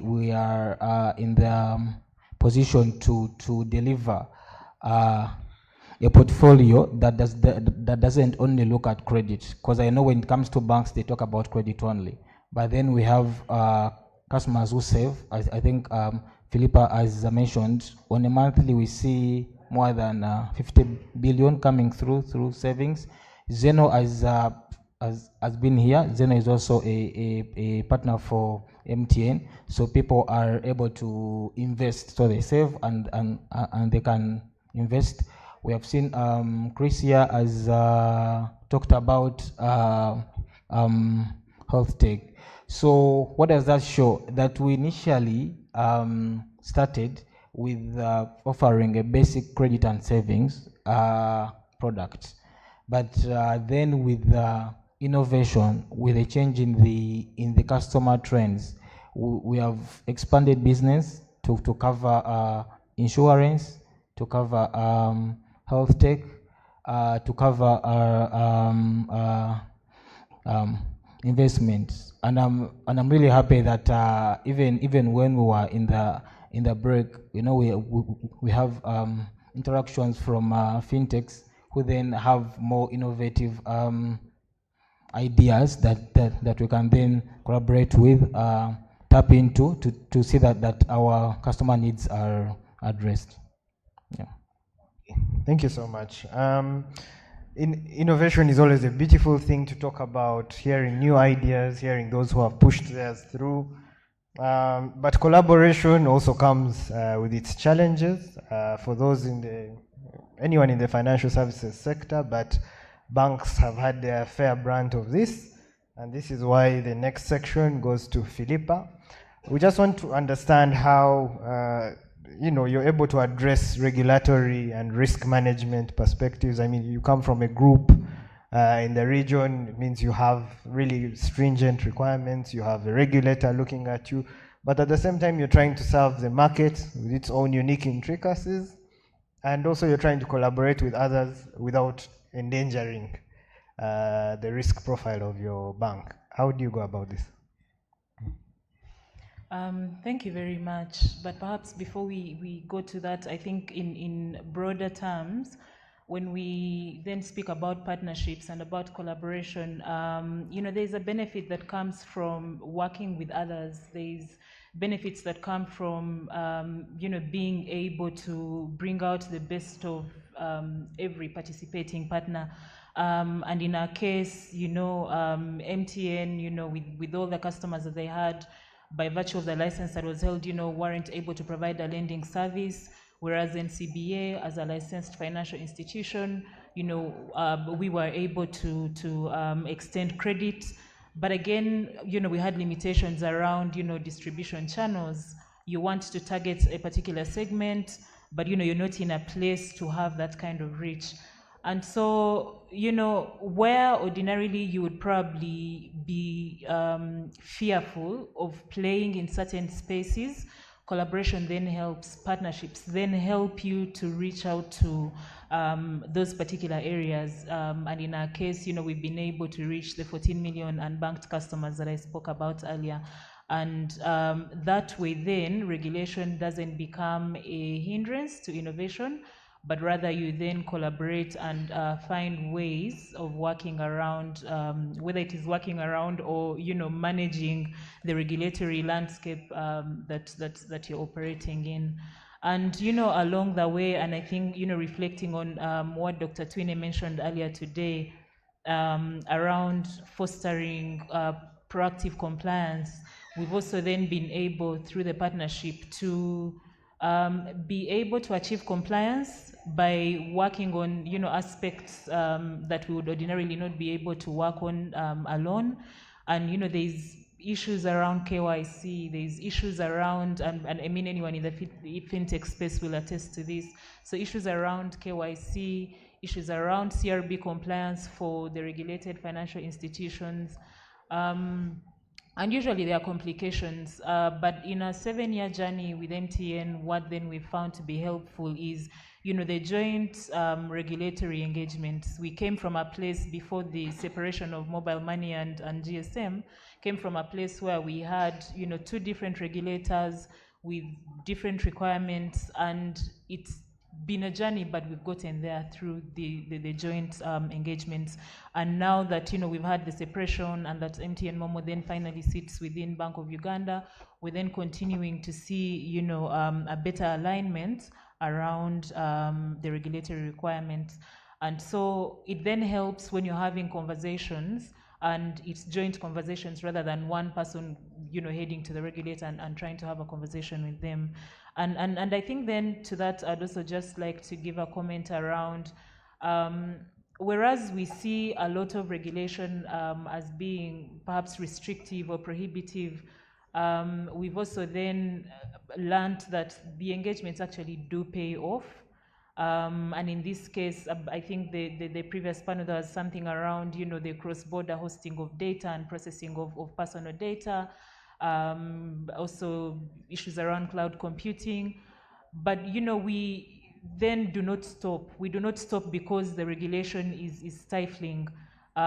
You continue with the conversations, open up, demonstrate to the regulator jointly. We've been able, together with MTN Momo to, for example, around the KYC conversations, demonstrate, where certain risks have been perceived to exist, for MTN to say, I am the partner who does this role, who provides this service, and being able to demonstrate to the regulator that they're able to fulfill the requirements.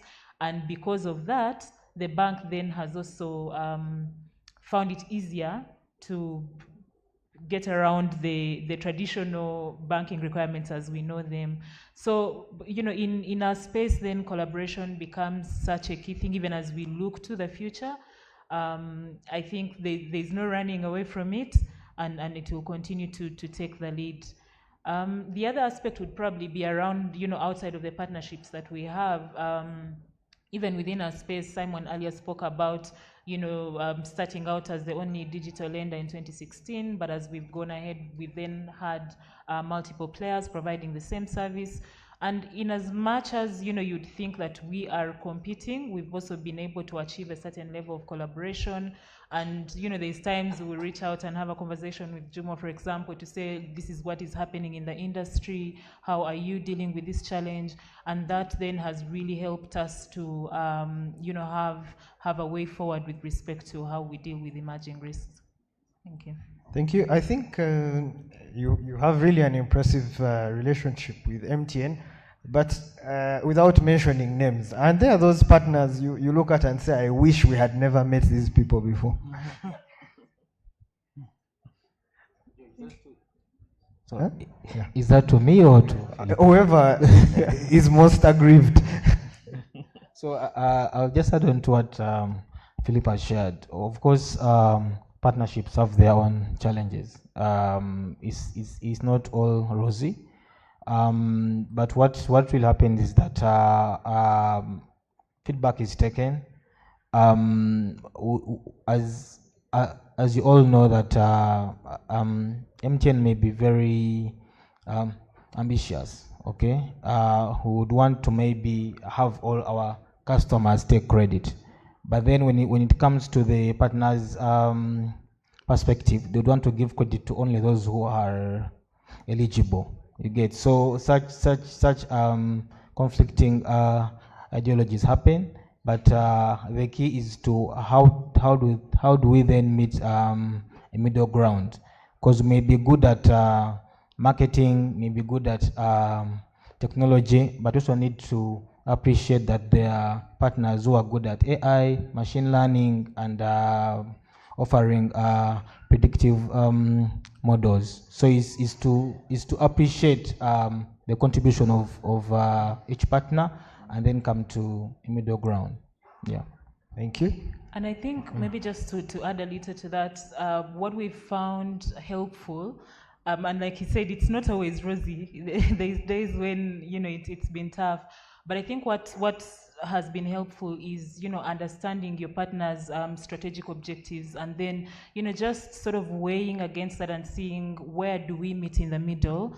Because if you're too far apart, then it continues to cause problems. So having an understanding of what it is they want to achieve and where they want to be, and what you then both jointly want to achieve with the partnership, you're then able to align, and there'll be the difficult days, but once you understand that, you know, whereas they have this objective and this, your joint objective is you know, a particular goal, you're then able to forge a way forward. Okay. Great. I'm coming to the audience, and I have one last segment. Oh, I'll make an exception for you. Someone with a mic.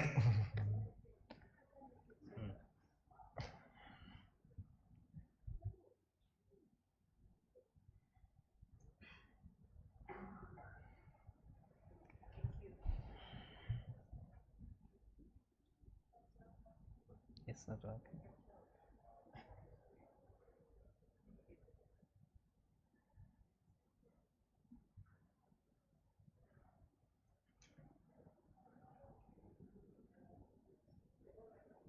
Oh, this works. Sorry, in my mind, we have a clinic pesa person who has data on people who actually save for health. I think that's like a quality type of borrower, someone who actually thinks about the future in terms of health, right? And then you have the guy who has all the data on people who pay their utilities, how much they pay their landlord. Maybe you don't know it's their landlord, maybe you do. How much they send the Kameza money, how much they're sending, how much they're receiving.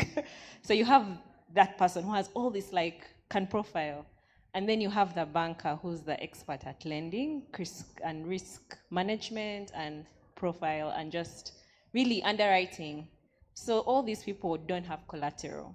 If I have to go to Clinic Pesa, I don't have collateral. I'm not that customer.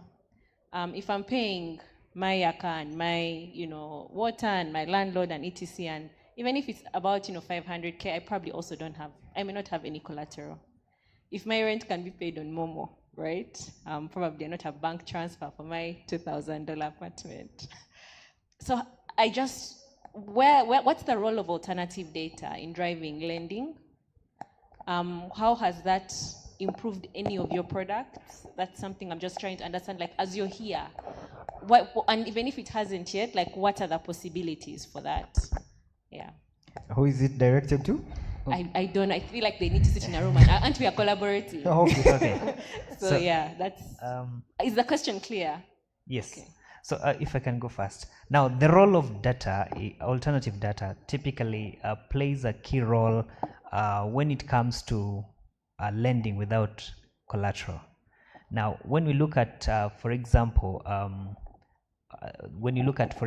the underserved communities, or generally people in the informal sector, you know, most people would not have collateral to present, and yet they need access to this financing. In a sense, typically for someone to be able to extend credit, there's need to assess whether the person can actually be able to pay back. Now, today with the trends of when we look at things to do with machine learning, typically credit scoring, this provides a key aspect for one to be included, because when you look at their bills that they're actually offsetting at home, they're offsetting bills, they're paying school fees, they use mobile money, you know. They are receiving money, they are sending money. This typically plays an important role of showing you the inflows of money, typically what we call revenues, as well as expenses. So this can easily be used to determine what is someone's ability to repay. And if we look at right away from the left, NCBA to MTN to Clinic Pesa on the right, we all use this same data to determine what someone is actually capable of taking and paying back. Now, it may not be related to the plot of land they sold. It's just their daily when they are receiving salaries. If it's informal, they'll typically receive it on mobile money, because we are moving away from cash and we are moving into digital, and so this becomes like the rubber stamp or the net worth of someone that can easily be determined from the data they use for processing different facilitating different transactions. Yeah. Yeah, and I think that's spot on, really. So to just add to that, the alternative data that you speak about actually forms the core of what we do with Mocash today. With our core bank, the traditional bank that we run as NCBA Bank, there's all these things they need for collateral and etc. But for this underserved segment that we serve with Mocash, the data has actually been then what determines the decision around lending. And like he said, the ability to pay is then based on this person's usage. It's their normal day-to-day. It's their send, receive, how many people, and so you're able, from the patterns that you're seeing within that data, to make a decision around how much they qualify for. And that then, the initial interaction is based on your assessment of their ability to pay. Now, once they then engage with you, they get on a whole new journey that then assesses their willingness to pay, because we've also then seen cases of people where you've assessed that they're actually able to pay, but at the end of 30 days, 60 days, you then realize, okay, now this is a willingness problem, and that then, sets off a whole other course of, so for the good ones, then you begin to see growth. And then where there's been issues around willingness to pay, that also then triggers a whole different. But the data today, continues to form the core decisions around how we service these segments. Have they answered you? I hope it wasn't a trick question to now say, what are you doing with my data? No, I have a follow-up. I'll just give my last, then I open it to the audience, because I want to give permission. I have one last one for him, then I open up. So my very last one is a general area. You are an innovation, and this goes to Dr. Engineer here. You're an innovative enterprise, and we have a common problem of startups and all this collapsing in a very short time. So how do we maintain sustainability for such innovations, especially in the digital lending space, where you have no collateral? The rate of bad loans in different innovations like this is usually very high. And then lastly, what future trends are you seeing from the experience you've been able to get into? Yeah, so it's a good question. So when you look at, I'll start with the future trends.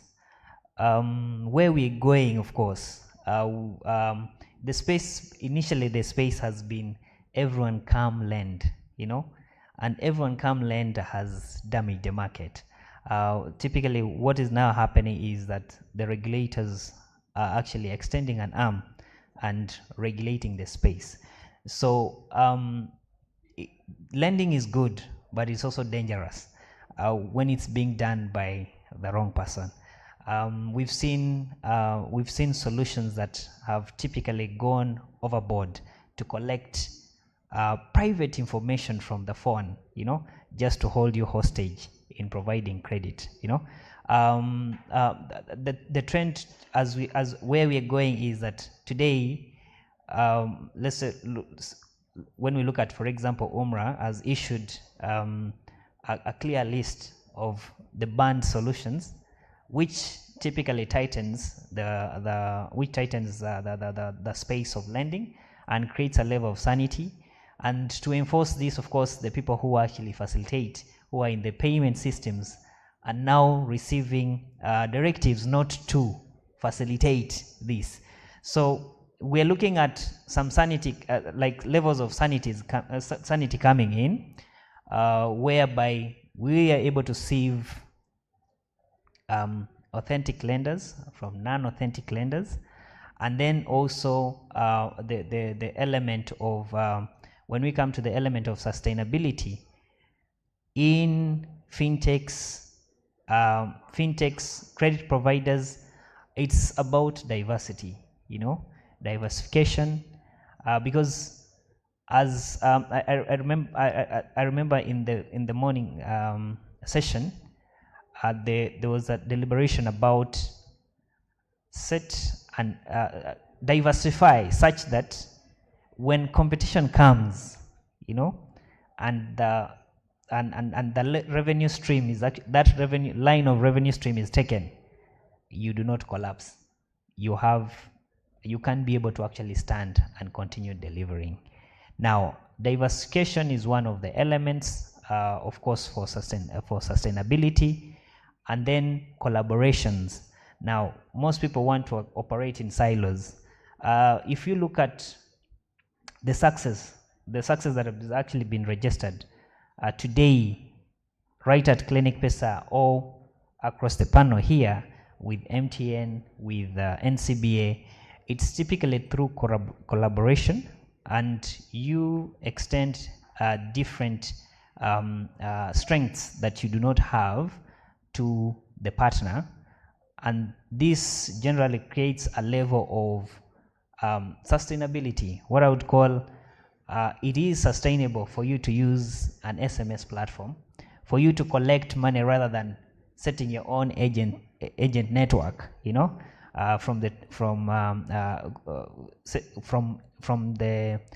other players, for you to be able to disburse money to the commercial banks, instead of creating agent networks to do withdrawals for that money. Typically, partnerships. For example, when you look at Clinic Pesa, it's through healthcare centers. The healthcare center you actually go, they need one thing from you. They need you to pay up so that they can give you a service. But in most cases, when someone is not able to pay up, then it becomes kind of a tight relationship between the patient and the healthcare provider. Now, because of collaboration still, when we collaborate and provide a mechanism of someone being able to pay so that they can receive a service, it creates an element of sustainability for us as players in the market. And as well, we are seeing now the inclusion of CRBs. Before, the CRB was only for the commercial banks, but now the arm is actually extending into fintechs, and by doing this, most times you would actually query, let's say for example, you would query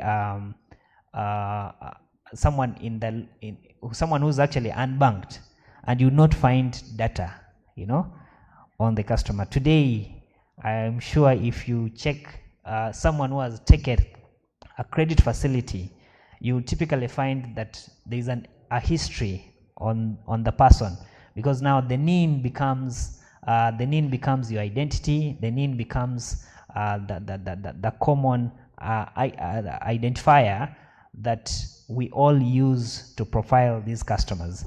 Now, of course, the journey has started. The element of sharing data has started. Of course, the contention as well is in between, that you would provide the data to the CRB free of charge, but they would charge you back to read the data. So I think we are moving there towards harmonizing or dropping the rates at least, because if a commercial bank is going to read a credit report, for example, the facility would be substantial, as compared to a fintech that is going to read a credit report for a customer who is going to take 10,000 or 15,000 or 30,000. If I am going, the cost must be met by someone. and a customer cannot be able to meet the cost of, let's say, for example, 8,000 or 4,000 shillings for a credit facility of 10,000 shillings, you know. So I'm thinking the trend where we're actually going is a space whereby we will see that the CRBs as well will drop down their rates to cater for micros, you know. Catering for micros is important, and because the same partners who are providing the data, once they've done the lending, when they need the report, you know, even if you add the fee to the credit facility, it does not become too expensive, you know, because expensive credit also contributes to defaulting generally, you know. It contributes to defaulting and also contributes to the uptake or the slow uptake of these credit products. So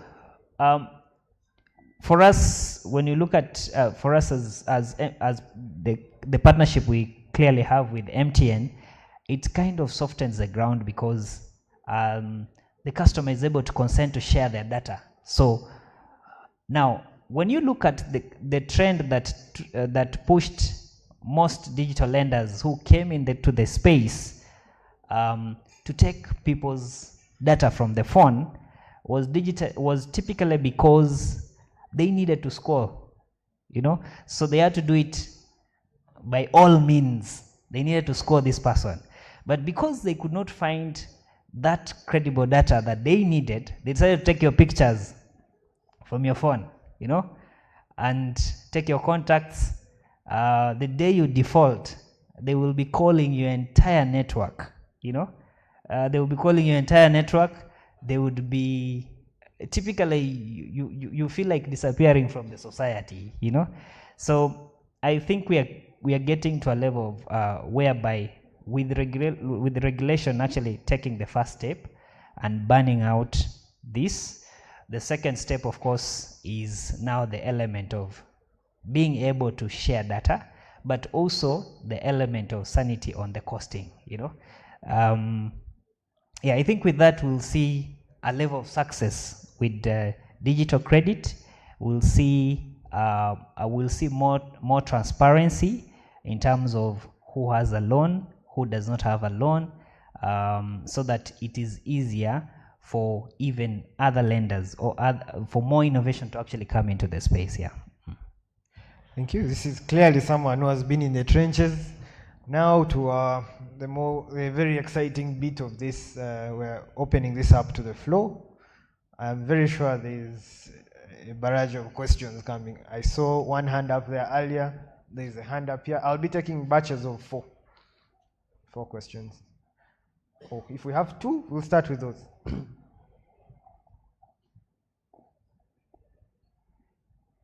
And you mentioned to whom it's directed. Thank you, moderator. I must say this has been an insightful discussion. Learning at the success that MTN has registered in enabling digital lending in Uganda. I have two questions. One is directed to the lady from NCBA. Jackson Njaba now is my name. I serve at Transformative Payments Technologies. I handle business and sales engagements. So despite consistent loan repayments for Mcash, it is really very evident that it's very hard to grow a bigger loan limit when you're using Mcash. So I just wanted to know which strategies that you're exploring to be able to make eligible users grow their loan limits so fast, because you realize that your limit can take like 3 years for you to be able to achieve maybe 500,000. So perhaps maybe you have to give clarity on that. Then another question is directed to the gentleman from MTN. We appreciate the great strides that you've put into enabling digital lending. And in your discussion, you've said that you've partnered with different banks, making it to a count of 14 banks.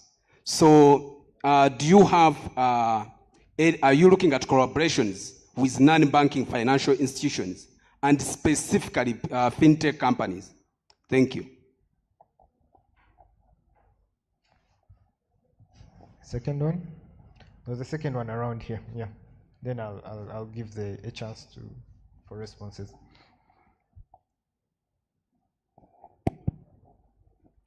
Thank you so much, Mr. Moderator and your panelists. They have actually come up with very insightful recommendations and comments, and you see they are speaking with a lot of knowledge. I'd like to comment on what the CEO from Clinic Pesa mentioned, that maybe the CRB should be able to reduce on the cost of the report for any customer in the fintech sector. At Uganda Microfinance Regulatory Authority, we are in the pilot of credit information sharing for the Tier 4 sector. And what we have advocated from the CRBs is that as this information is centralized and collected from the regulator, all CRBs will be able to pick it up. But the cost of acquiring this report by that last mile customer, for example, a fintech, it shouldn't go beyond maybe 1,000 shilling. I know some CRBs who are charging 500 shilling for that report. So I believe if you have like good negotiations from the CRBs, the report of 8,000, it should be for someone who is taking out more than maybe $1 million, but at 10,000 shilling as a loan, they can even reduce from 500 shilling and below, depending on the volume of transactions from the fintech. So one of the initiatives that we have come up with is to see that we need to de-risk that last mile customer. You mentioned that some of the online lenders, they resorted to accessing my phone gallery. One time I was put on a WhatsApp, they put someone's national ID, they were demanding 100,000.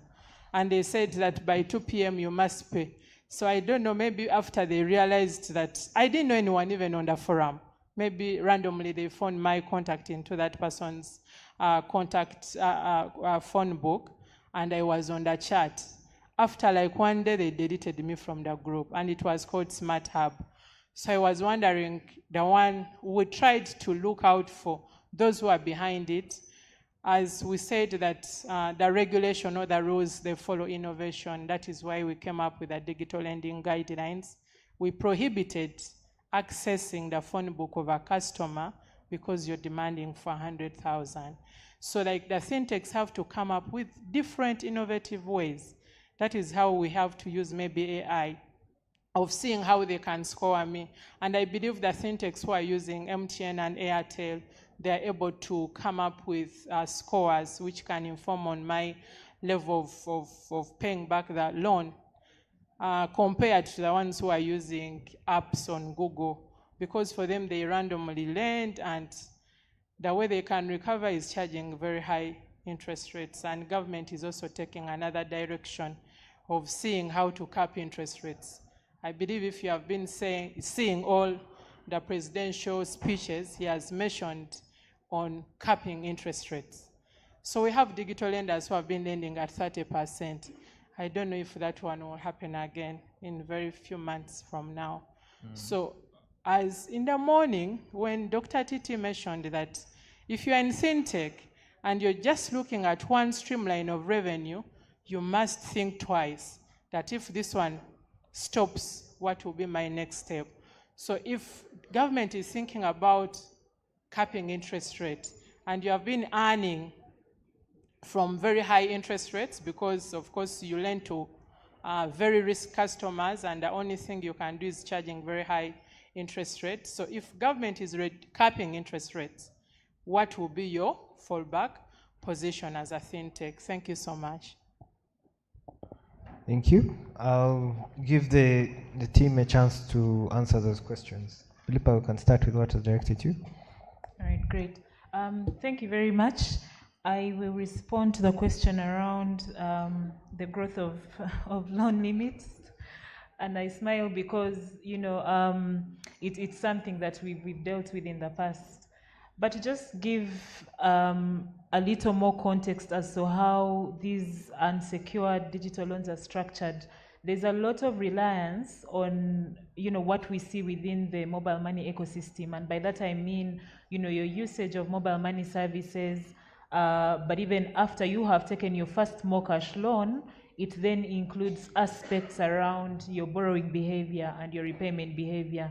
Now, when we say usage of mobile money, very quickly, I think for many of us, then our minds rush to, think about, but I receive so much money through my mobile money wallet. And how is it that my limit then does not grow in tandem with the money that I receive? But we have previously then had a model, and this is how we've been then able to manage the credit risk that is associated with this kind of lending.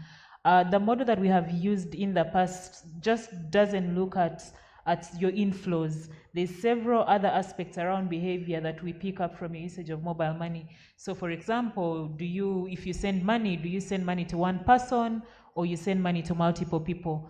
There are new use cases that have been introduced in the recent past. MomoPay, for example, the merchant service that MTN has introduced. Do you use MomoPay? What does that say about your profile as a customer, and how does that then translate to the risk classification that would be assigned to you? So there's so much that goes into that discussion. But again, I think just to give you comfort, we are also then just undergoing a process where we're revising the way we review the growth of those limits, and that is coming from the changes that we've seen in customer profiles, and they've changed over time. And I think as we go on, you'll then see that there's some positive change that will begin to happen. Okay, Simon, over to you. Okay. So as I mentioned earlier, that MTN is a regulated entity, both by UCC and Bank of Uganda. So the entities that we partner with, first of all, have to have a license. So either a license from UMRA or a license from Bank of Uganda. I can mention and say that we are open to partnerships, not only with banks. As you can see, Chris here from Clinic Pesa is not a bank. Okay, there was a gentleman in the previous panel from Zeno. Zeno is not a bank, and we have all other entities. I talked about Jumo as well. So they are not banks. So we are open, but on one condition, that one is that you should have a valid license to offer the services that you want to offer, be it insurance, payments, loans, credit, savings. Secondly, there are other criteria that we look for in the entity. Do you have the required insurance to offer that service? Do you have the facilities, technology? Do you have enough support resources? Because as MTN, we are a 24-hour entity. Most of our customers, if our customer fails to pay umeme at 3 a.m., they will call. Okay. So are you able to then support the customer at 3 a.m.? Do you have enough resources? Do you have a backup site? How are your financials? Okay. You mentioned, George, earlier that people thought Mocash is an MTN product, yet there's a bank. You get. So when you come and partner with MTN, the customers will look at that product as an MTN product. So it's critical that we vet the companies that we have partnership with, but we are open to any fintech that is licensed, not only banks. Thank you very much. Any last comments from the audience? Any hand? Great. Oh, there's one back at the back over there. Thank you very much. I have two comments. The subject of digital lending is very, very interesting. My name is Ronald Kajimu from Centenary Bank. I want to share one observation. The good thing, I think it has been mentioned here, about how some providers go into our phones and do all that kind of stuff. But there's something I did not hear being addressed. How I get a digital loan and you tell me that the due date is 7th September and you start demanding on the 6th. That is something that is not very clear. Then two, I want to share an experience. I got a digital loan from one of the providers and I defaulted. Guess what the provider did? I was expecting harassment or being called off the hook. They kept sending me messages. Your loan is due. If you're not able to pay, you can pay in bits. They even gave me a payment plan. I was amazed. I was like, wow. And eventually, of course, I paid. Since I'm in a financial institution, you have to pay because eventually it catches up with you. I eventually paid, but I kept asking myself, if I had not paid, what would that institution, what would be the fallback position? Because most of these loans are definitely unsecured. So these guys were very good to me, which I upload, but in case I had not paid, what would have happened? I don't want to defend these other guys who squeeze us so much, because of course the nature is that the loans are unsecured and highly risky. But what happens if we are not able to pay that money that has been advanced to us on the phone? And I'm talking about players who don't have control of our wallets. MTN and Airtel have control of our wallets, so anytime they can recover. But what about a third party? If I don't pay them, what happens? Thank you so much. I think, okay, so when we look at the element of someone defaulting, normally as you operate, you're supposed to typically, when you're taking the risk, first of all, I think there's a reason as to why also the limits don't grow as fast as the customer would actually expect, because we've seen trends whereby someone would actually train your model, you know, a customer would train your model, you know, so they would look at they would look into the insights of what exactly do you take into consideration to grow the limit. So and someone would actually play the part, take the loan and not pay back, you know.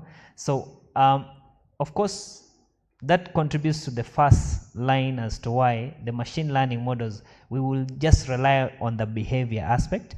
And then the second aspect of when someone does not pay and you've taken the risk, in your books, you're supposed to have provisioned, you know.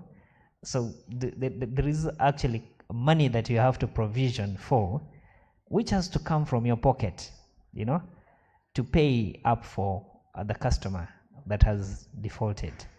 So that's why if a credit is, if a facility has been given to you and you've not paid in due time, the lender will continuously create a favorable environment for you so that you can actually pay back. Because if you don't pay back, then they will pay it on your behalf. So that's the reason as to why they will be nice to you, walk through the journey, you know, create repayment plans for you. Because when you repay, that's and let's say for example they had written it off and paid with their own capital at the write-off point, then what is typically going to happen is that when you eventually pay a loan that was written off, it's a new revenue stream for the, you know, for the player. So that's why we'll see trends whereby the players who are lending will choose to create a very favorable environment for you as a customer so that you're able to pay back at the end of the day. you know, it doesn't matter the period.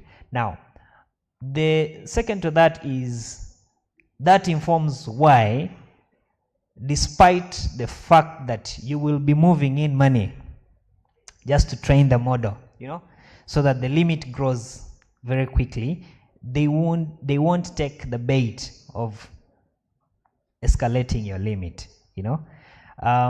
So different, I would say, different providers who do not have access to your wallet will create different mechanisms to ensure that the facility they've offered to the customer is eventually recovered. Yeah. Thank you. And I think I really like that question and how you segregated it between those that have control over wallets and those that don't have. Now, for those of you who have control over our wallets, without divulging too much details, as a country, are we misbehaving when you compare with your other markets, or are we really impressive people in terms of repayment and default vis-a-vis? Okay, as I mentioned that we are working with institutions that are regulated, so there are minimum standard operating procedures. The reason as to why our partners leverage on data is to determine someone's ability to pay. So what we've seen is that in Uganda, actually we had a partner from Nigeria who started giving out loans to Ugandan, and one thing he really appreciated, and he mentioned that the trends in Zambia and Nigeria, you have to remind someone to pay. Now when it comes to Uganda, our customers know when they are supposed to pay, and more than 90% of them, which is very surprising, actually pay back before the due date. That's why the gentleman mentioned that I'm supposed to pay on 7th, by 6th you're sending a reminder. So some customers are a bit agitated by the fact that reminders go out a day before, because they know when they are supposed to pay. So the rates of default, yet they are there, but they are not so significant. I hope I'm doing justice, Philippa. No, I think yeah, we really hope she doesn't cancel you, but I'm already feeling positive about being in Uganda. Yeah, no, I mean, it's similar trends that we've seen. So the business we operate, we are operating in 5 markets, in Kenya, in Tanzania, in Rwanda, in Ivory Coast, and we're then opening up to go to Ghana. And what we're seeing then is that, you know, we are doing well. The Uganda market is doing well. The East Africa region really is doing well. Kenya is performing way better, but I think part of the learnings we've seen then is there's been a bit of movement in, you know, converting the population from cash to M-Pesa, to mobile. And that really then helps. So because this M-Pesa account is like the thing that allows them to transact and to live and to be, there's a lot more repayments that come through in the Kenyan market than we're seeing here. But otherwise, and I think the biggest impact we saw was during the COVID period, and that was like a standalone incident really.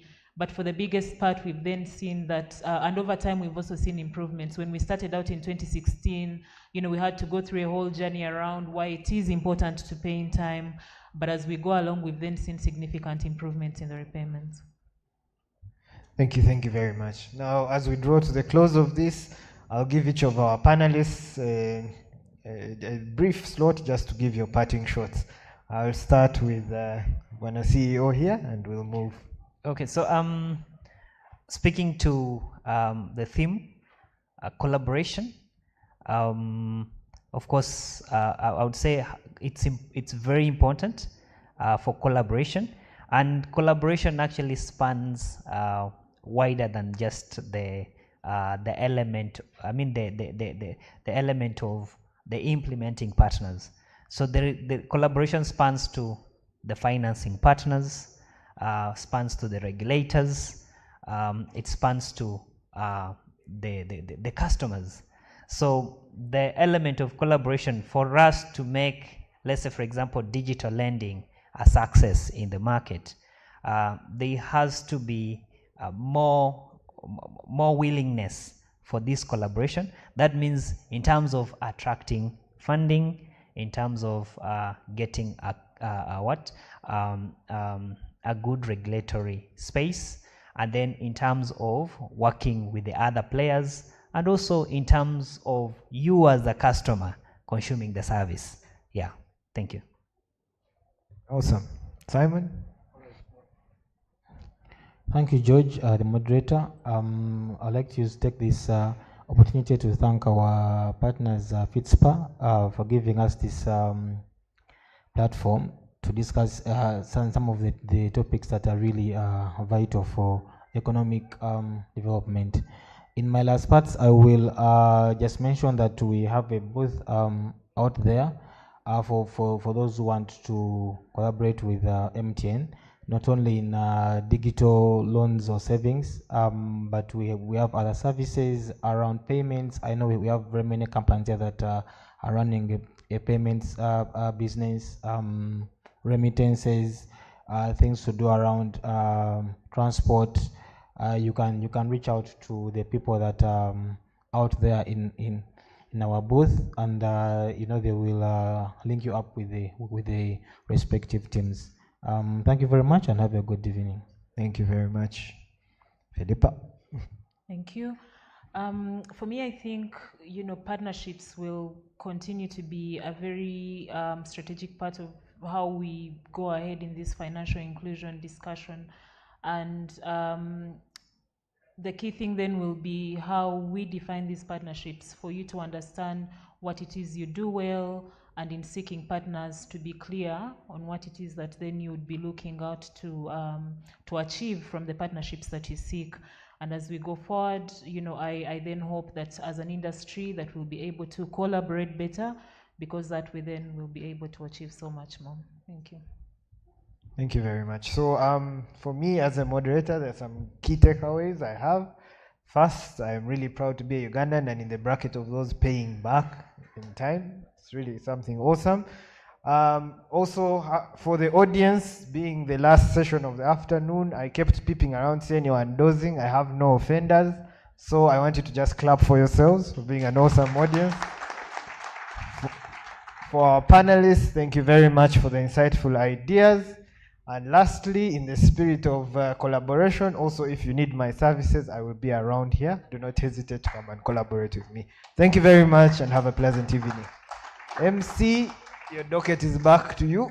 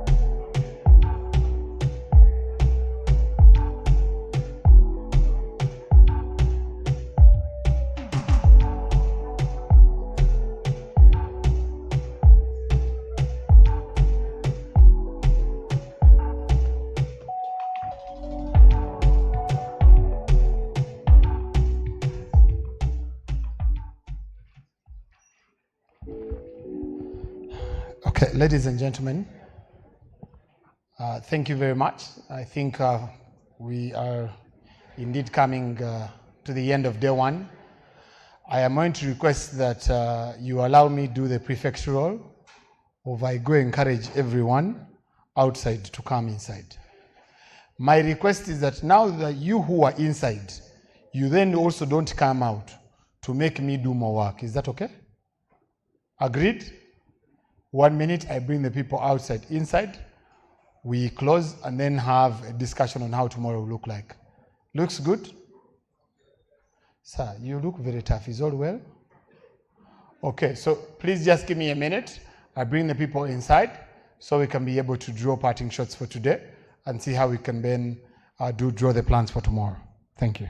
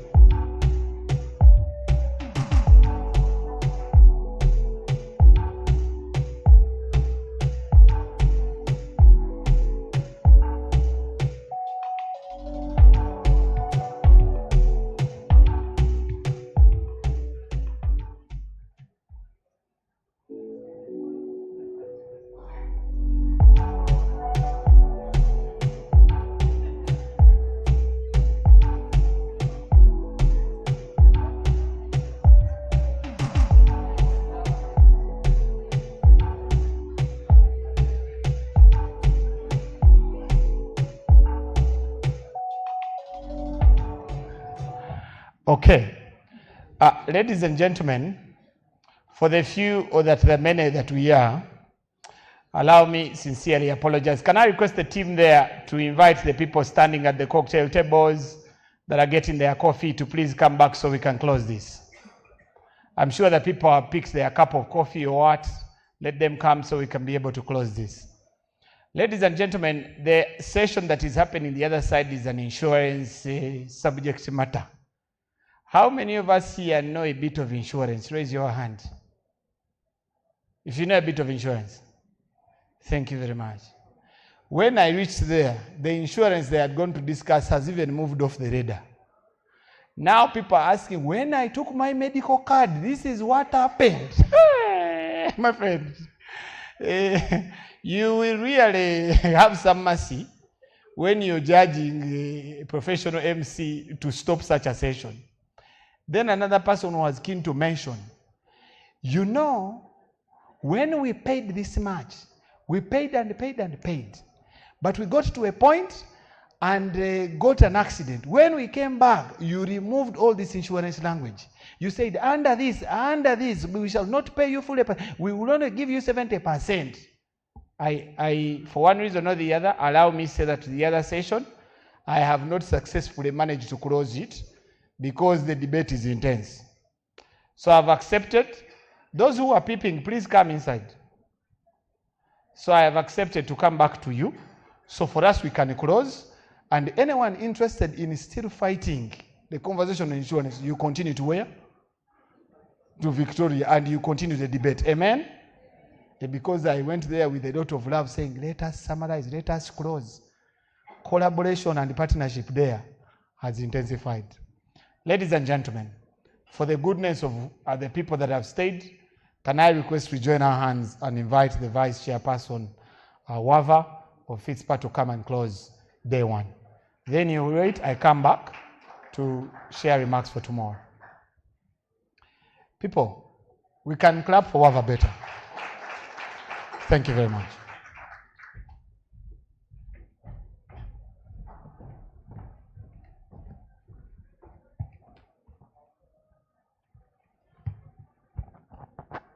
Thank you, Ibra. Thank you, everyone. Again, it's unfortunate that we are less than a half in the room, so hopefully the ones online and everybody else will catch up with us. But I just wanted to say thank you on behalf of the chair and the board and our secretariat for having this very wonderful first day. I know it started out with a lot of rain and most of you were able to make it, and we've been actually on time, and we lost a few minutes before lunch, but I feel like we caught up during the day. And as I close up, I wanted to first of all thank our sponsors, our partners, and also our members who are here for all the wonderful work that has been done, especially to our main partners, ABI and the Melinda Gates Foundation, also our diamond sponsors, Momo and UNCDF, who have helped us to put this organization together, this conference.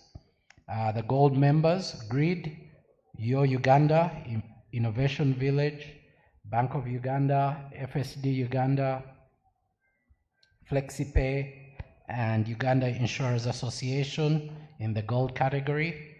Then also in the silver category, we have InterSwitch and Standard Chartered. In the bronze, Samba, Centenary, and Sanyu FM. But most importantly, for our main speakers today and the panel sessions that have happened, we want to thank Dev, who gave us a very, very insightful insights in collaboration and the vision of collaborating and leveraging partnership in collaborations to drive innovation in Uganda. He spoke about what the future looks like especially the tokens, the payments, decentralization, and everything else that surrounds us. So we are very thankful for Dave, so thank you for that. Also, I wanted to thank Dr. Twine, who was very open in his discussion as a regulator with our moderator, Frank. They were able to discuss unlocking the power of collaboration and some of the key insights the regulators are looking about in terms of collaborating with us. So we are very thankful for them. Also, the partnership with Standard Chartered, Rosaline was able to talk with, I think it was the Melinda Gates Foundation and ABI, the board chair Felix, for their insights into the ecosystem that they're driving. These are one of our main sponsors, and the work that you see that Fitspa does throughout the year, collaboration through our secretariat, a lot of this has been discussed.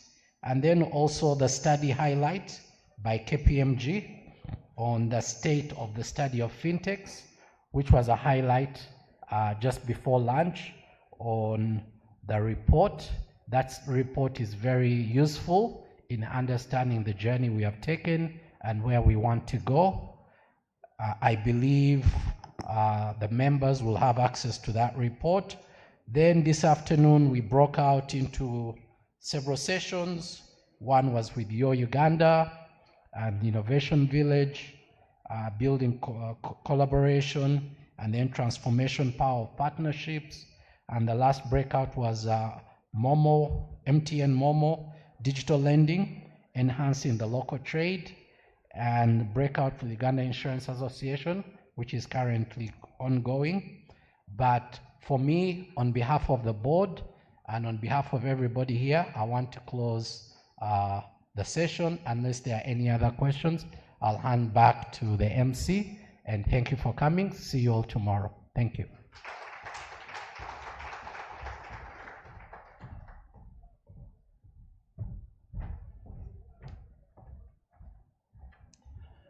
In one way or the other, one can also argue that the fact that the insurance discussion is still going on is a success point for Fitspa, because it means that you have brought the right people to have a discussion of common interest.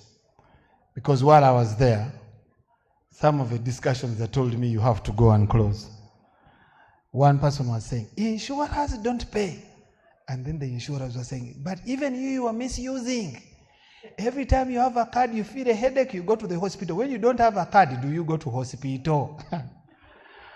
I said to myself, let's go and drink tea and close for us, and then the rest of us. Ladies and gentlemen, can I request we give ourselves a big round of applause for staying and doing this? Very, very grateful to all of you. I am going to request that tomorrow, let us find a way to be here by 8. Look at your neighbor and tell them, don't be the reason we don't start at 8. Look at your neighbor and tell them, don't be the reason. Because today, you can't imagine, today, our keynote was here by 7:30. Now, many of you, by 9, you are walking in here, and the first line you are hearing from, you know the rain has disorganized. Ladies and gentlemen, our program starts tomorrow at 8, a CEO and Founders Chat with David. And so it's very, very important. We're going to be talking about the future of business in emerging markets. So please be here so that we can be able to start on time and we are able to finish on time. I want to finally say that please return with your wristbands. I'm sure that many of you have received them. Please do not forget them, because once you forget them, be sure that you have fasted. No break tea, no lunch. Have yourselves a good evening.